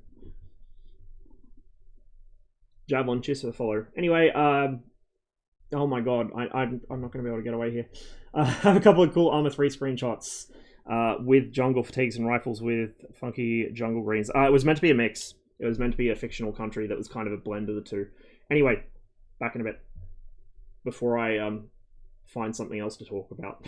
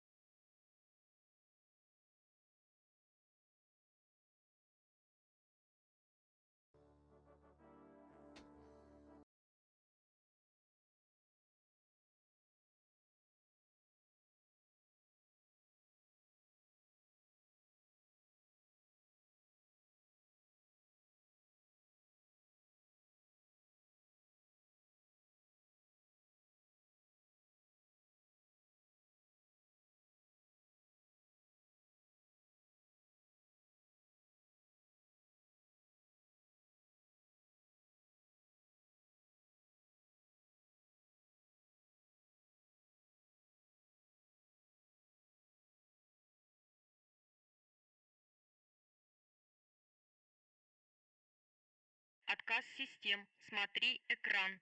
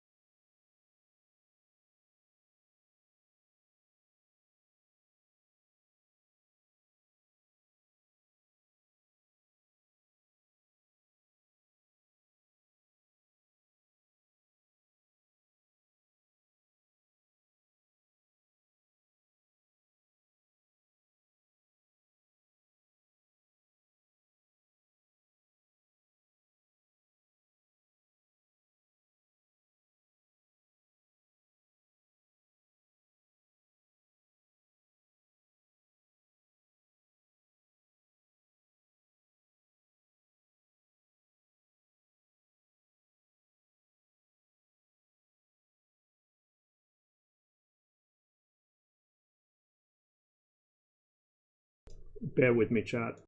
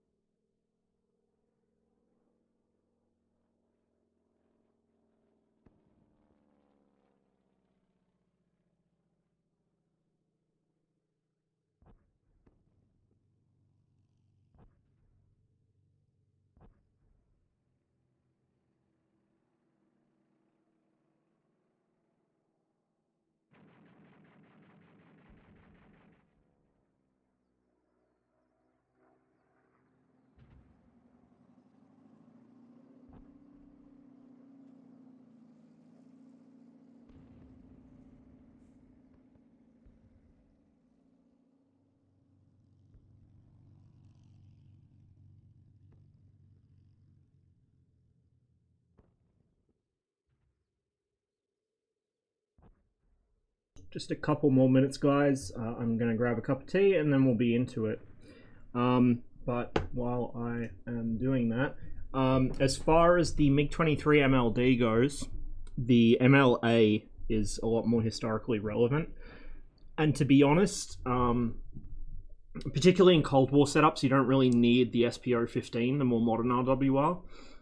Even in modern ones, you can get away without it if you have good external situational awareness. So if you have a GCI, or you've got enough friendly aircraft airborne that you know what's going on, you don't really need the SPO-15 as much. It's obviously nice to have, but it's not a must. The main thing with the MLD is a lot of its advantages are things that are not going to be useful to the majority of DCS players. Like its improved handling in a dogfight is not significant enough that I think most of the community would know the difference. A lot of the actual improvements were things like radar, electronic countermeasures, close combat modes on the radar. Those are nice to have again, but I think the MLA is probably the best fit. Ideally, we'd be able to get multiple variants, which is possible. It's not, it's not something unheard of now in DCS. More and more devs are starting to multiple variants of aircraft. But if I had to choose, I would say I want a MiG-23M or MF, a MiG-23 MLA, and maybe a MiG-23 MLD. But the MLD I'm not overly fussed on. The main historical relevance of the MLD is for the Soviets over Afghanistan, where they had a few engagements with Pakistani F-16s, which were generally inconclusive. One MLD was damaged. The Soviets claim that one of the lost Pakistani F-16s was a friendly fire incident, but the Pakistanis appear to think the Soviets shot it down. It's a bit hard to figure out who shot down what, because technically neither of them were supposed to be fighting each other. A lot of engagements strayed over one side of the border or the other, so to avoid international incidents, there was a lot of, oh, we didn't shoot that down, it was friendly fire, or, oh, my plane was damaged by a stray missile, I totally wasn't fighting someone over the border. But, like I said, the MLD would be nice to have, but the MLA is a lot more historically important. It was much more widely used, it was more widely exported. The MLD was in the form that is most recognizable as the MLD, with the second dog tooth on the wing, or on the wing glove, I should say. It wasn't even really exported in that configuration. The export MLDs externally look identical to MLAs. The main difference is just the avionics. And yeah, Grassburgers, that was the Scott Spiker incident I was talking about with the F-18.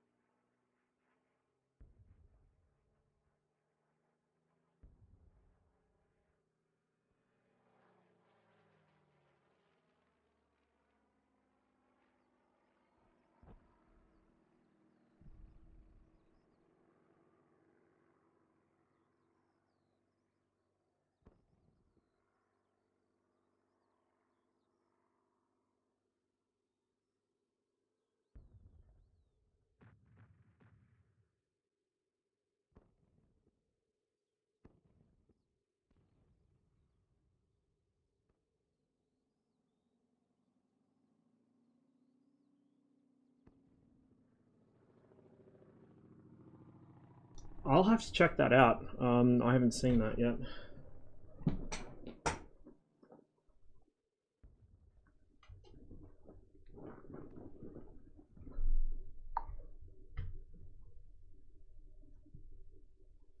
There's not a lot going on server population-wise in IL-2 at the moment, so we'll see what we can muster up here.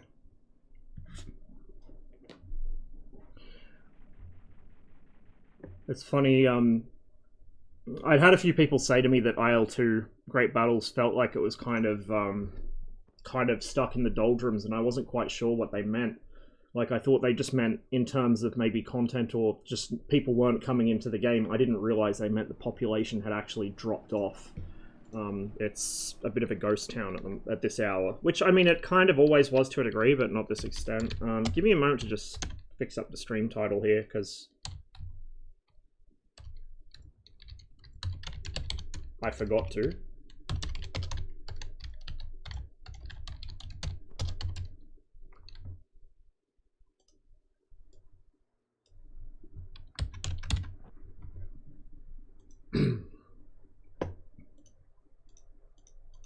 Okay, there we go. Incident was more complex than a faulty RWR. For example, the section lead called AWACS for IFF. They replied MiG-25 was a bogey. Yeah, I knew that there was more involved in it. Because I knew that they were aware of the MiG-25 being there. But just for whatever reason, nobody actually ended up engaging it. And then, like, it seemed to be everything going wrong at the worst possible time. And unfortunately, sometimes that happens in air combat. There's not much you can do about it. As a former Prime Minister of this country once infamously said, shit happens. And as much as I didn't like the guy, and still don't, that was one situation where he was actually right. And, you know, sometimes that is what it is.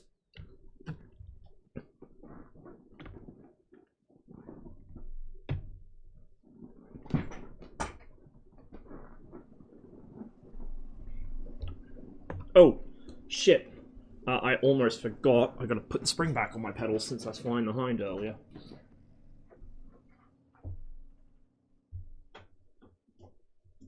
That would have been an interesting takeoff.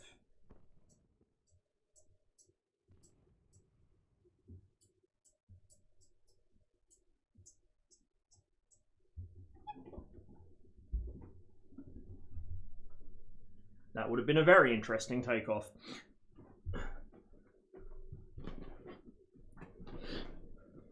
Yeah, it was kind of two-sided because the Iraqis were getting fucked by their GCI as well.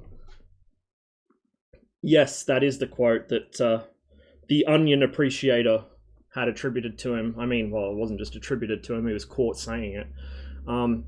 It was kind of funny. It was the one time I would actually stand by something fucking Tony Abbott said. That is the best way to describe it. Shit happens. Like, it sucks, but when you're in the military, that's how we described it too. Like, I was still in the reserves when that happened, and everyone at my unit agreed. Like, he shouldn't have been dragged through the fucking media for that. He should have been dragged through the media for fucking everything else he did. Because he was right. Shit happens. Like, it sucks, but it is what it is.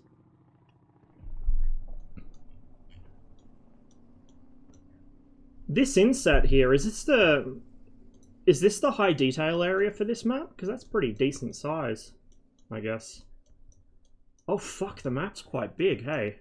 It's kind of vertical though. I thought it'd be a bit more, well, it's for Normandy, so yeah, that makes sense. That's not a bad map. It's kind of odd that it's meant to be a Normandy map, and yet the high detail area for like the ground forces stuff, I assume that's what this is up in Calais. Vertical, so you can do deep raids into France, not just Normandy. Yeah, that makes sense. That makes sense. That's quite nice. The Allies are one short, so I don't need to be told twice. Mark 9. Oh, you choose by squadron too. Cool. Let's go 74 squadron. We'll set my girl up. Oh, no gyro gun sight. I actually really like the Mark II sight. Mirror, we always take the mirror in the spit. I don't know why anyone would not take the mirror, to be honest. Maybe frame rate, I guess. Yep, we'll settle with that.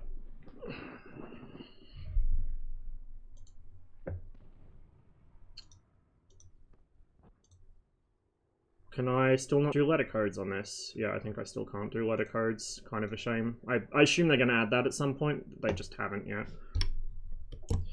Never understood why DCS bothered with World War II waste of resources when everyone's just going to play Great Battles.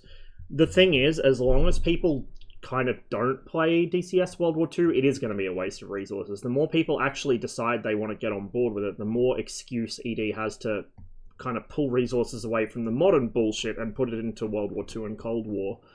DCS does a lot of things better in terms of the individual aircraft.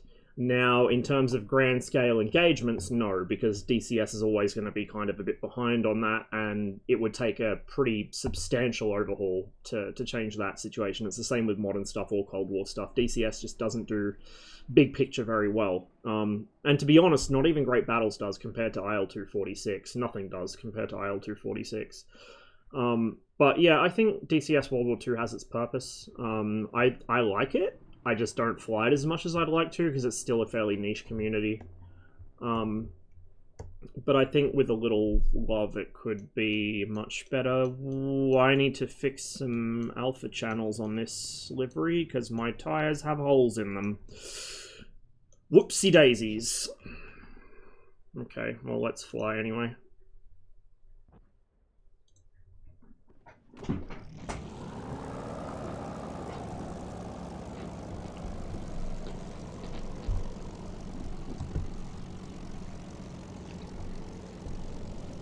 Let me also recenter my tracker. Oh my god, why is it so sensitive?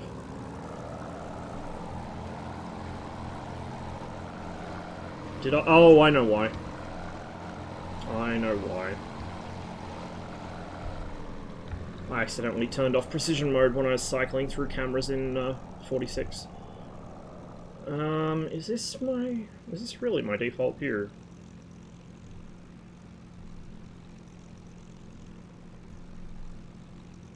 I guess it is.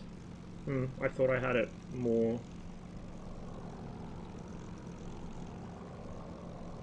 Whatever, we can live with this.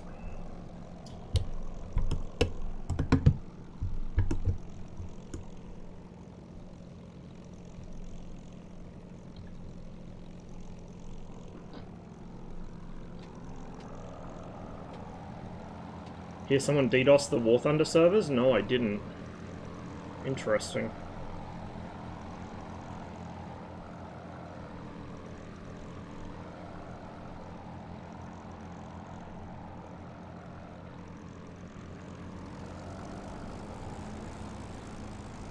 These guys are taking bombs. I probably should do so I can do some out of ground, but eh.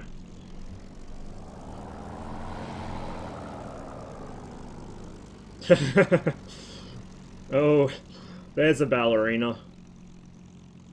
There's a ballerina. Are we... Oh, right, it didn't... No? Why is it not kicking over? Oh. Oh, that's right. IL-2 pulls the fucking prop through on the spit, which is ridiculous. I don't know why they make you do that. I'm gonna pull my default camera out a little. I'll pull the field of view out a little.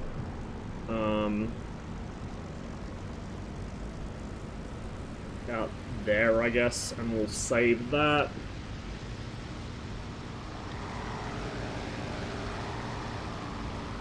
Okay.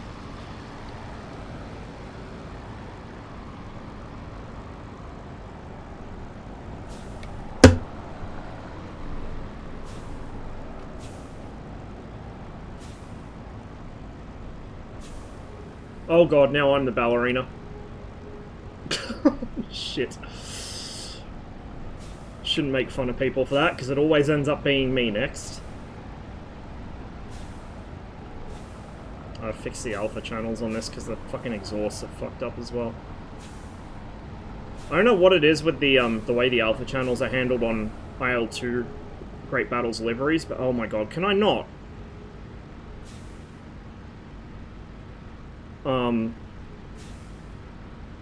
But yeah, like I keep having this problem with the alpha. It's not very pleasant. Hello? I guess I'm not pulling back hard enough to lock the tail wheel. I can now taxi and take off and land the DCS Spitfire with zero issues, and the DCS Spitfire is much more squirrely on the ground than this thing. It's probably why I'm having issues, is I'm using the rudder a lot more proactively, and in IL-2 that's actually not a good thing. Whereas in DCS that's what you need to do.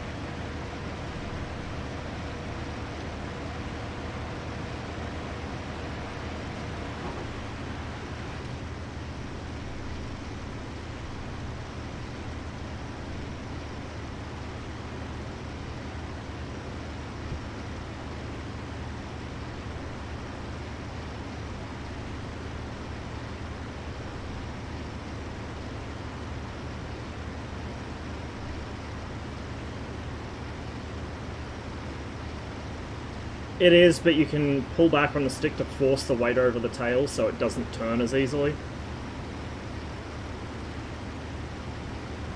Watching Robbo fly the 190 for the first time, he's having a total nightmare with the ground handling. Glad it's not just me. Yeah. Like, IL-2 ground handling for me is quite difficult sometimes, whereas DCS was difficult to begin with because I came from the original IL-2 where you had to really boot the rudder around. In DCS, you got to use smaller, more subtle inputs, but you got to do it more often.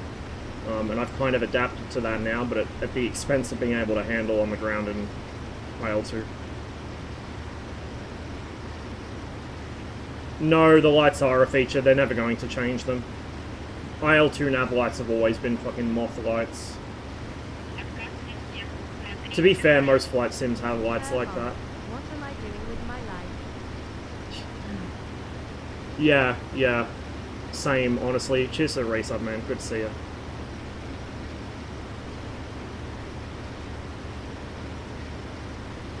Just got myself recentered there.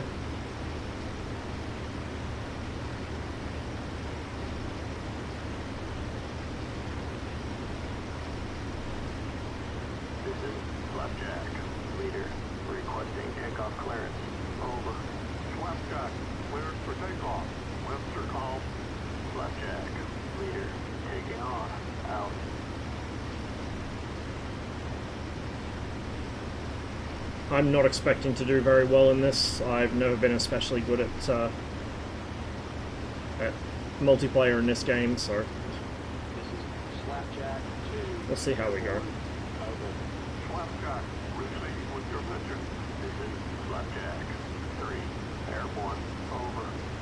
Jeez, those voices. They sound like they're on their fucking deathbeds.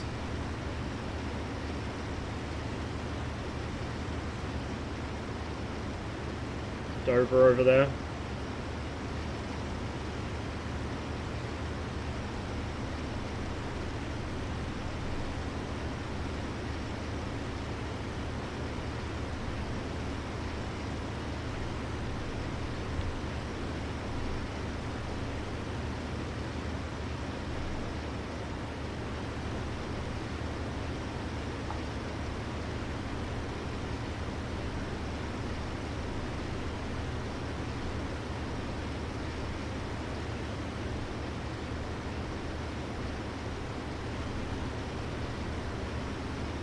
It looks alright. Yeah, it looks alright.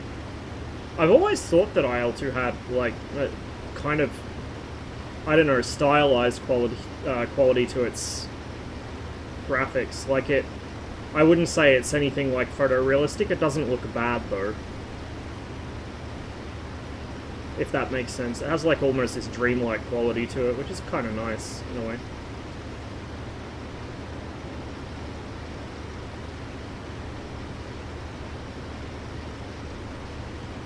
Oops. Nose down a little.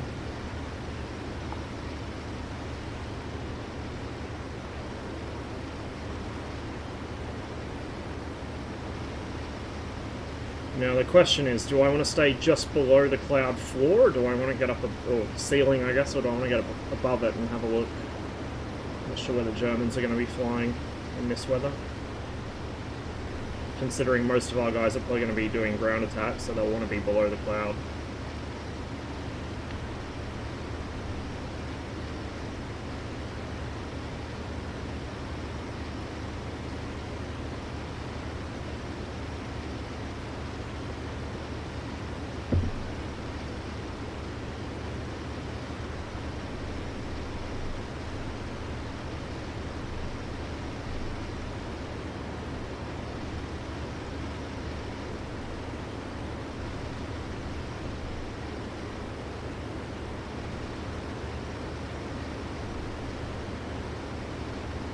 Something over there.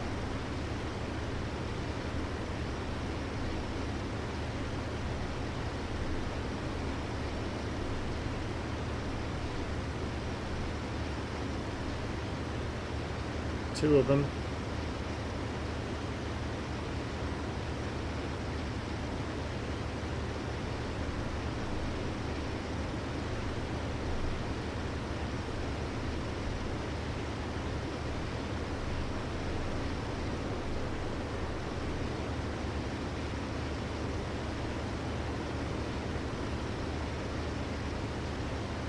Can you imagine how much DCS players would fucking piss and moan about these canopy reflections?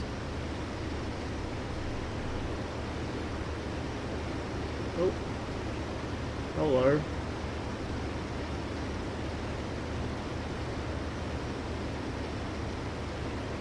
Nah, Chief, I don't think I will. Oh, he's engaging someone else. Okay, so we got a friendly down there. That's what he's shooting at.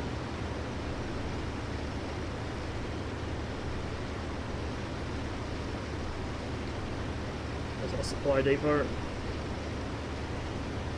Dover. Deal. Oh, I can read. Deal supply depot. I'll go back up. Deal way then.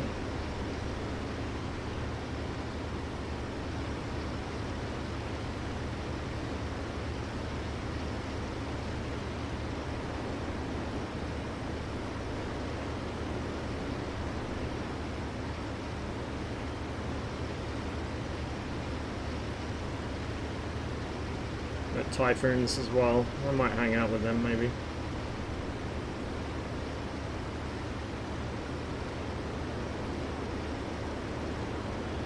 DCS players are fucking crybabies, honestly. They'll whinge about anything that affects their ability to min-max their way to being Tom Cruise Jr.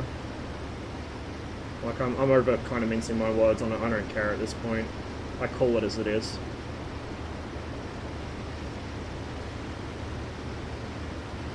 I've had enough fucking armchair pilots tell me that, oh, you don't see the reflections in real life, bro, you just focus through them. Yeah, okay.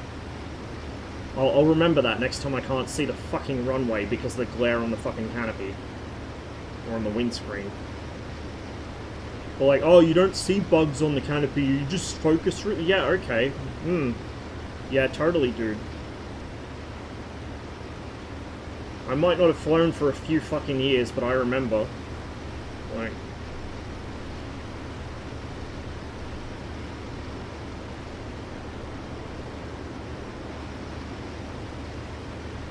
yeah, oh, well, I would agree. Well, you know what I'd say is I'd say that even more than a flight sim, it's a really good procedural sim. It's a great procedural sim. It's a decent flight sim. It could be a lot better if it had like actual like a live air like Misfits has. Even IL-2 feels a bit dead sometimes, but it's better. But yeah, like DCS is a great procedural simulator, an okay flight simulator, and not a very good combat simulator. But DCS players have this bizarre neurosis that because it's high fidelity and they can click in the cockpit, it's the most realistic shit ever, and they can draw real life conclusions about how things work in DCS, which is just fucking ridiculous.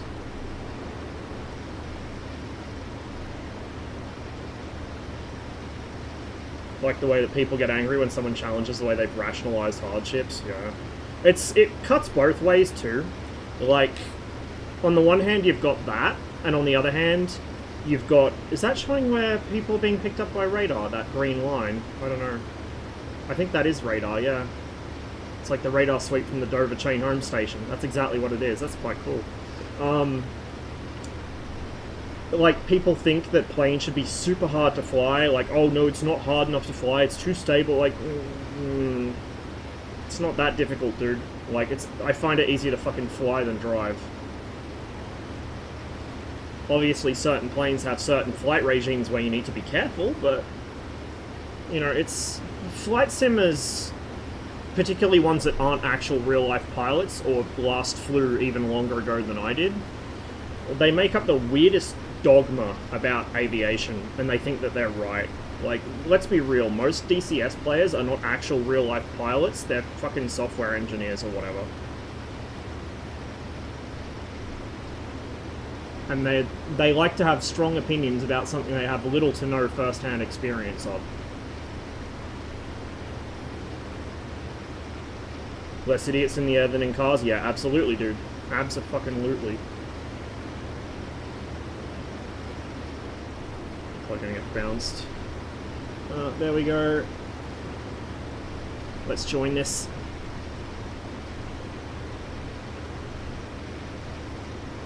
Who's who? That's a 109.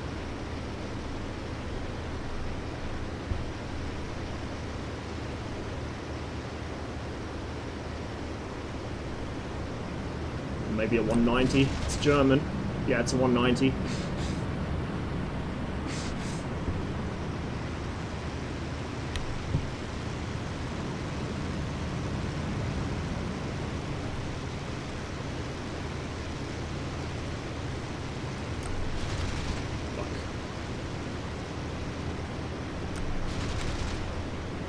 My marksmanship's not great today.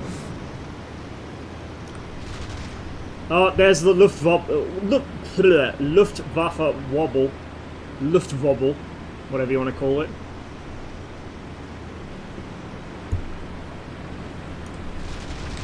How'd that work out for you, bud? How'd that fucking work out for you?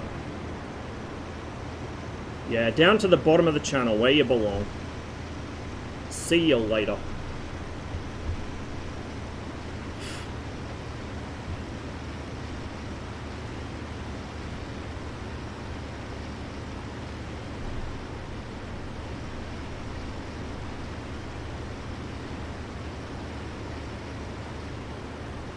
Most vulnerable moments when you've just shot someone down, so we'll make sure there's no friends lurking.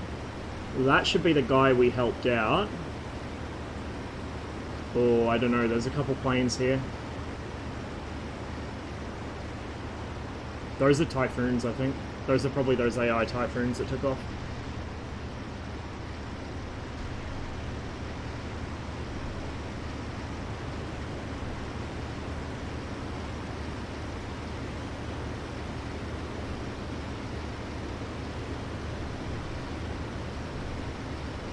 Spit. Oh, no, we got another one.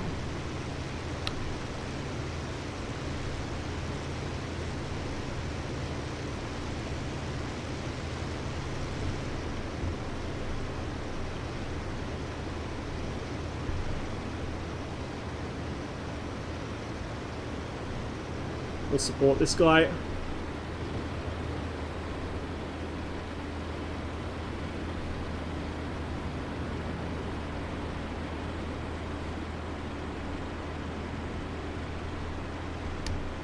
Come on, dude, don't play with your food.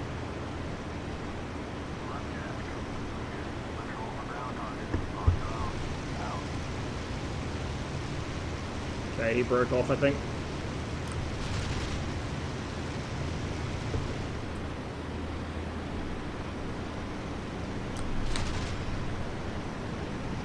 Here it goes! Oh, the other spit's right above me. Break off. Or he's right behind me, I should say.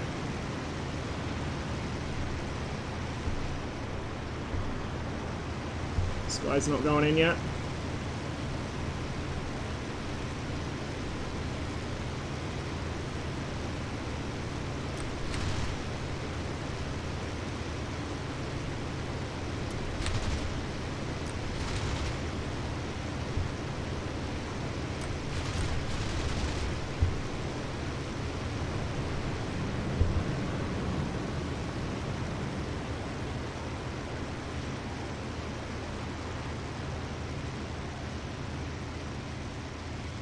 I didn't see if he went in.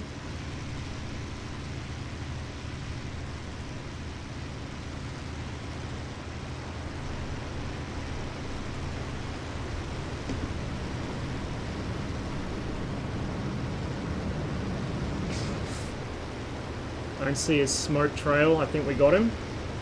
Probably logged, yeah, probably.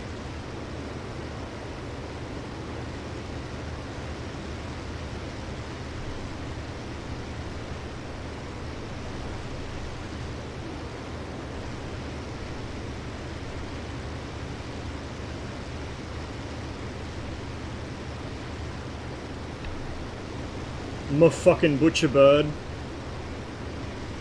My kill death ratio.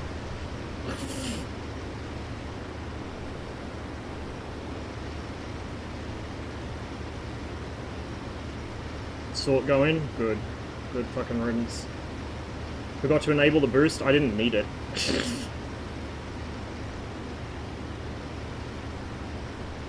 I don't even know what. Oh no, I did rebind it. It's my thumb button on my throttle because I've been using it in the MiG 3. Not the MiG 3, the other one where you have to press the boost. The LA5, I think it was.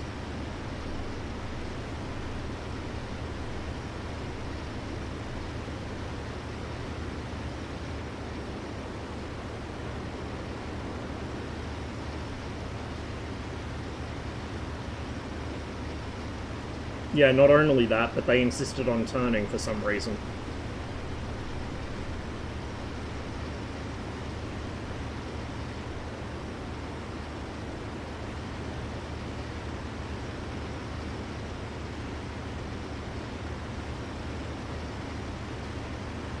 Yeah, we got two. Well, they are logging when they get killed. Like, not before they die, but after they die, it looks like, because we now outnumber them.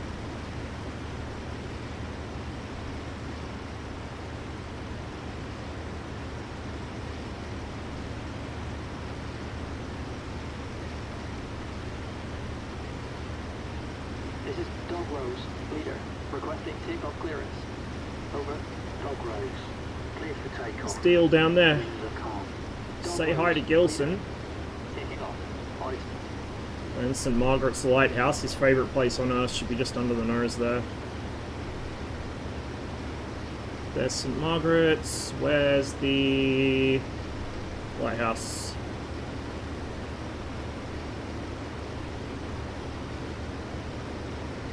Oh, I'm going to be very sad if they didn't model it. Airborne. Over. Dog Rose. The site of Gilson's childhood trauma, one of many of them.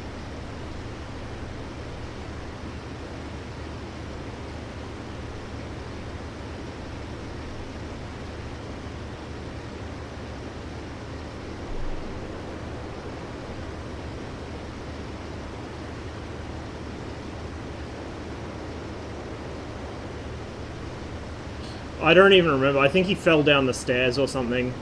The first time he saw me playing Cliffs of Dover on stream, he had me go strafe it. Yeah, it's not modeled. Bruh.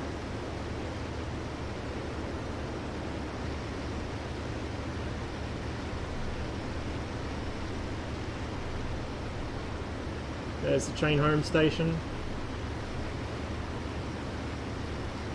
To actually wake up on the rudder a bit. I'm getting pretty sloppy here.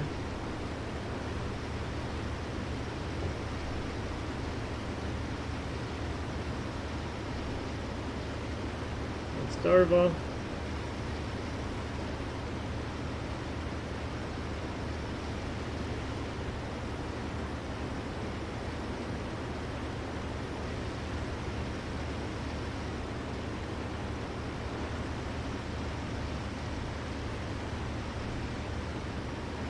Might fly air cover for this convoy, maybe.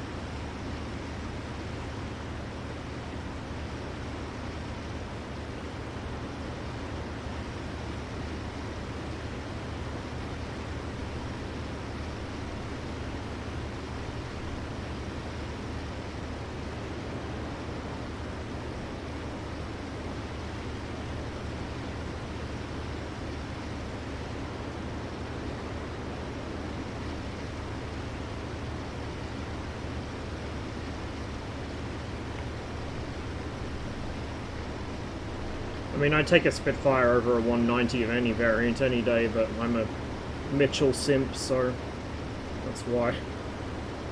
It's just a more pleasant aircraft to fly. It's more suitable for my flying style. So those are the transmitter towers, which are made of wood, and those are the receiver towers. The towers themselves aren't the antennas, it's the cables that stretch between them. So the wires act as the reflector, rather than having a solid or mesh reflector like a lot of more modern radars have. The earliest American post-war over-the-horizon radars were similar to that, actually. They used a wide array of wires strung between towers in a kind of a pizza slice type shape, rather than having a solid dish. The Soviet over-the-horizon radars are largely like that too.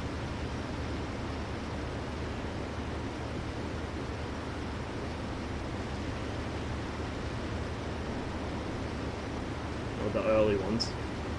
Yeah, it is. It's exactly the same. The later ones are different, so... Well, I say the later ones, actually the earlier and later ones are different. The more modern ones are like that too, I think. They've gone back to that kind of system. We have one here, which is like that. But the Soviets also had the big meme of just a giant fucking feed horn pointed at the sky. Which is what the Dnepr is. It's just a pair of giant feed horns pointed at the sky, pretty much, for the transmitter. And then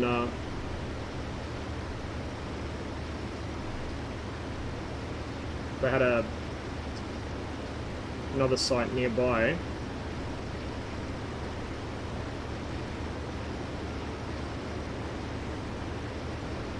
Just keep an eye on that convoy.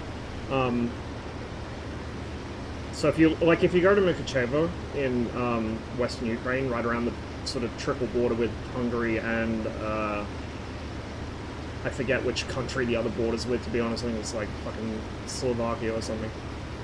If you go there, you'll see that there's a Dnepr, which is like it looks like a boomerang, and then there's I think a Dunai there as well, or there was, which is it looks like a big A-frame, or the receiver looks like a big A-frame. I forget what the transmitter looks like for it.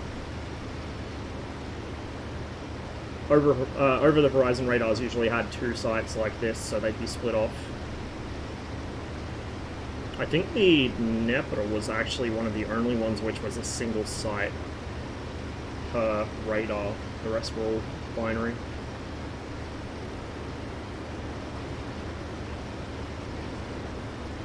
Yeah, that's the Duga, which is it was referred to colloquially as the Russian woodpecker because of the interference pattern it made on TV signals. Sounds like a woodpecker tapping on a tree. There was the one near Chernobyl, there was another one in the Far East near Komsomolsk, and there was the test one which was built near Sarishagan.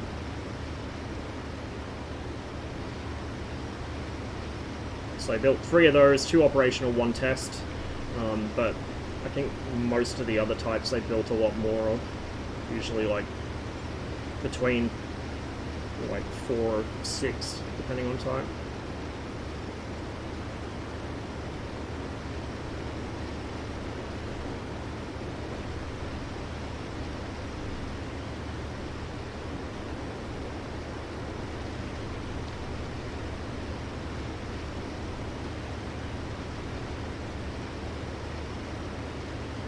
So yeah, that green line must be the chain home station sweeping, but I don't know if it's meant to like render potential enemies on them. Oh, yes it is. Oh, yes it is. We got a track building.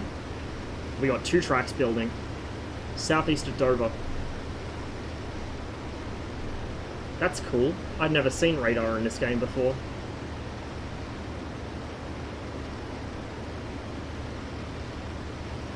So we're just going to position ourselves just below the clouds and drop on whatever comes in, hopefully. Hey Toby, thanks for hanging out with us today. Have a wonderful rest of the day, whatever time it is for you over there. And hopefully I'll see you again soon.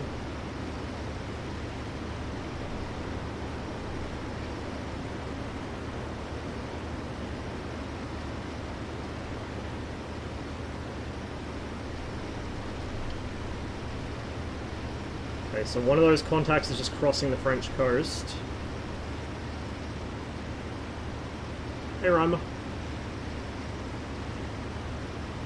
All chats log. Players using offensive language will be sanctioned. That's racist against Australians. I can't speak without using offensive language.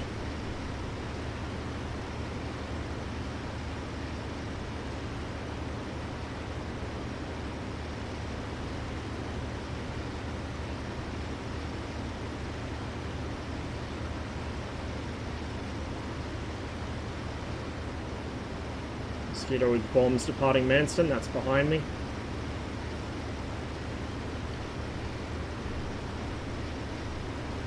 So we got, oh, that track's faded, but he should be coming in pretty much off the nose actually. We're going to take another swing to the right here to stay near those ships.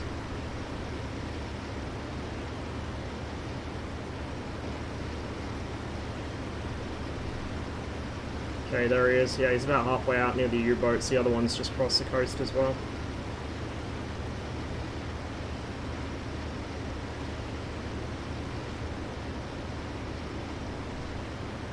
So that's Manston back there, that long runway you can kind of see.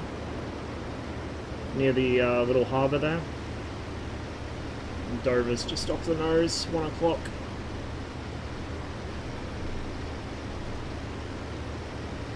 So these guys will be on our left somewhere. I don't know what altitude they're at. Leader, control for ground targets on your own. But we'll let them come to us.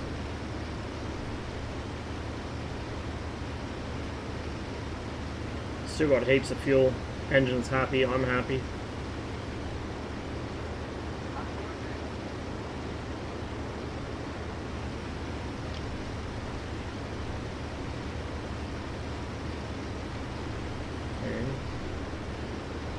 Not quite halfway across yet. He's moving pretty slowly. I suspect it might be a bomber. I don't know what altitude. It doesn't say. I just wonder if he's coming in above the clouds because I don't see anything. But then again, I'm known to be blind as fuck, so that doesn't mean much if I don't see him. Oh, hello. We have a friend down there, it looks like. I'm probably looking in the wrong place. It's coming from that direction.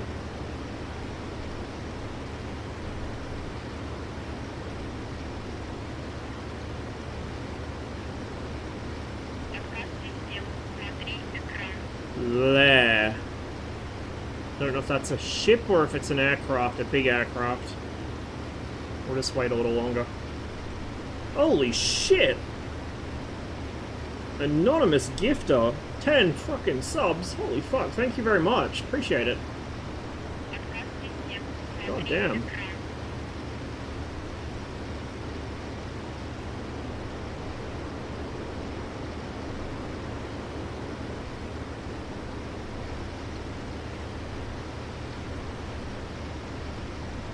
Just over there. I mean, it could well be. It could be trying to do some intruder shit, but missed the memo on the fact that it's the part of the war where we do that, not them. Okay. Yeah, one's out by the U-boats. Are the U-boats actually crossing? I guess they are. Wasn't paying attention to where they were. But it looks like they might be moving closer. Maybe I should have brought some bombs.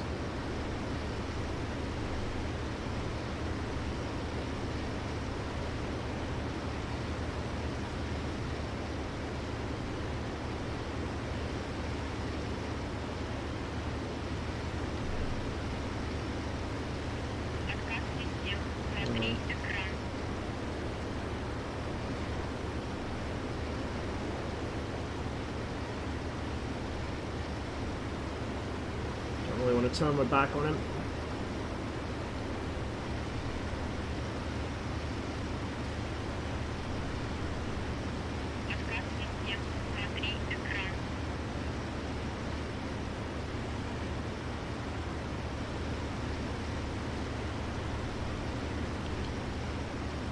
I wonder how much positional uncertainty there is for the radar contact markers. Like, I assume they're not 100% accurate. Well, maybe they are.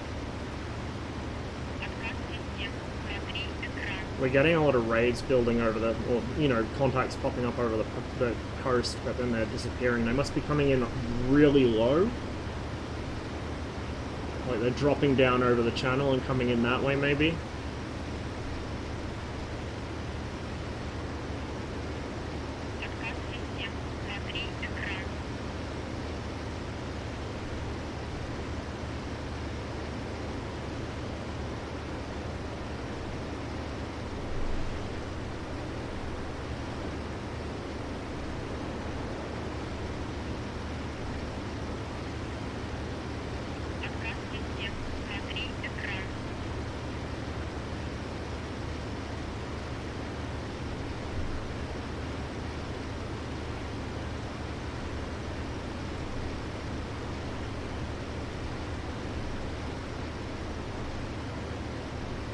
Unless they're maybe just flying a patrol over their coast and the markers just show them coming towards us regardless of their actual flight path. I guess that's a thing, maybe.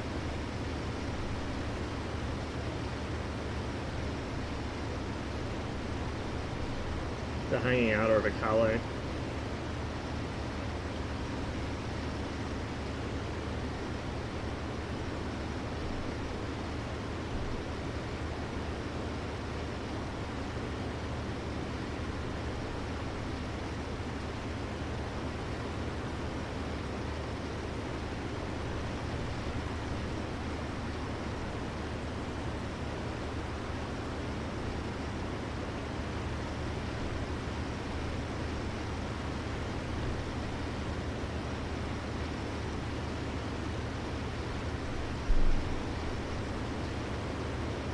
Hello.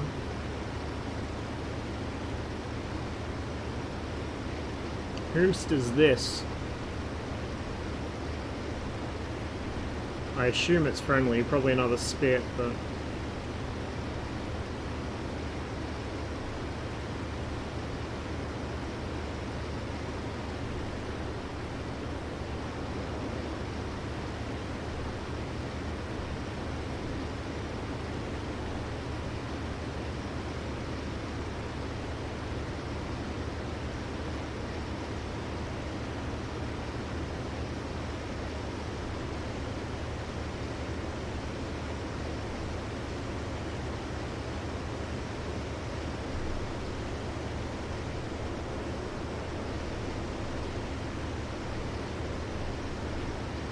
Can't quite ID him.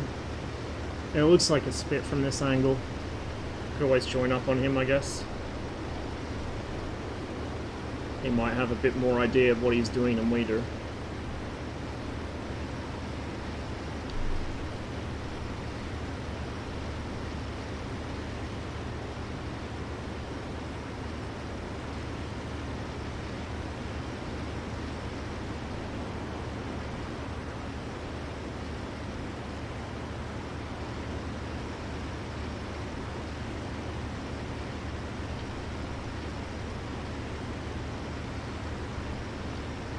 Nothing on radar.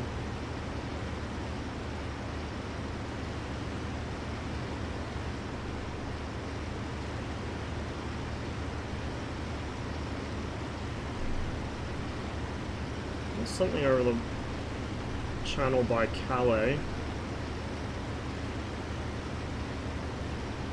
So it might be worth turning that way.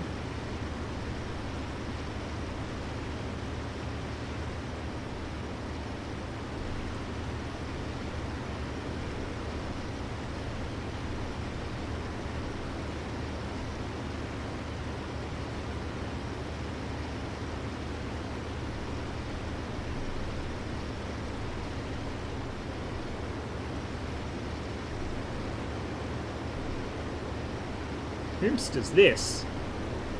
Probably an outgoing friendly bomber, but it doesn't hurt to go check.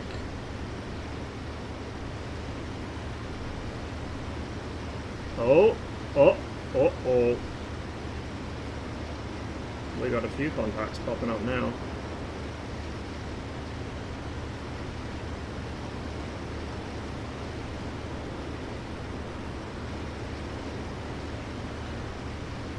So that's Calais there. He's heading for it.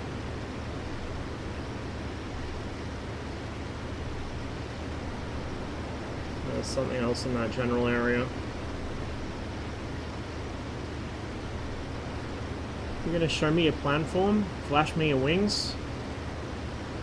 Might be a tiffy. It's big enough to be a tiffy. Wings look the right shape, tail looks the right shape. Yeah, it's a Typhoon. There's something else out here too. Unless that's me it's picking up, maybe. Might be me it's picking up. Hey bud, might go hang out with him.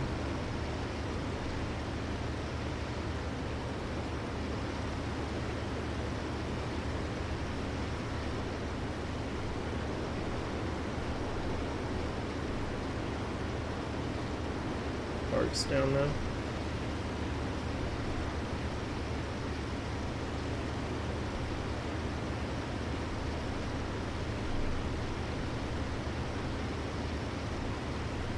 How are the teams? Yeah, they're about equal. Close enough.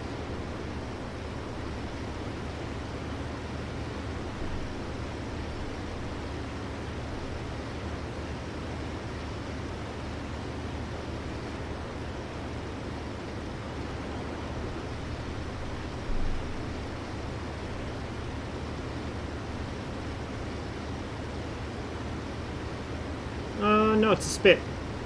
It's a Spitfire.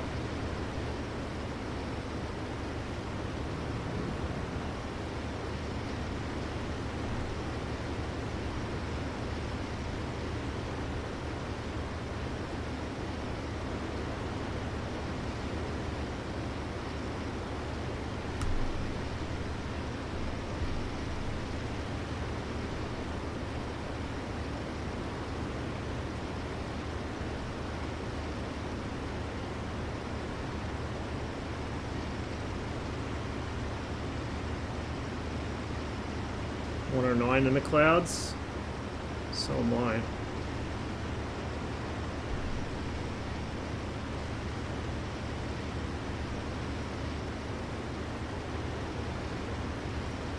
Unless that's him misidentifying me as a 109.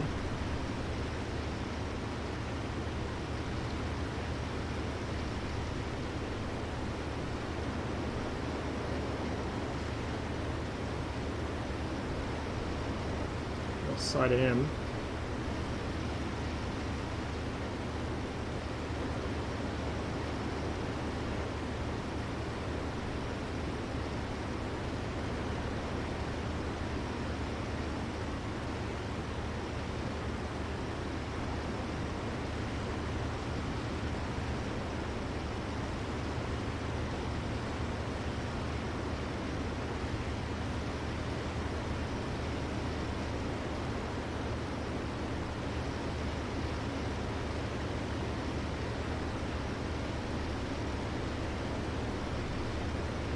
There's a bit of a gap there. I wonder if that's where the 109's sitting. That'd be where I'd be sitting if I were him. Coastal shipping. Motherfucker. Should have stayed with him.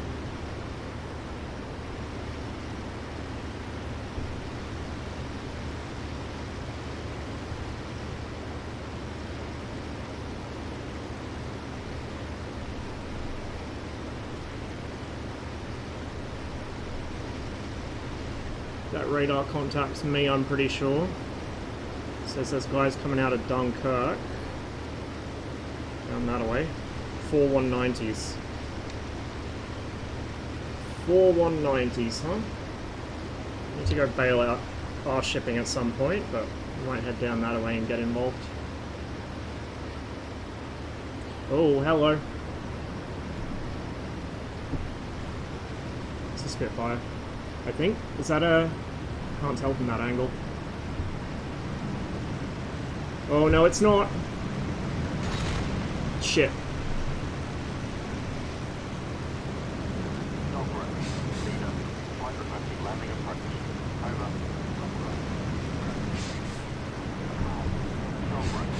That was not what I intended to do.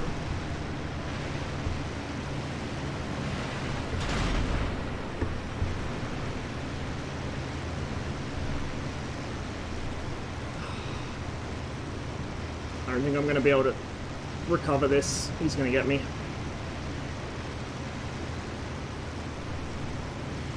Yeah, the aircraft's really unhappy. It doesn't want to fly.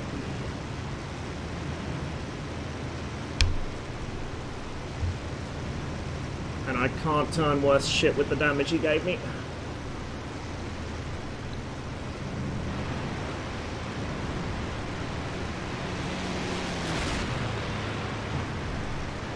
On the other hand, he isn't much of a better shot than I am, so that's something.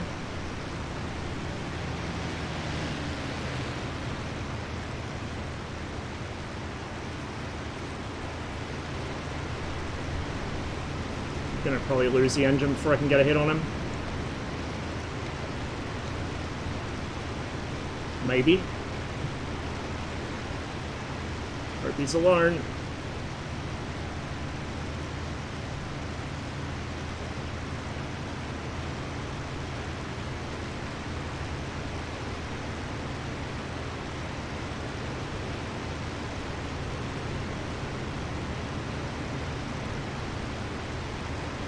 Yeah, he's just going to spiral climb above me. There's not a lot I can do.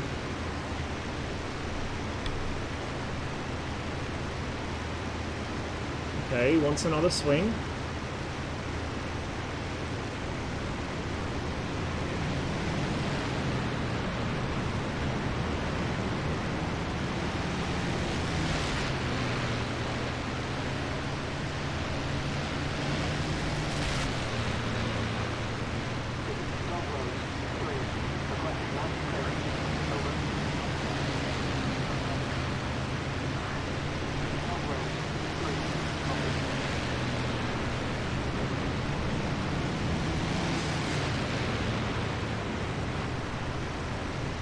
Wish he hadn't sprayed my wings.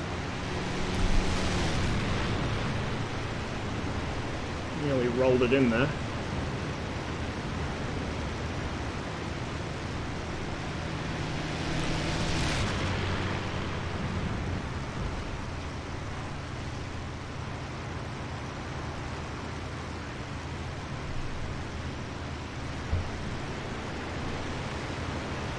I don't see where he went.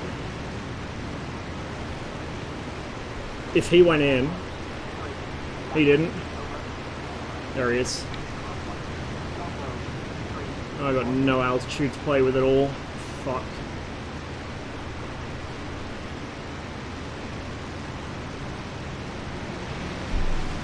God, he's a terrible shot.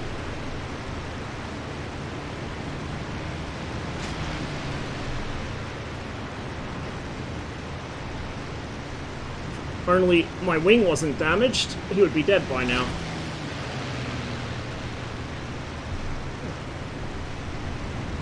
Starting to lose control effectiveness though.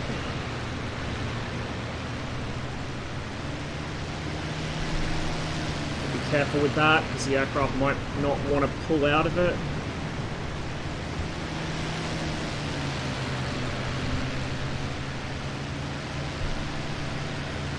Oh, come on, get slow, get slow. Yes. Get fucked. Get absolutely fucked, you little shit.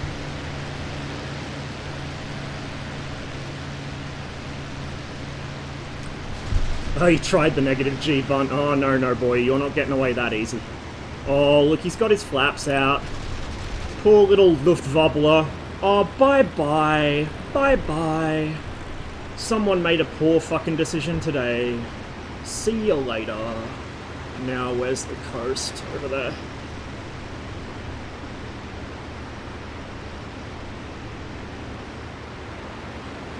Peace out, bitch.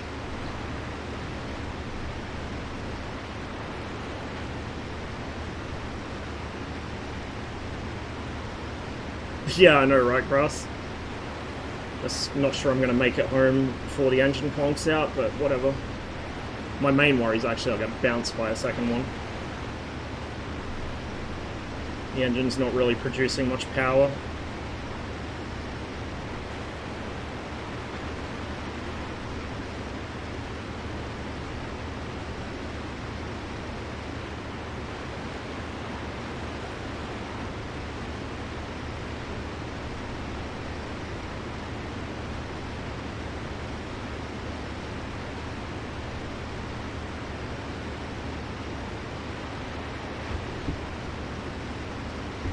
We're just going to boot the engine up to combat power.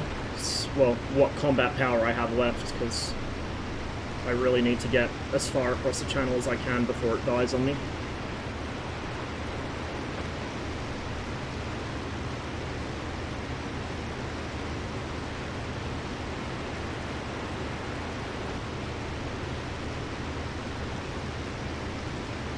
Oil pressure not looking so hot, oil temp either.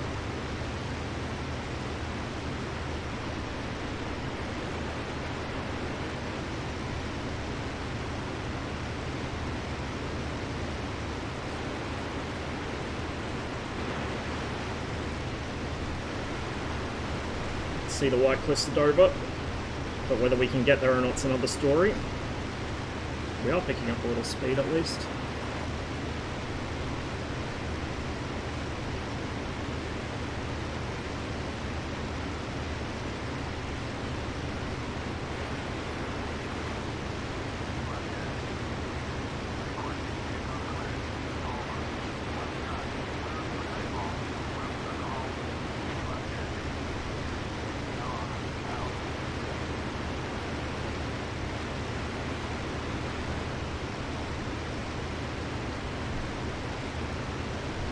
This other guy really fancies himself.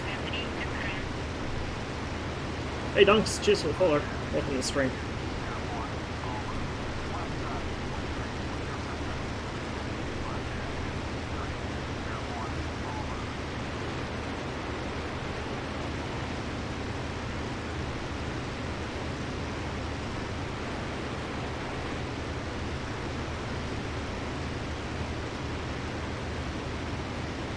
I got bounced. Guess who lost?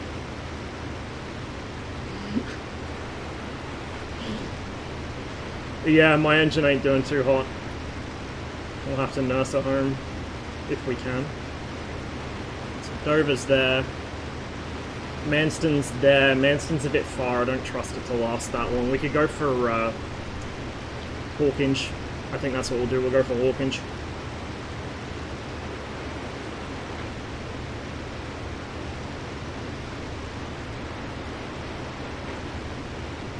Keep them out behind me because that must be pretty easy to see trailing oil. Oh yeah, we encountered like the fucking worst shot in the Luftwaffe. He sprayed me with the first pass, which fucked my engine and my wings up, and then he barely hit me again for the rest of the fight. Meanwhile, he managed to throw away all his energy trying to get the coup de grace in, and I just pulled him behind him and fucking shot him. Like, He had everything going for him. At one point, he was spiral climbing above me, watching me struggle to stay airborne, and then for some stupid reason, he decided to dive back in and recommit, and that ended with him dying. German Wolf? I didn't see the name. I don't know. Either way, he got a toasty reception when he dived back down on me. We set him on fire. It was very funny. Just bought Quistadora Blitz, first of these games. Oh, it's a good game. I need to play it more often, it's just a pain in the ass to set up for the stream. Had a rough release, but it's really come good since then.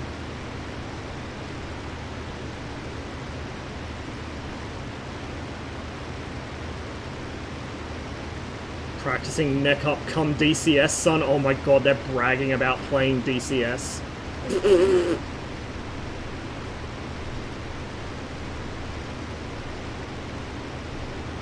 This chat's amazing. I'm glad that I've left the HUD turned on so I can witness this stupidity.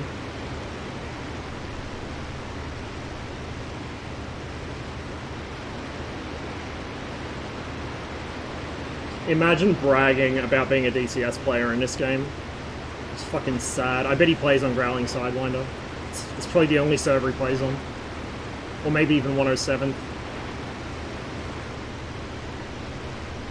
Some parts of the Brazilian Luftwaffe LARPers that don't look above the gun sight when leading. Wouldn't be surprised.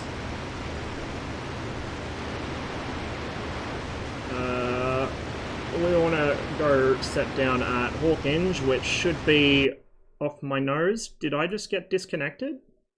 Hello? Oh man! Come on! What the fuck?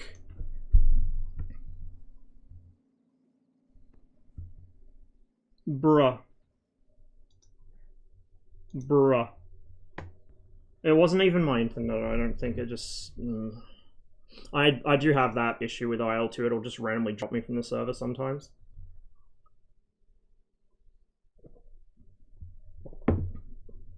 Oh well. We bagged 3 that flight. That was a pretty good run.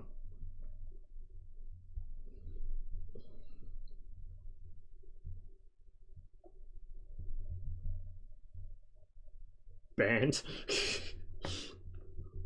Too skilled. The server might have restarted because I can't even reconnect to it now. Yeah, the server dropped, look. Oh well. Wings of Liberty is 10 of 84. Eastern Front, yeah, that's not bad. Finish just restarted. We'll give it a minute.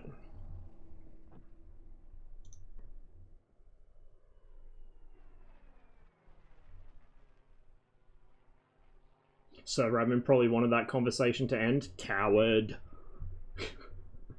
Go harass my squad mates and see what they're doing on DCS. Catch you later, Hart.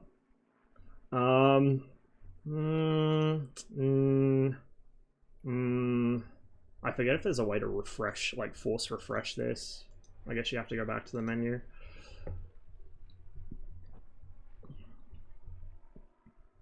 Yeah, the server restarted.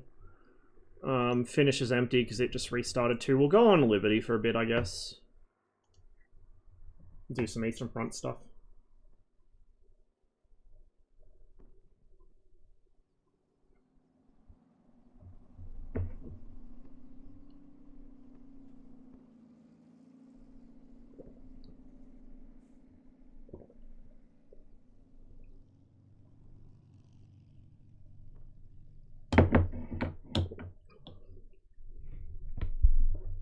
MiG-3 time, maybe. After the stream, I'll probably fly that campaign a little more. So I'm not going to stream that campaign. I might record some videos for my YouTube channel from it, though. But I think next campaign I do after that, we will stream it. We'll do a Kuban campaign and stream that.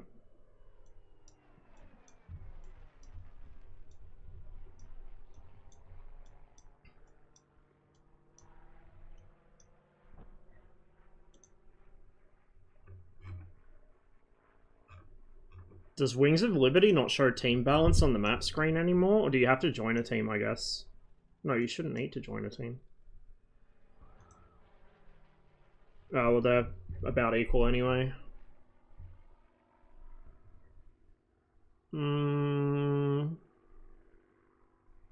Yeah, we can do some MiG-3.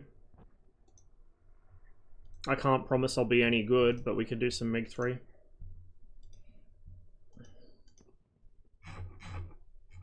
Oh, Wings doesn't let me use custom liveries. Lame. Fucking lame. That's enough to make me not want to play on the server almost. Let's just use this one, I guess. If it doesn't let me use my custom cockpit photo, I'm gonna fucking riot.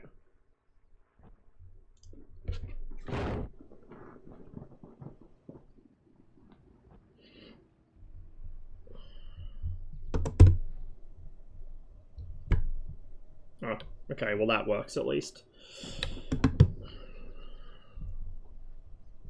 Okay, mixture 2. Anywhere in this range is auto lean, but we'll put it about there-ish.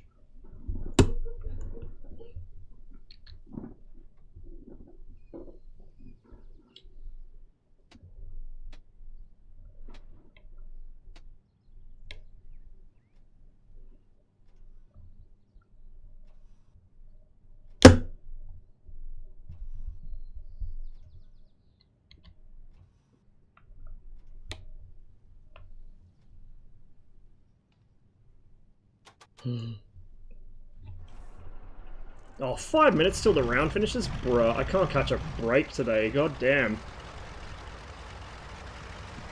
There's not much point me taking off if the round's gonna cycle in 5 minutes. We'll just wait on the ground.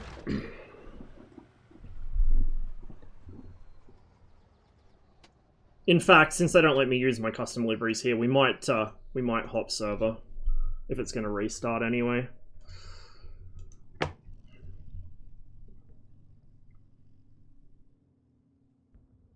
Combat box is starting to fill back up. Finish has got 2 people. I might hop on Finish. We'll try and populate Finish, because I always enjoy flying on there. I just hope it's not late warplane set, because that's kind of boring. Everyone just flies the Tempest and the fucking Dora and the 109K. It's a bit lame.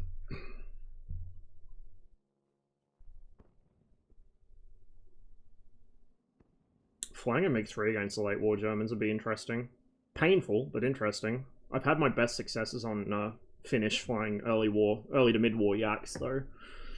Even against late war shit. Like, I found that Dora players are really stupid and they love turning with Yak 9s for some reason.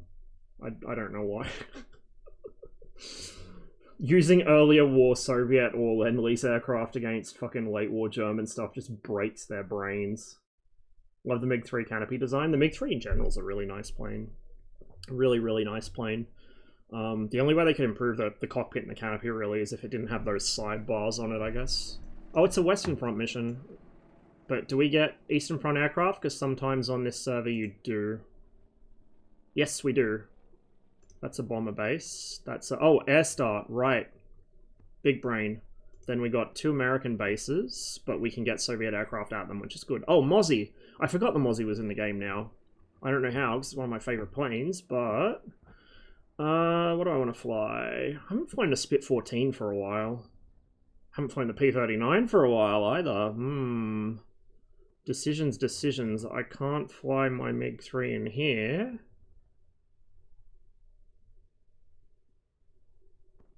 It's only 2 of us in the server though. Fuck it. I'm very indecisive tonight. We'll go back to combat box. If I'm going to be flying RAF stuff and US stuff, I may as well fly it on a server that's got people in it at the moment. We might hop back to Finish. Well, probably not today because I don't know how much longer I'm going to be streaming today. But maybe next time we'll go and Finish. Hopefully when it's more populated.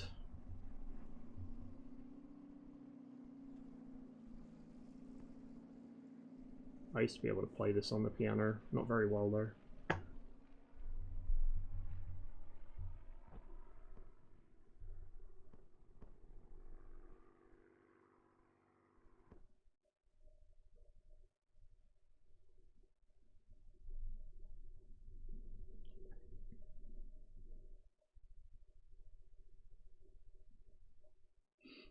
It's really good. Well, although you do have the long nose to worry about for deflection shooting or landing, which is kind of a pain in the ass sometimes. But yeah, like overall the cockpit's really well designed. Special. Headcorn, Manston. Just fly from Manston. Spitfires and Hurricanes. What do we got there? Headcorn. Spitfires and Hurricanes. What do we got down here? P-39. Oh, tempting. Tempting. The Hurricane would be funny with the cannons, I guess. Yeah, actually, that would be funny, which is why I should do it. Oh, I can't do the fucking funny meme cannons. God damn it.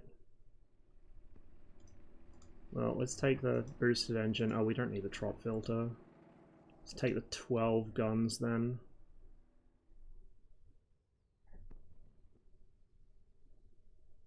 More ammo? Sure, why not?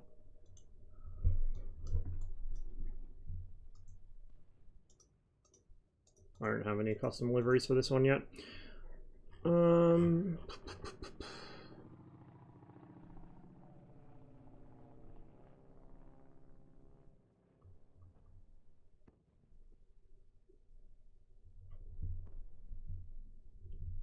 Take a night fighter livery.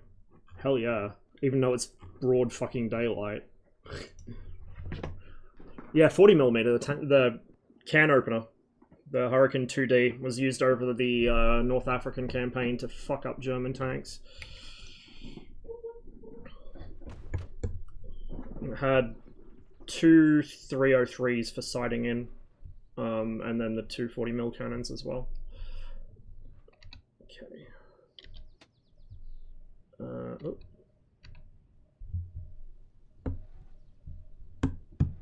Let's get that, like, I don't know.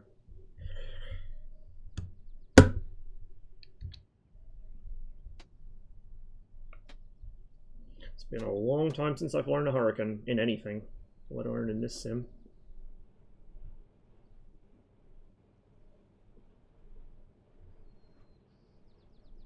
Should have given it the Ash 82. If they'd given it the fucking AM 38 instead of 35, that would have been... would have been even more interesting for takeoff and landing. Oh god. Actually, imagine a fucking MiG-3 airframe with a fucking VK-107 or VK-108. That would be fucking amazing. Instacoom.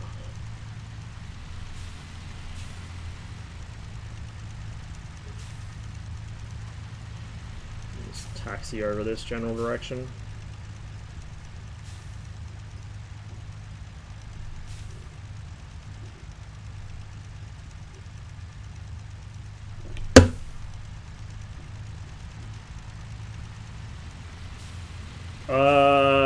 No, it's because they, couldn't get it to work reliably. Serious overheating problems for the AM38. And then the VK-107 and 108, the MiG-3 was already out of production, mostly out of service by the time those came along. And they had cooling issues when they put them in the AC as well.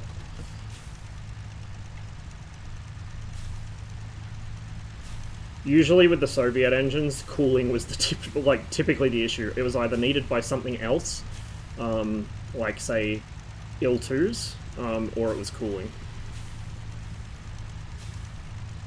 Hey Malt, good to see you.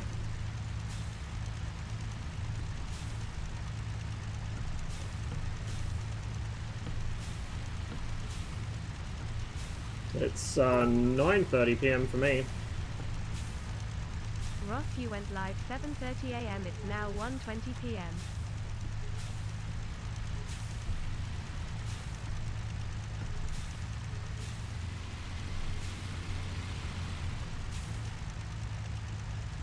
Server's emptied out a bit.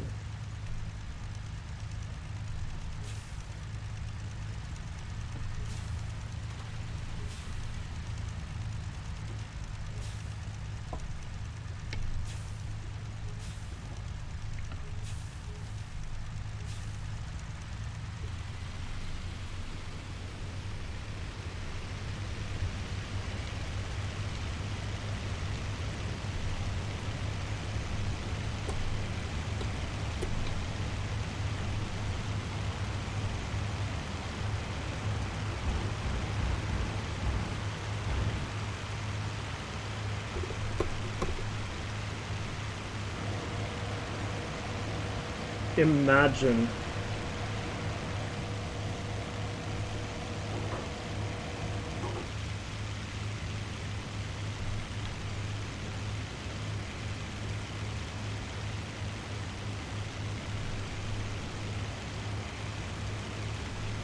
Oh, I got that really zoomed out. God damn. Okay, well what we might do is we will set that centered there and then lean all the way back as far as I can in my seat. Recenter that there. It's going to be off kilter though. And then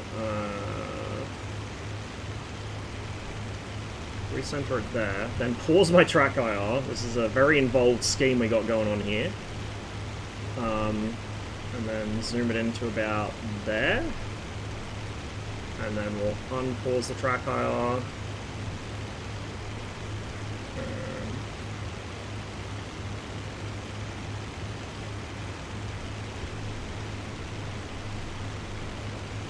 I wish I could move the head position with the keyboard, like the keypad, like I can in DCS. There may even be a way to do it, I just don't know how.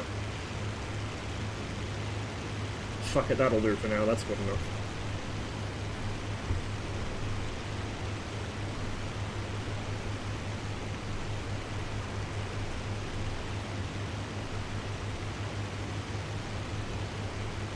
So we're still zoomed out a little, but not as much. Okay, that's the Thames estuary we're over.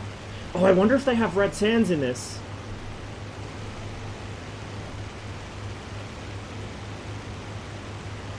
I bet you they don't. I've never seen the red sands forts modelled in any sim. Not even Misfits has them, and they still exist. Well, most of them do. They should be out there somewhere. Like in the estuary right about here. I don't think they're modelled. Pity. They're quite cool. So the Red Sands forts were basically like they're almost like oil rigs. They're big towers that just sit out in the Thames estuary, and they had flat guns on them.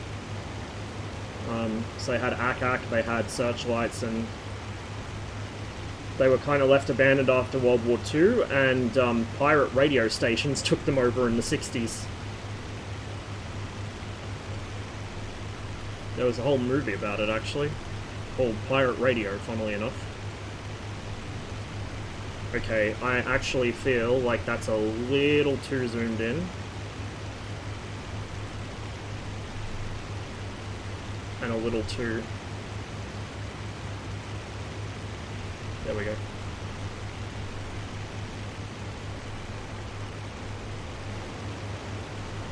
But yeah, they should be in the estuary somewhere behind me, and they're not there. Or at least I don't see them. It's a shame.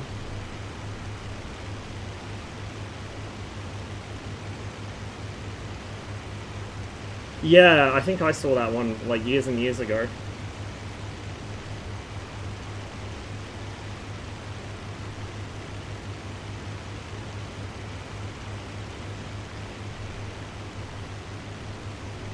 That's Manston there, where we took off from.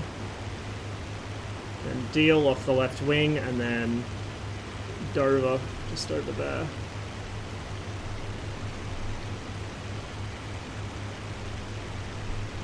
It looks like Dover Chain Home Station's not operational in this mission, which is a bit of a bummer, but oh well.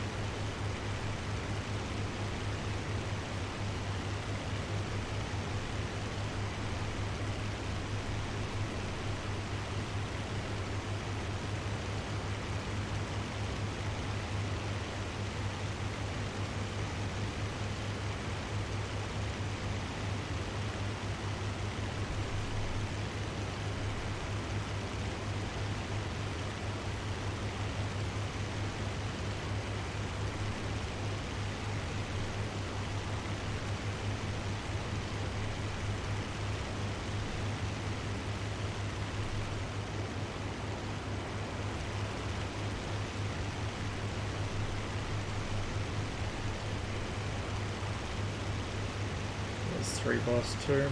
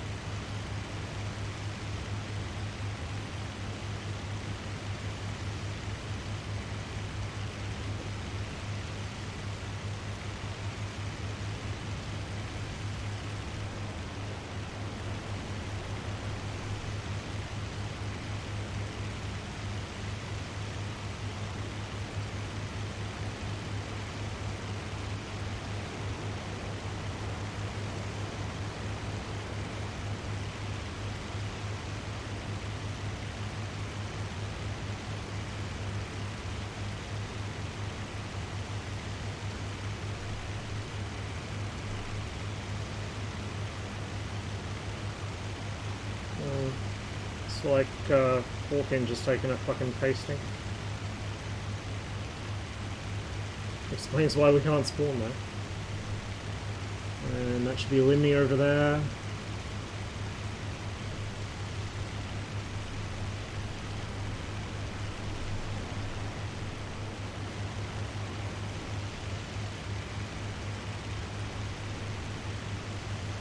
Yeah, 2B.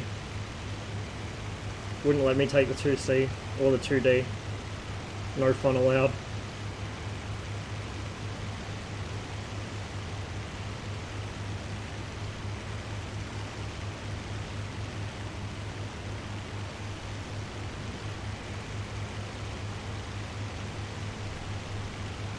Oh man, they really did get fucked up down there.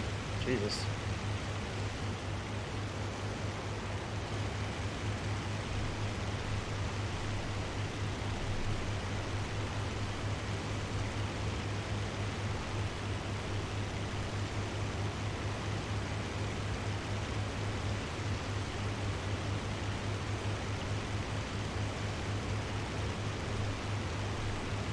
This mission's set in 42, so we should have it by now. Unless they're rationalizing it, that they send all of them to the desert. Which, I mean, they sent a lot of them there, to be honest.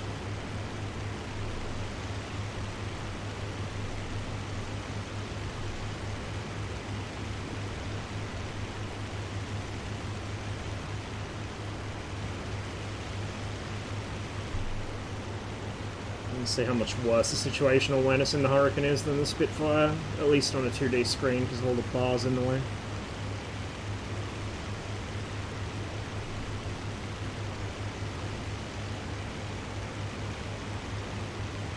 I mean, I've got a night fighter livery on, so give me my cannons. I'm a very confused night fighter. I took a bump on the head.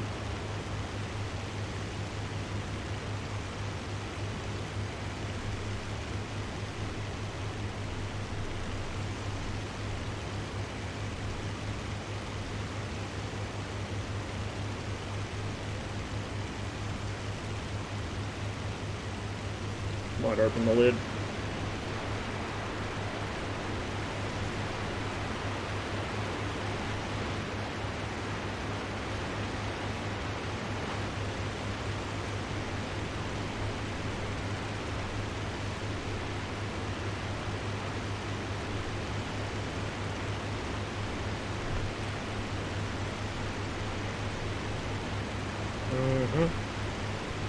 Okay.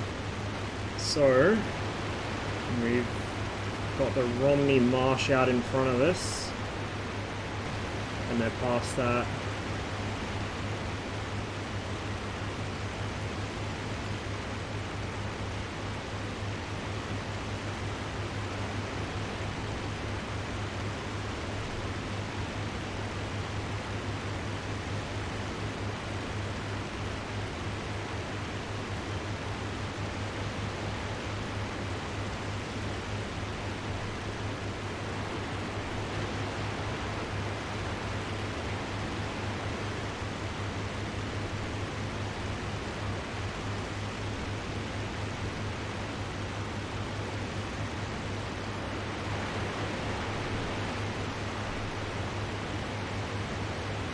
Pink smoke down there.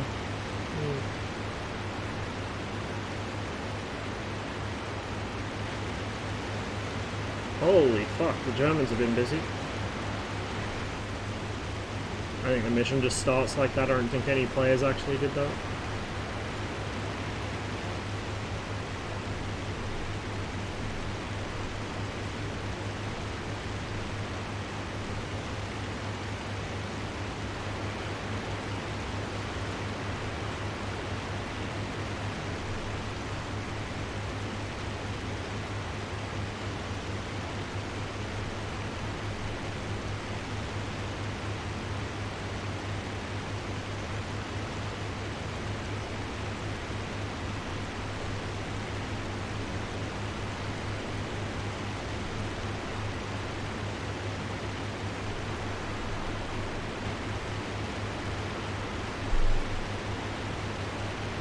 So the convoy should be down there.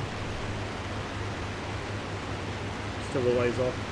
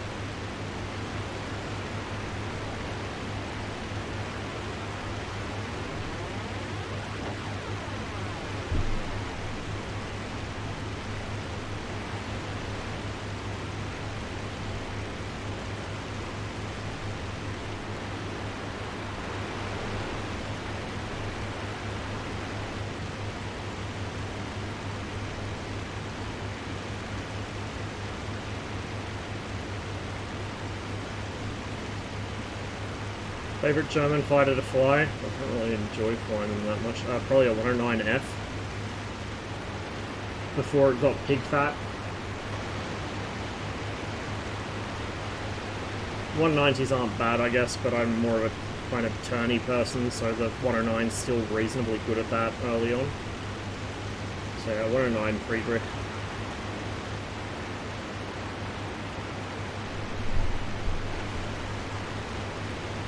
But that's not to say I'm any good at it, so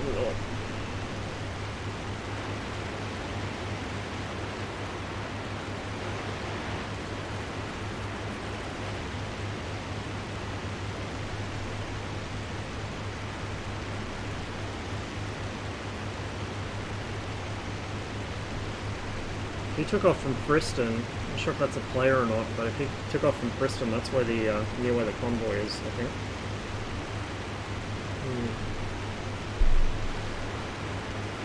Probably off Eastbourne.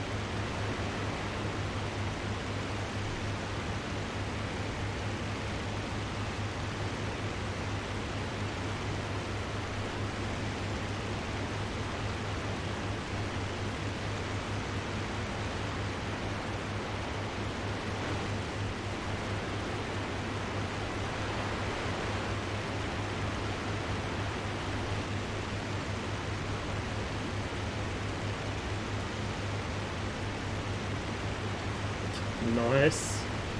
Very nice.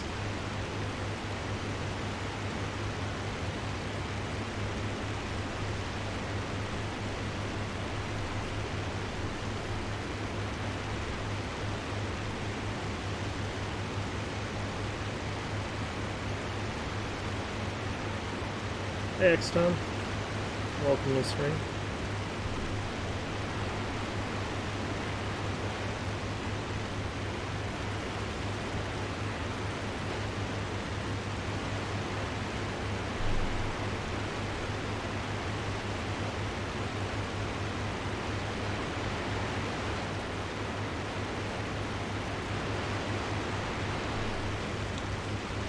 Turn out over the water a bit because that convoy's quite a ways out.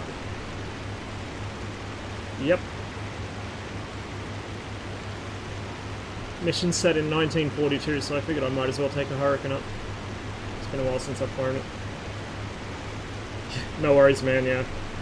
I figured that you could probably use a hand there. I was having so much trouble getting turn on him. I fired one missile and it just missed completely. I think he might have outrun it. Or out-G'd it. Second one got him though. I was getting bullied so hard by fixed wing today though, so I just said fuck it and went over to IL-2. Oh well. Can't win them all.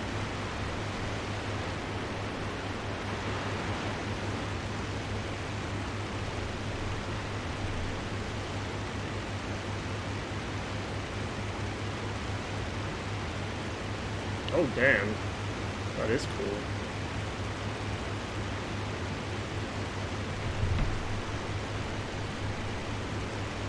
To open links like that on my phone, because if I open them on my PC, it'll open my browser and like fucking 500 tabs will all pop up at once, and most of them are videos. It'll kill my PC.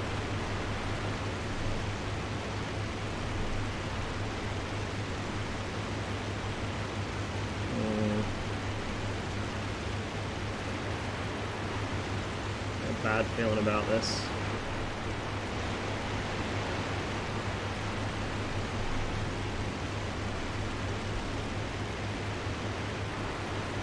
Oh, and one of our team is team killing. Excellent. Big brain moment.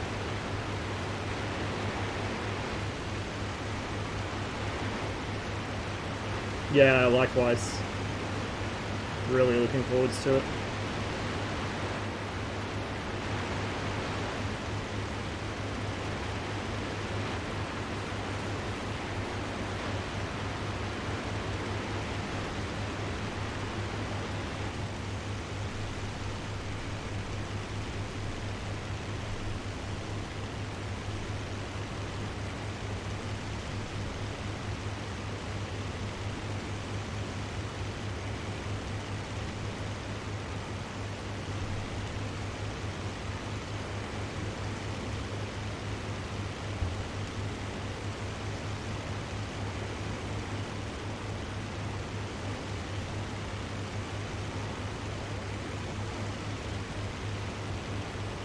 Need to figure out where exactly these ships are.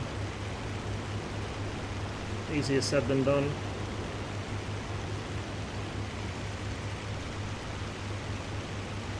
Obviously, as a beginner, I have big problems identifying planes. It can happen when I accidentally fire into a friendly. Yeah, it happens. I've done it once or twice, but it's frustrating to see it sometimes. At least in this case, you're doing it with guns, not missiles. So, you know, there's a chance you'll tickle them once or twice with machine gun rounds and then realize. Whereas in DCS, it's like you just hit them with a missile and they're done.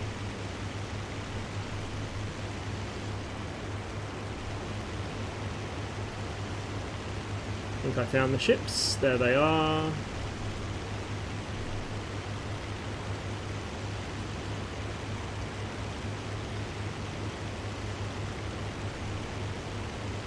There's German destroyers about too, but I think these are our, well, the American ships, so we'll hang around them.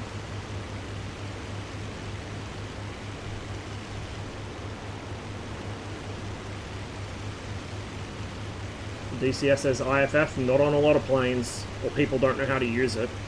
I've been team killed so many times by planes with really good IFF just because people don't know how to use it or they don't care. And it's in the Cold War planes in particular, there's a lot of them don't even have it, so you get a lot of team killing happening.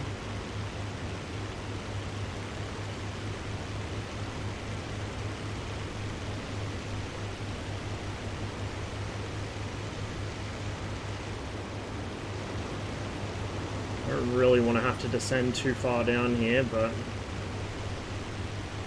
can't really see much from up here. I just know that as soon as I do drop down below the clouds, the Germans are going to start bouncing me from above.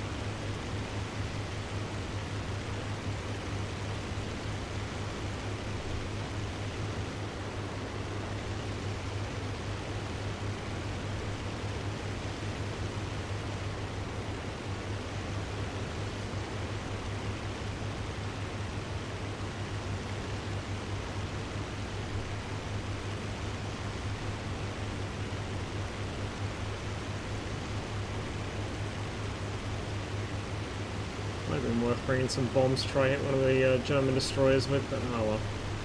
We've got A-20s that can handle that.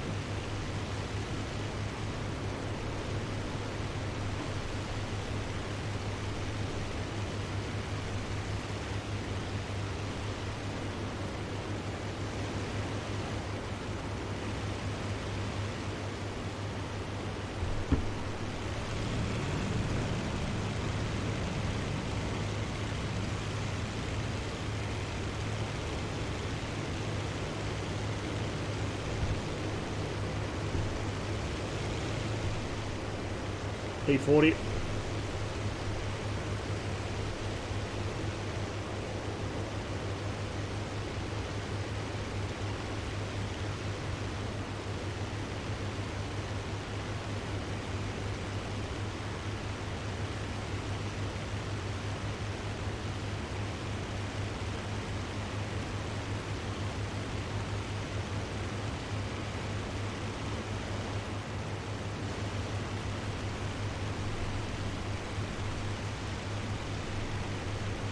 No, I didn't see him until quite late as well. It's a good thing it was a P-40 and not a 109, or I probably would have been shot down. I just stopped looking behind me in the Hurricane. I keep forgetting I'm not in a Spitfire. I can't really see behind me unless I use the mirror.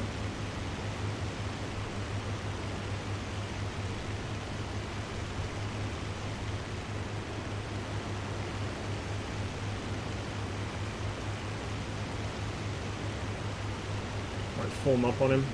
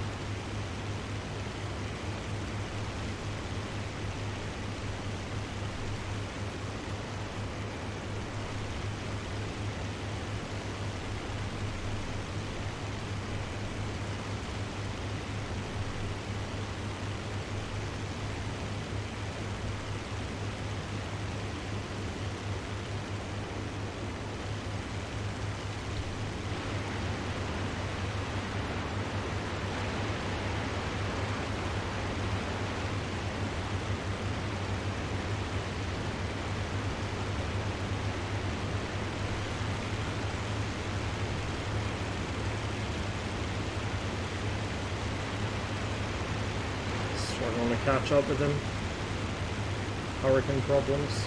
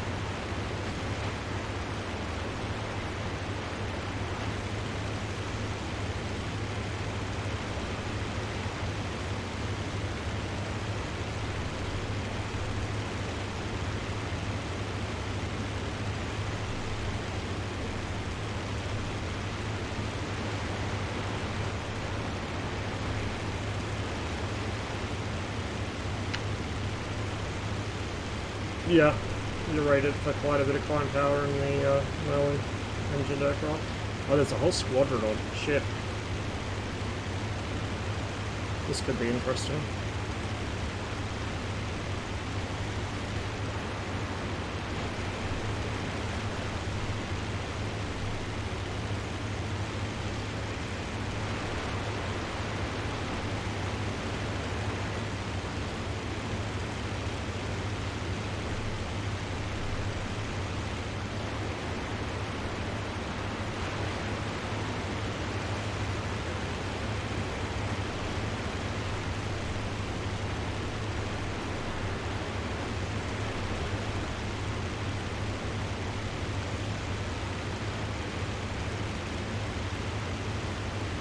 Same guy's still firing on friendlies a lot, so...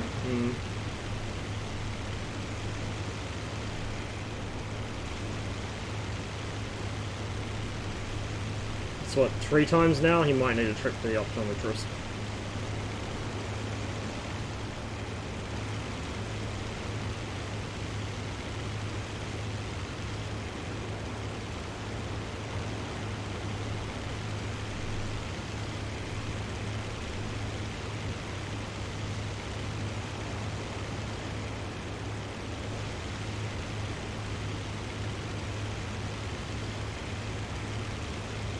Does he see something? Or is he just turning to patrol the other way again? Can't quite tell.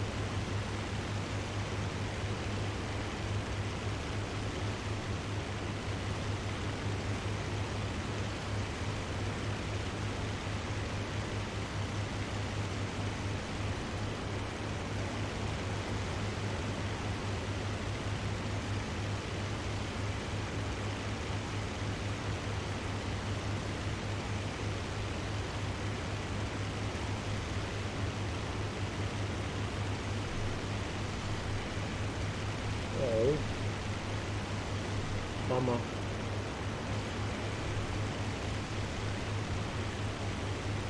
Dover docks, right down there.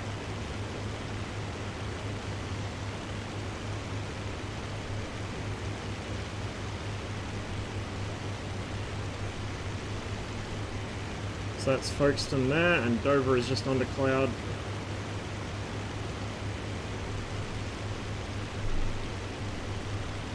It's operational.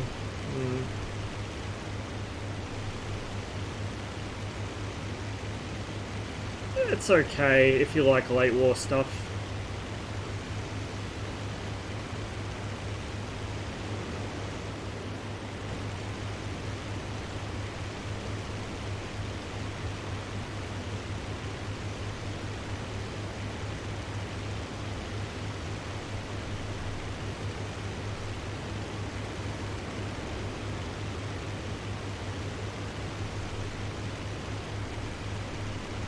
Yeah, the Spitfire's quite good.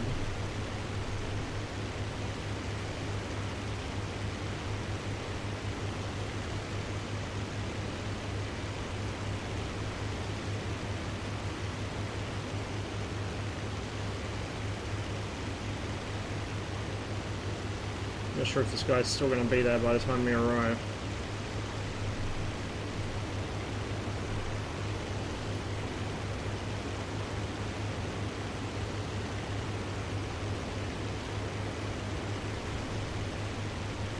The Mark 14's a monster as well. The 14's like an absolute fucking beast of a thing. Is that my P40, buddy? Yeah, it is.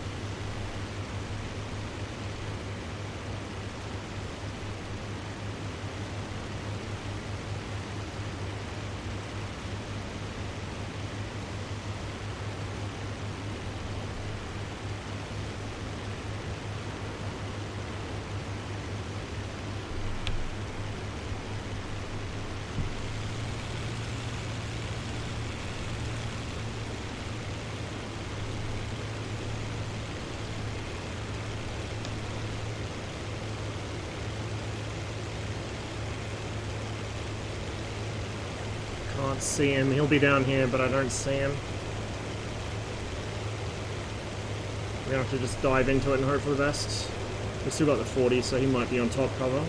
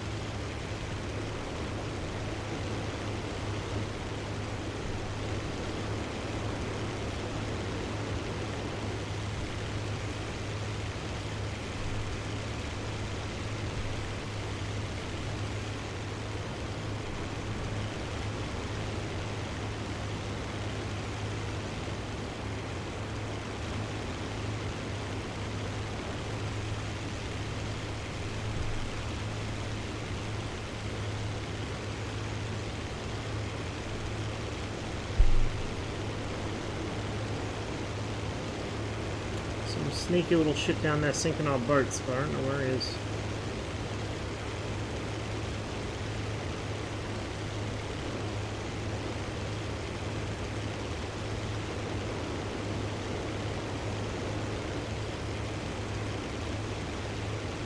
Where's the train home station?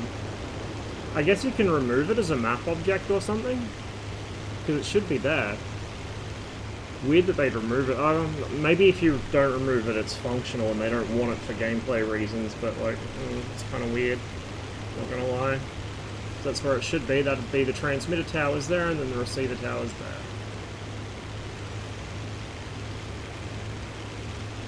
I guess this mission's designed to be kind of symmetrical in terms of balance, so why not just put a Freya on the other side of the channel?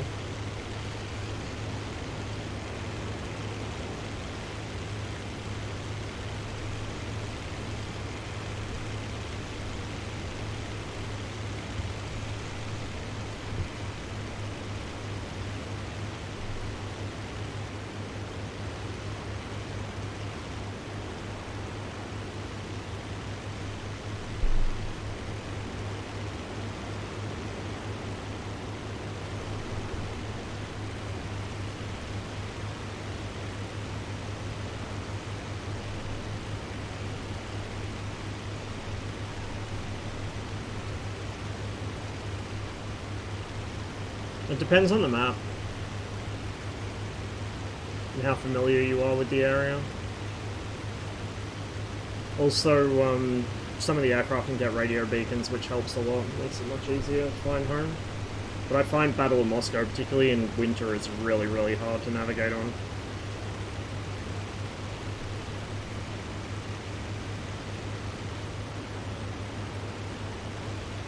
This guy might already be gone, I think.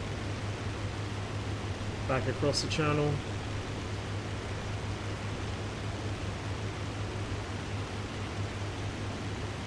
It's frustrating.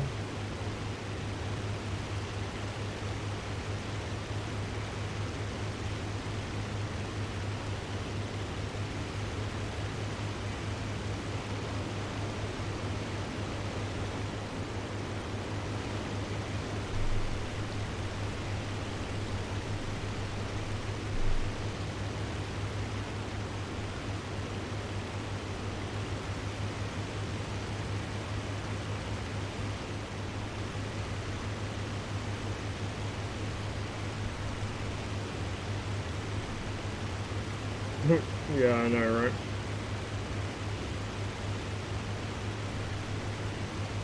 Oh wow, yeah, we're badly outnumbered.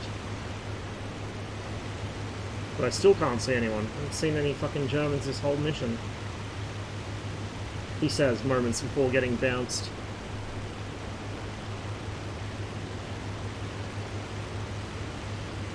No, this is Battle of Normandy. This just released, like, what was it, a couple weeks ago?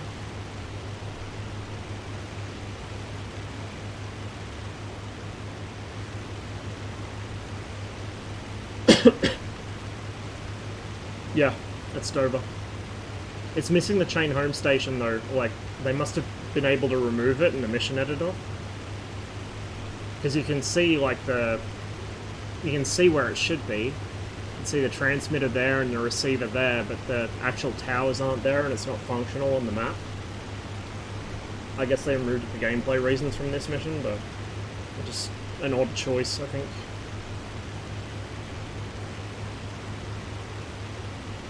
Yeah, Bodenplatte is the Scheldt and, well, mostly the Scheldt.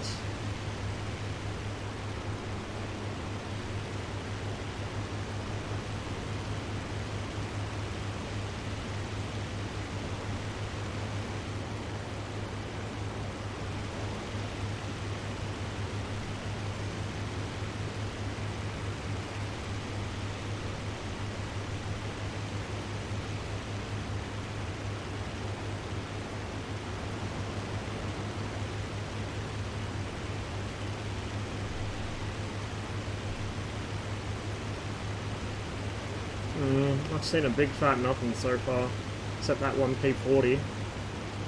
I might land in a little while and call it for the stream, I think. Kinda want to get another sortie or two in for my MiG-3 campaign. Yeah, it should be called Battle of Normandy. It literally just came out.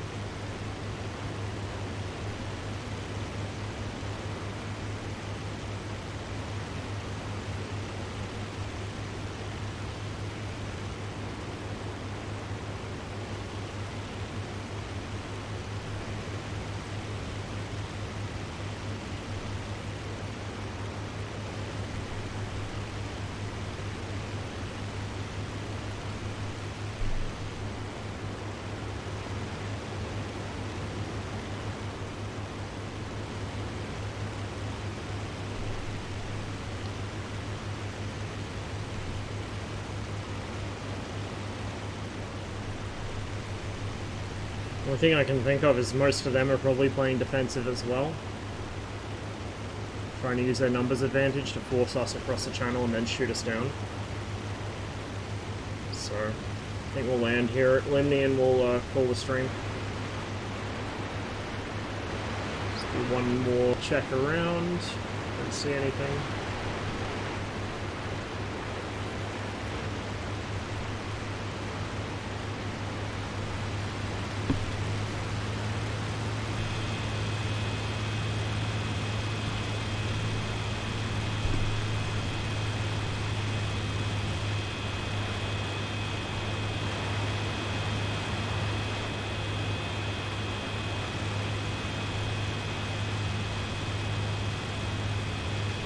It might not be on the Steam store yet, you might have to get it through their website. I'm not sure if it's like DCS where you can only get one or the other though.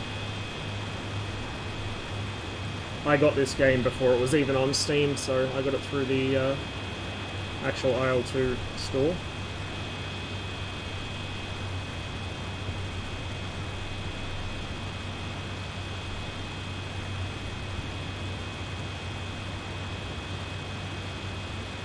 Blackguard speeds. It does not say. Excellent. Love it. It's probably over there somewhere. Whatever. We should be slow enough now.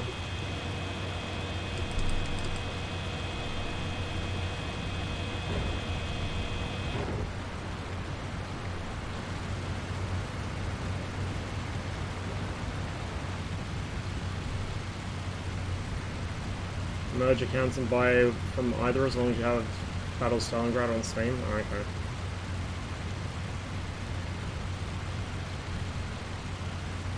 See, I got Battle of Stalingrad on their store, so I don't have it on Steam. I just run it through Steam as an external application. I'm still way fast. Oh, because you got to hold the flaps in the Hurricane. I forgot about that. I completely forgot about that.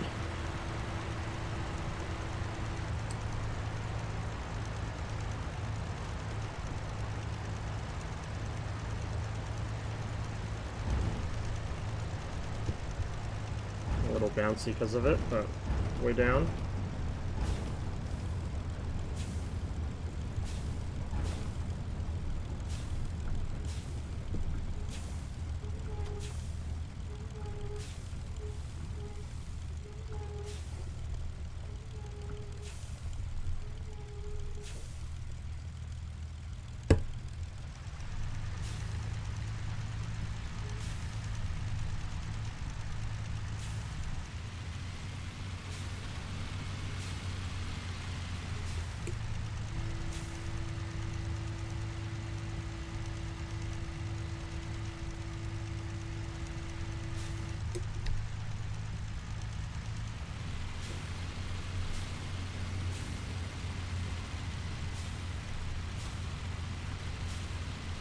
I know, right? Breaks my fucking heart.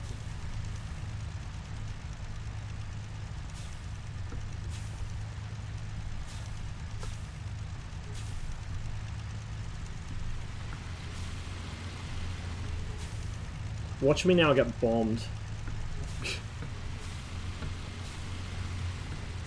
Gilson. You'll be glad to know, Gilson, that the place of your childhood trauma is not modelled in IL-2's rendition of southeastern England.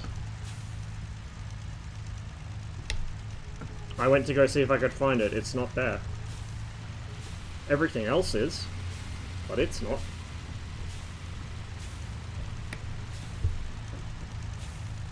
Oh, they're over Calais? Fuck that. I'm not flying all the way to Calais. I'm done. We'll just park up here in the service area. I'm hungry and I'm kind of tired and worn out. Otherwise I would go over and help them out, but I think we'll call it there. So I will find someone to raid. Thank you all very much for hanging out with me this evening, guys. I know the stream times have been a little funky lately. It is what it is. Hopefully we should get back to some semblance of normal soon-ish, but... oh well.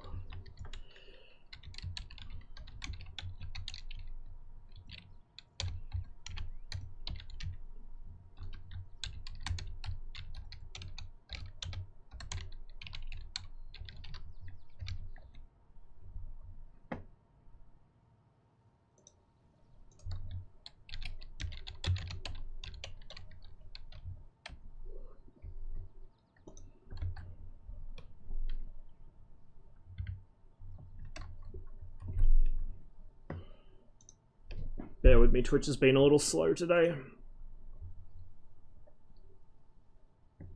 When does it come online on Steam? I'm not sure, to be honest. I don't know.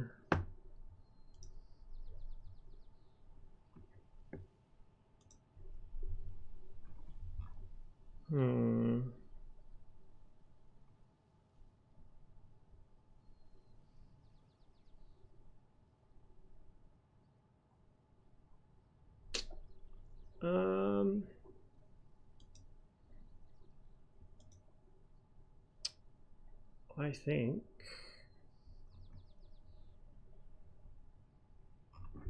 I know who I'll raid. Give me one moment here, chat. Oops, that's not what I wanted to click. That's what I wanted to click.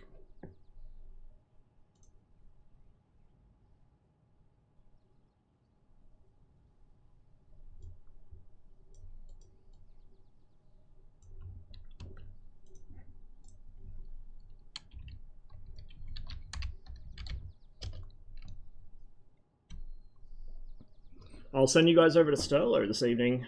Once again, everyone, thanks for hanging out with me today. I hope you all have a wonderful rest of your day. Stay safe. I will catch you guys, I don't know when, at some point, not too far in the future, and hopefully we'll be able to pick up the frequency of the streams a little. But yeah, until then, enjoy Sterlo. Catch you all later.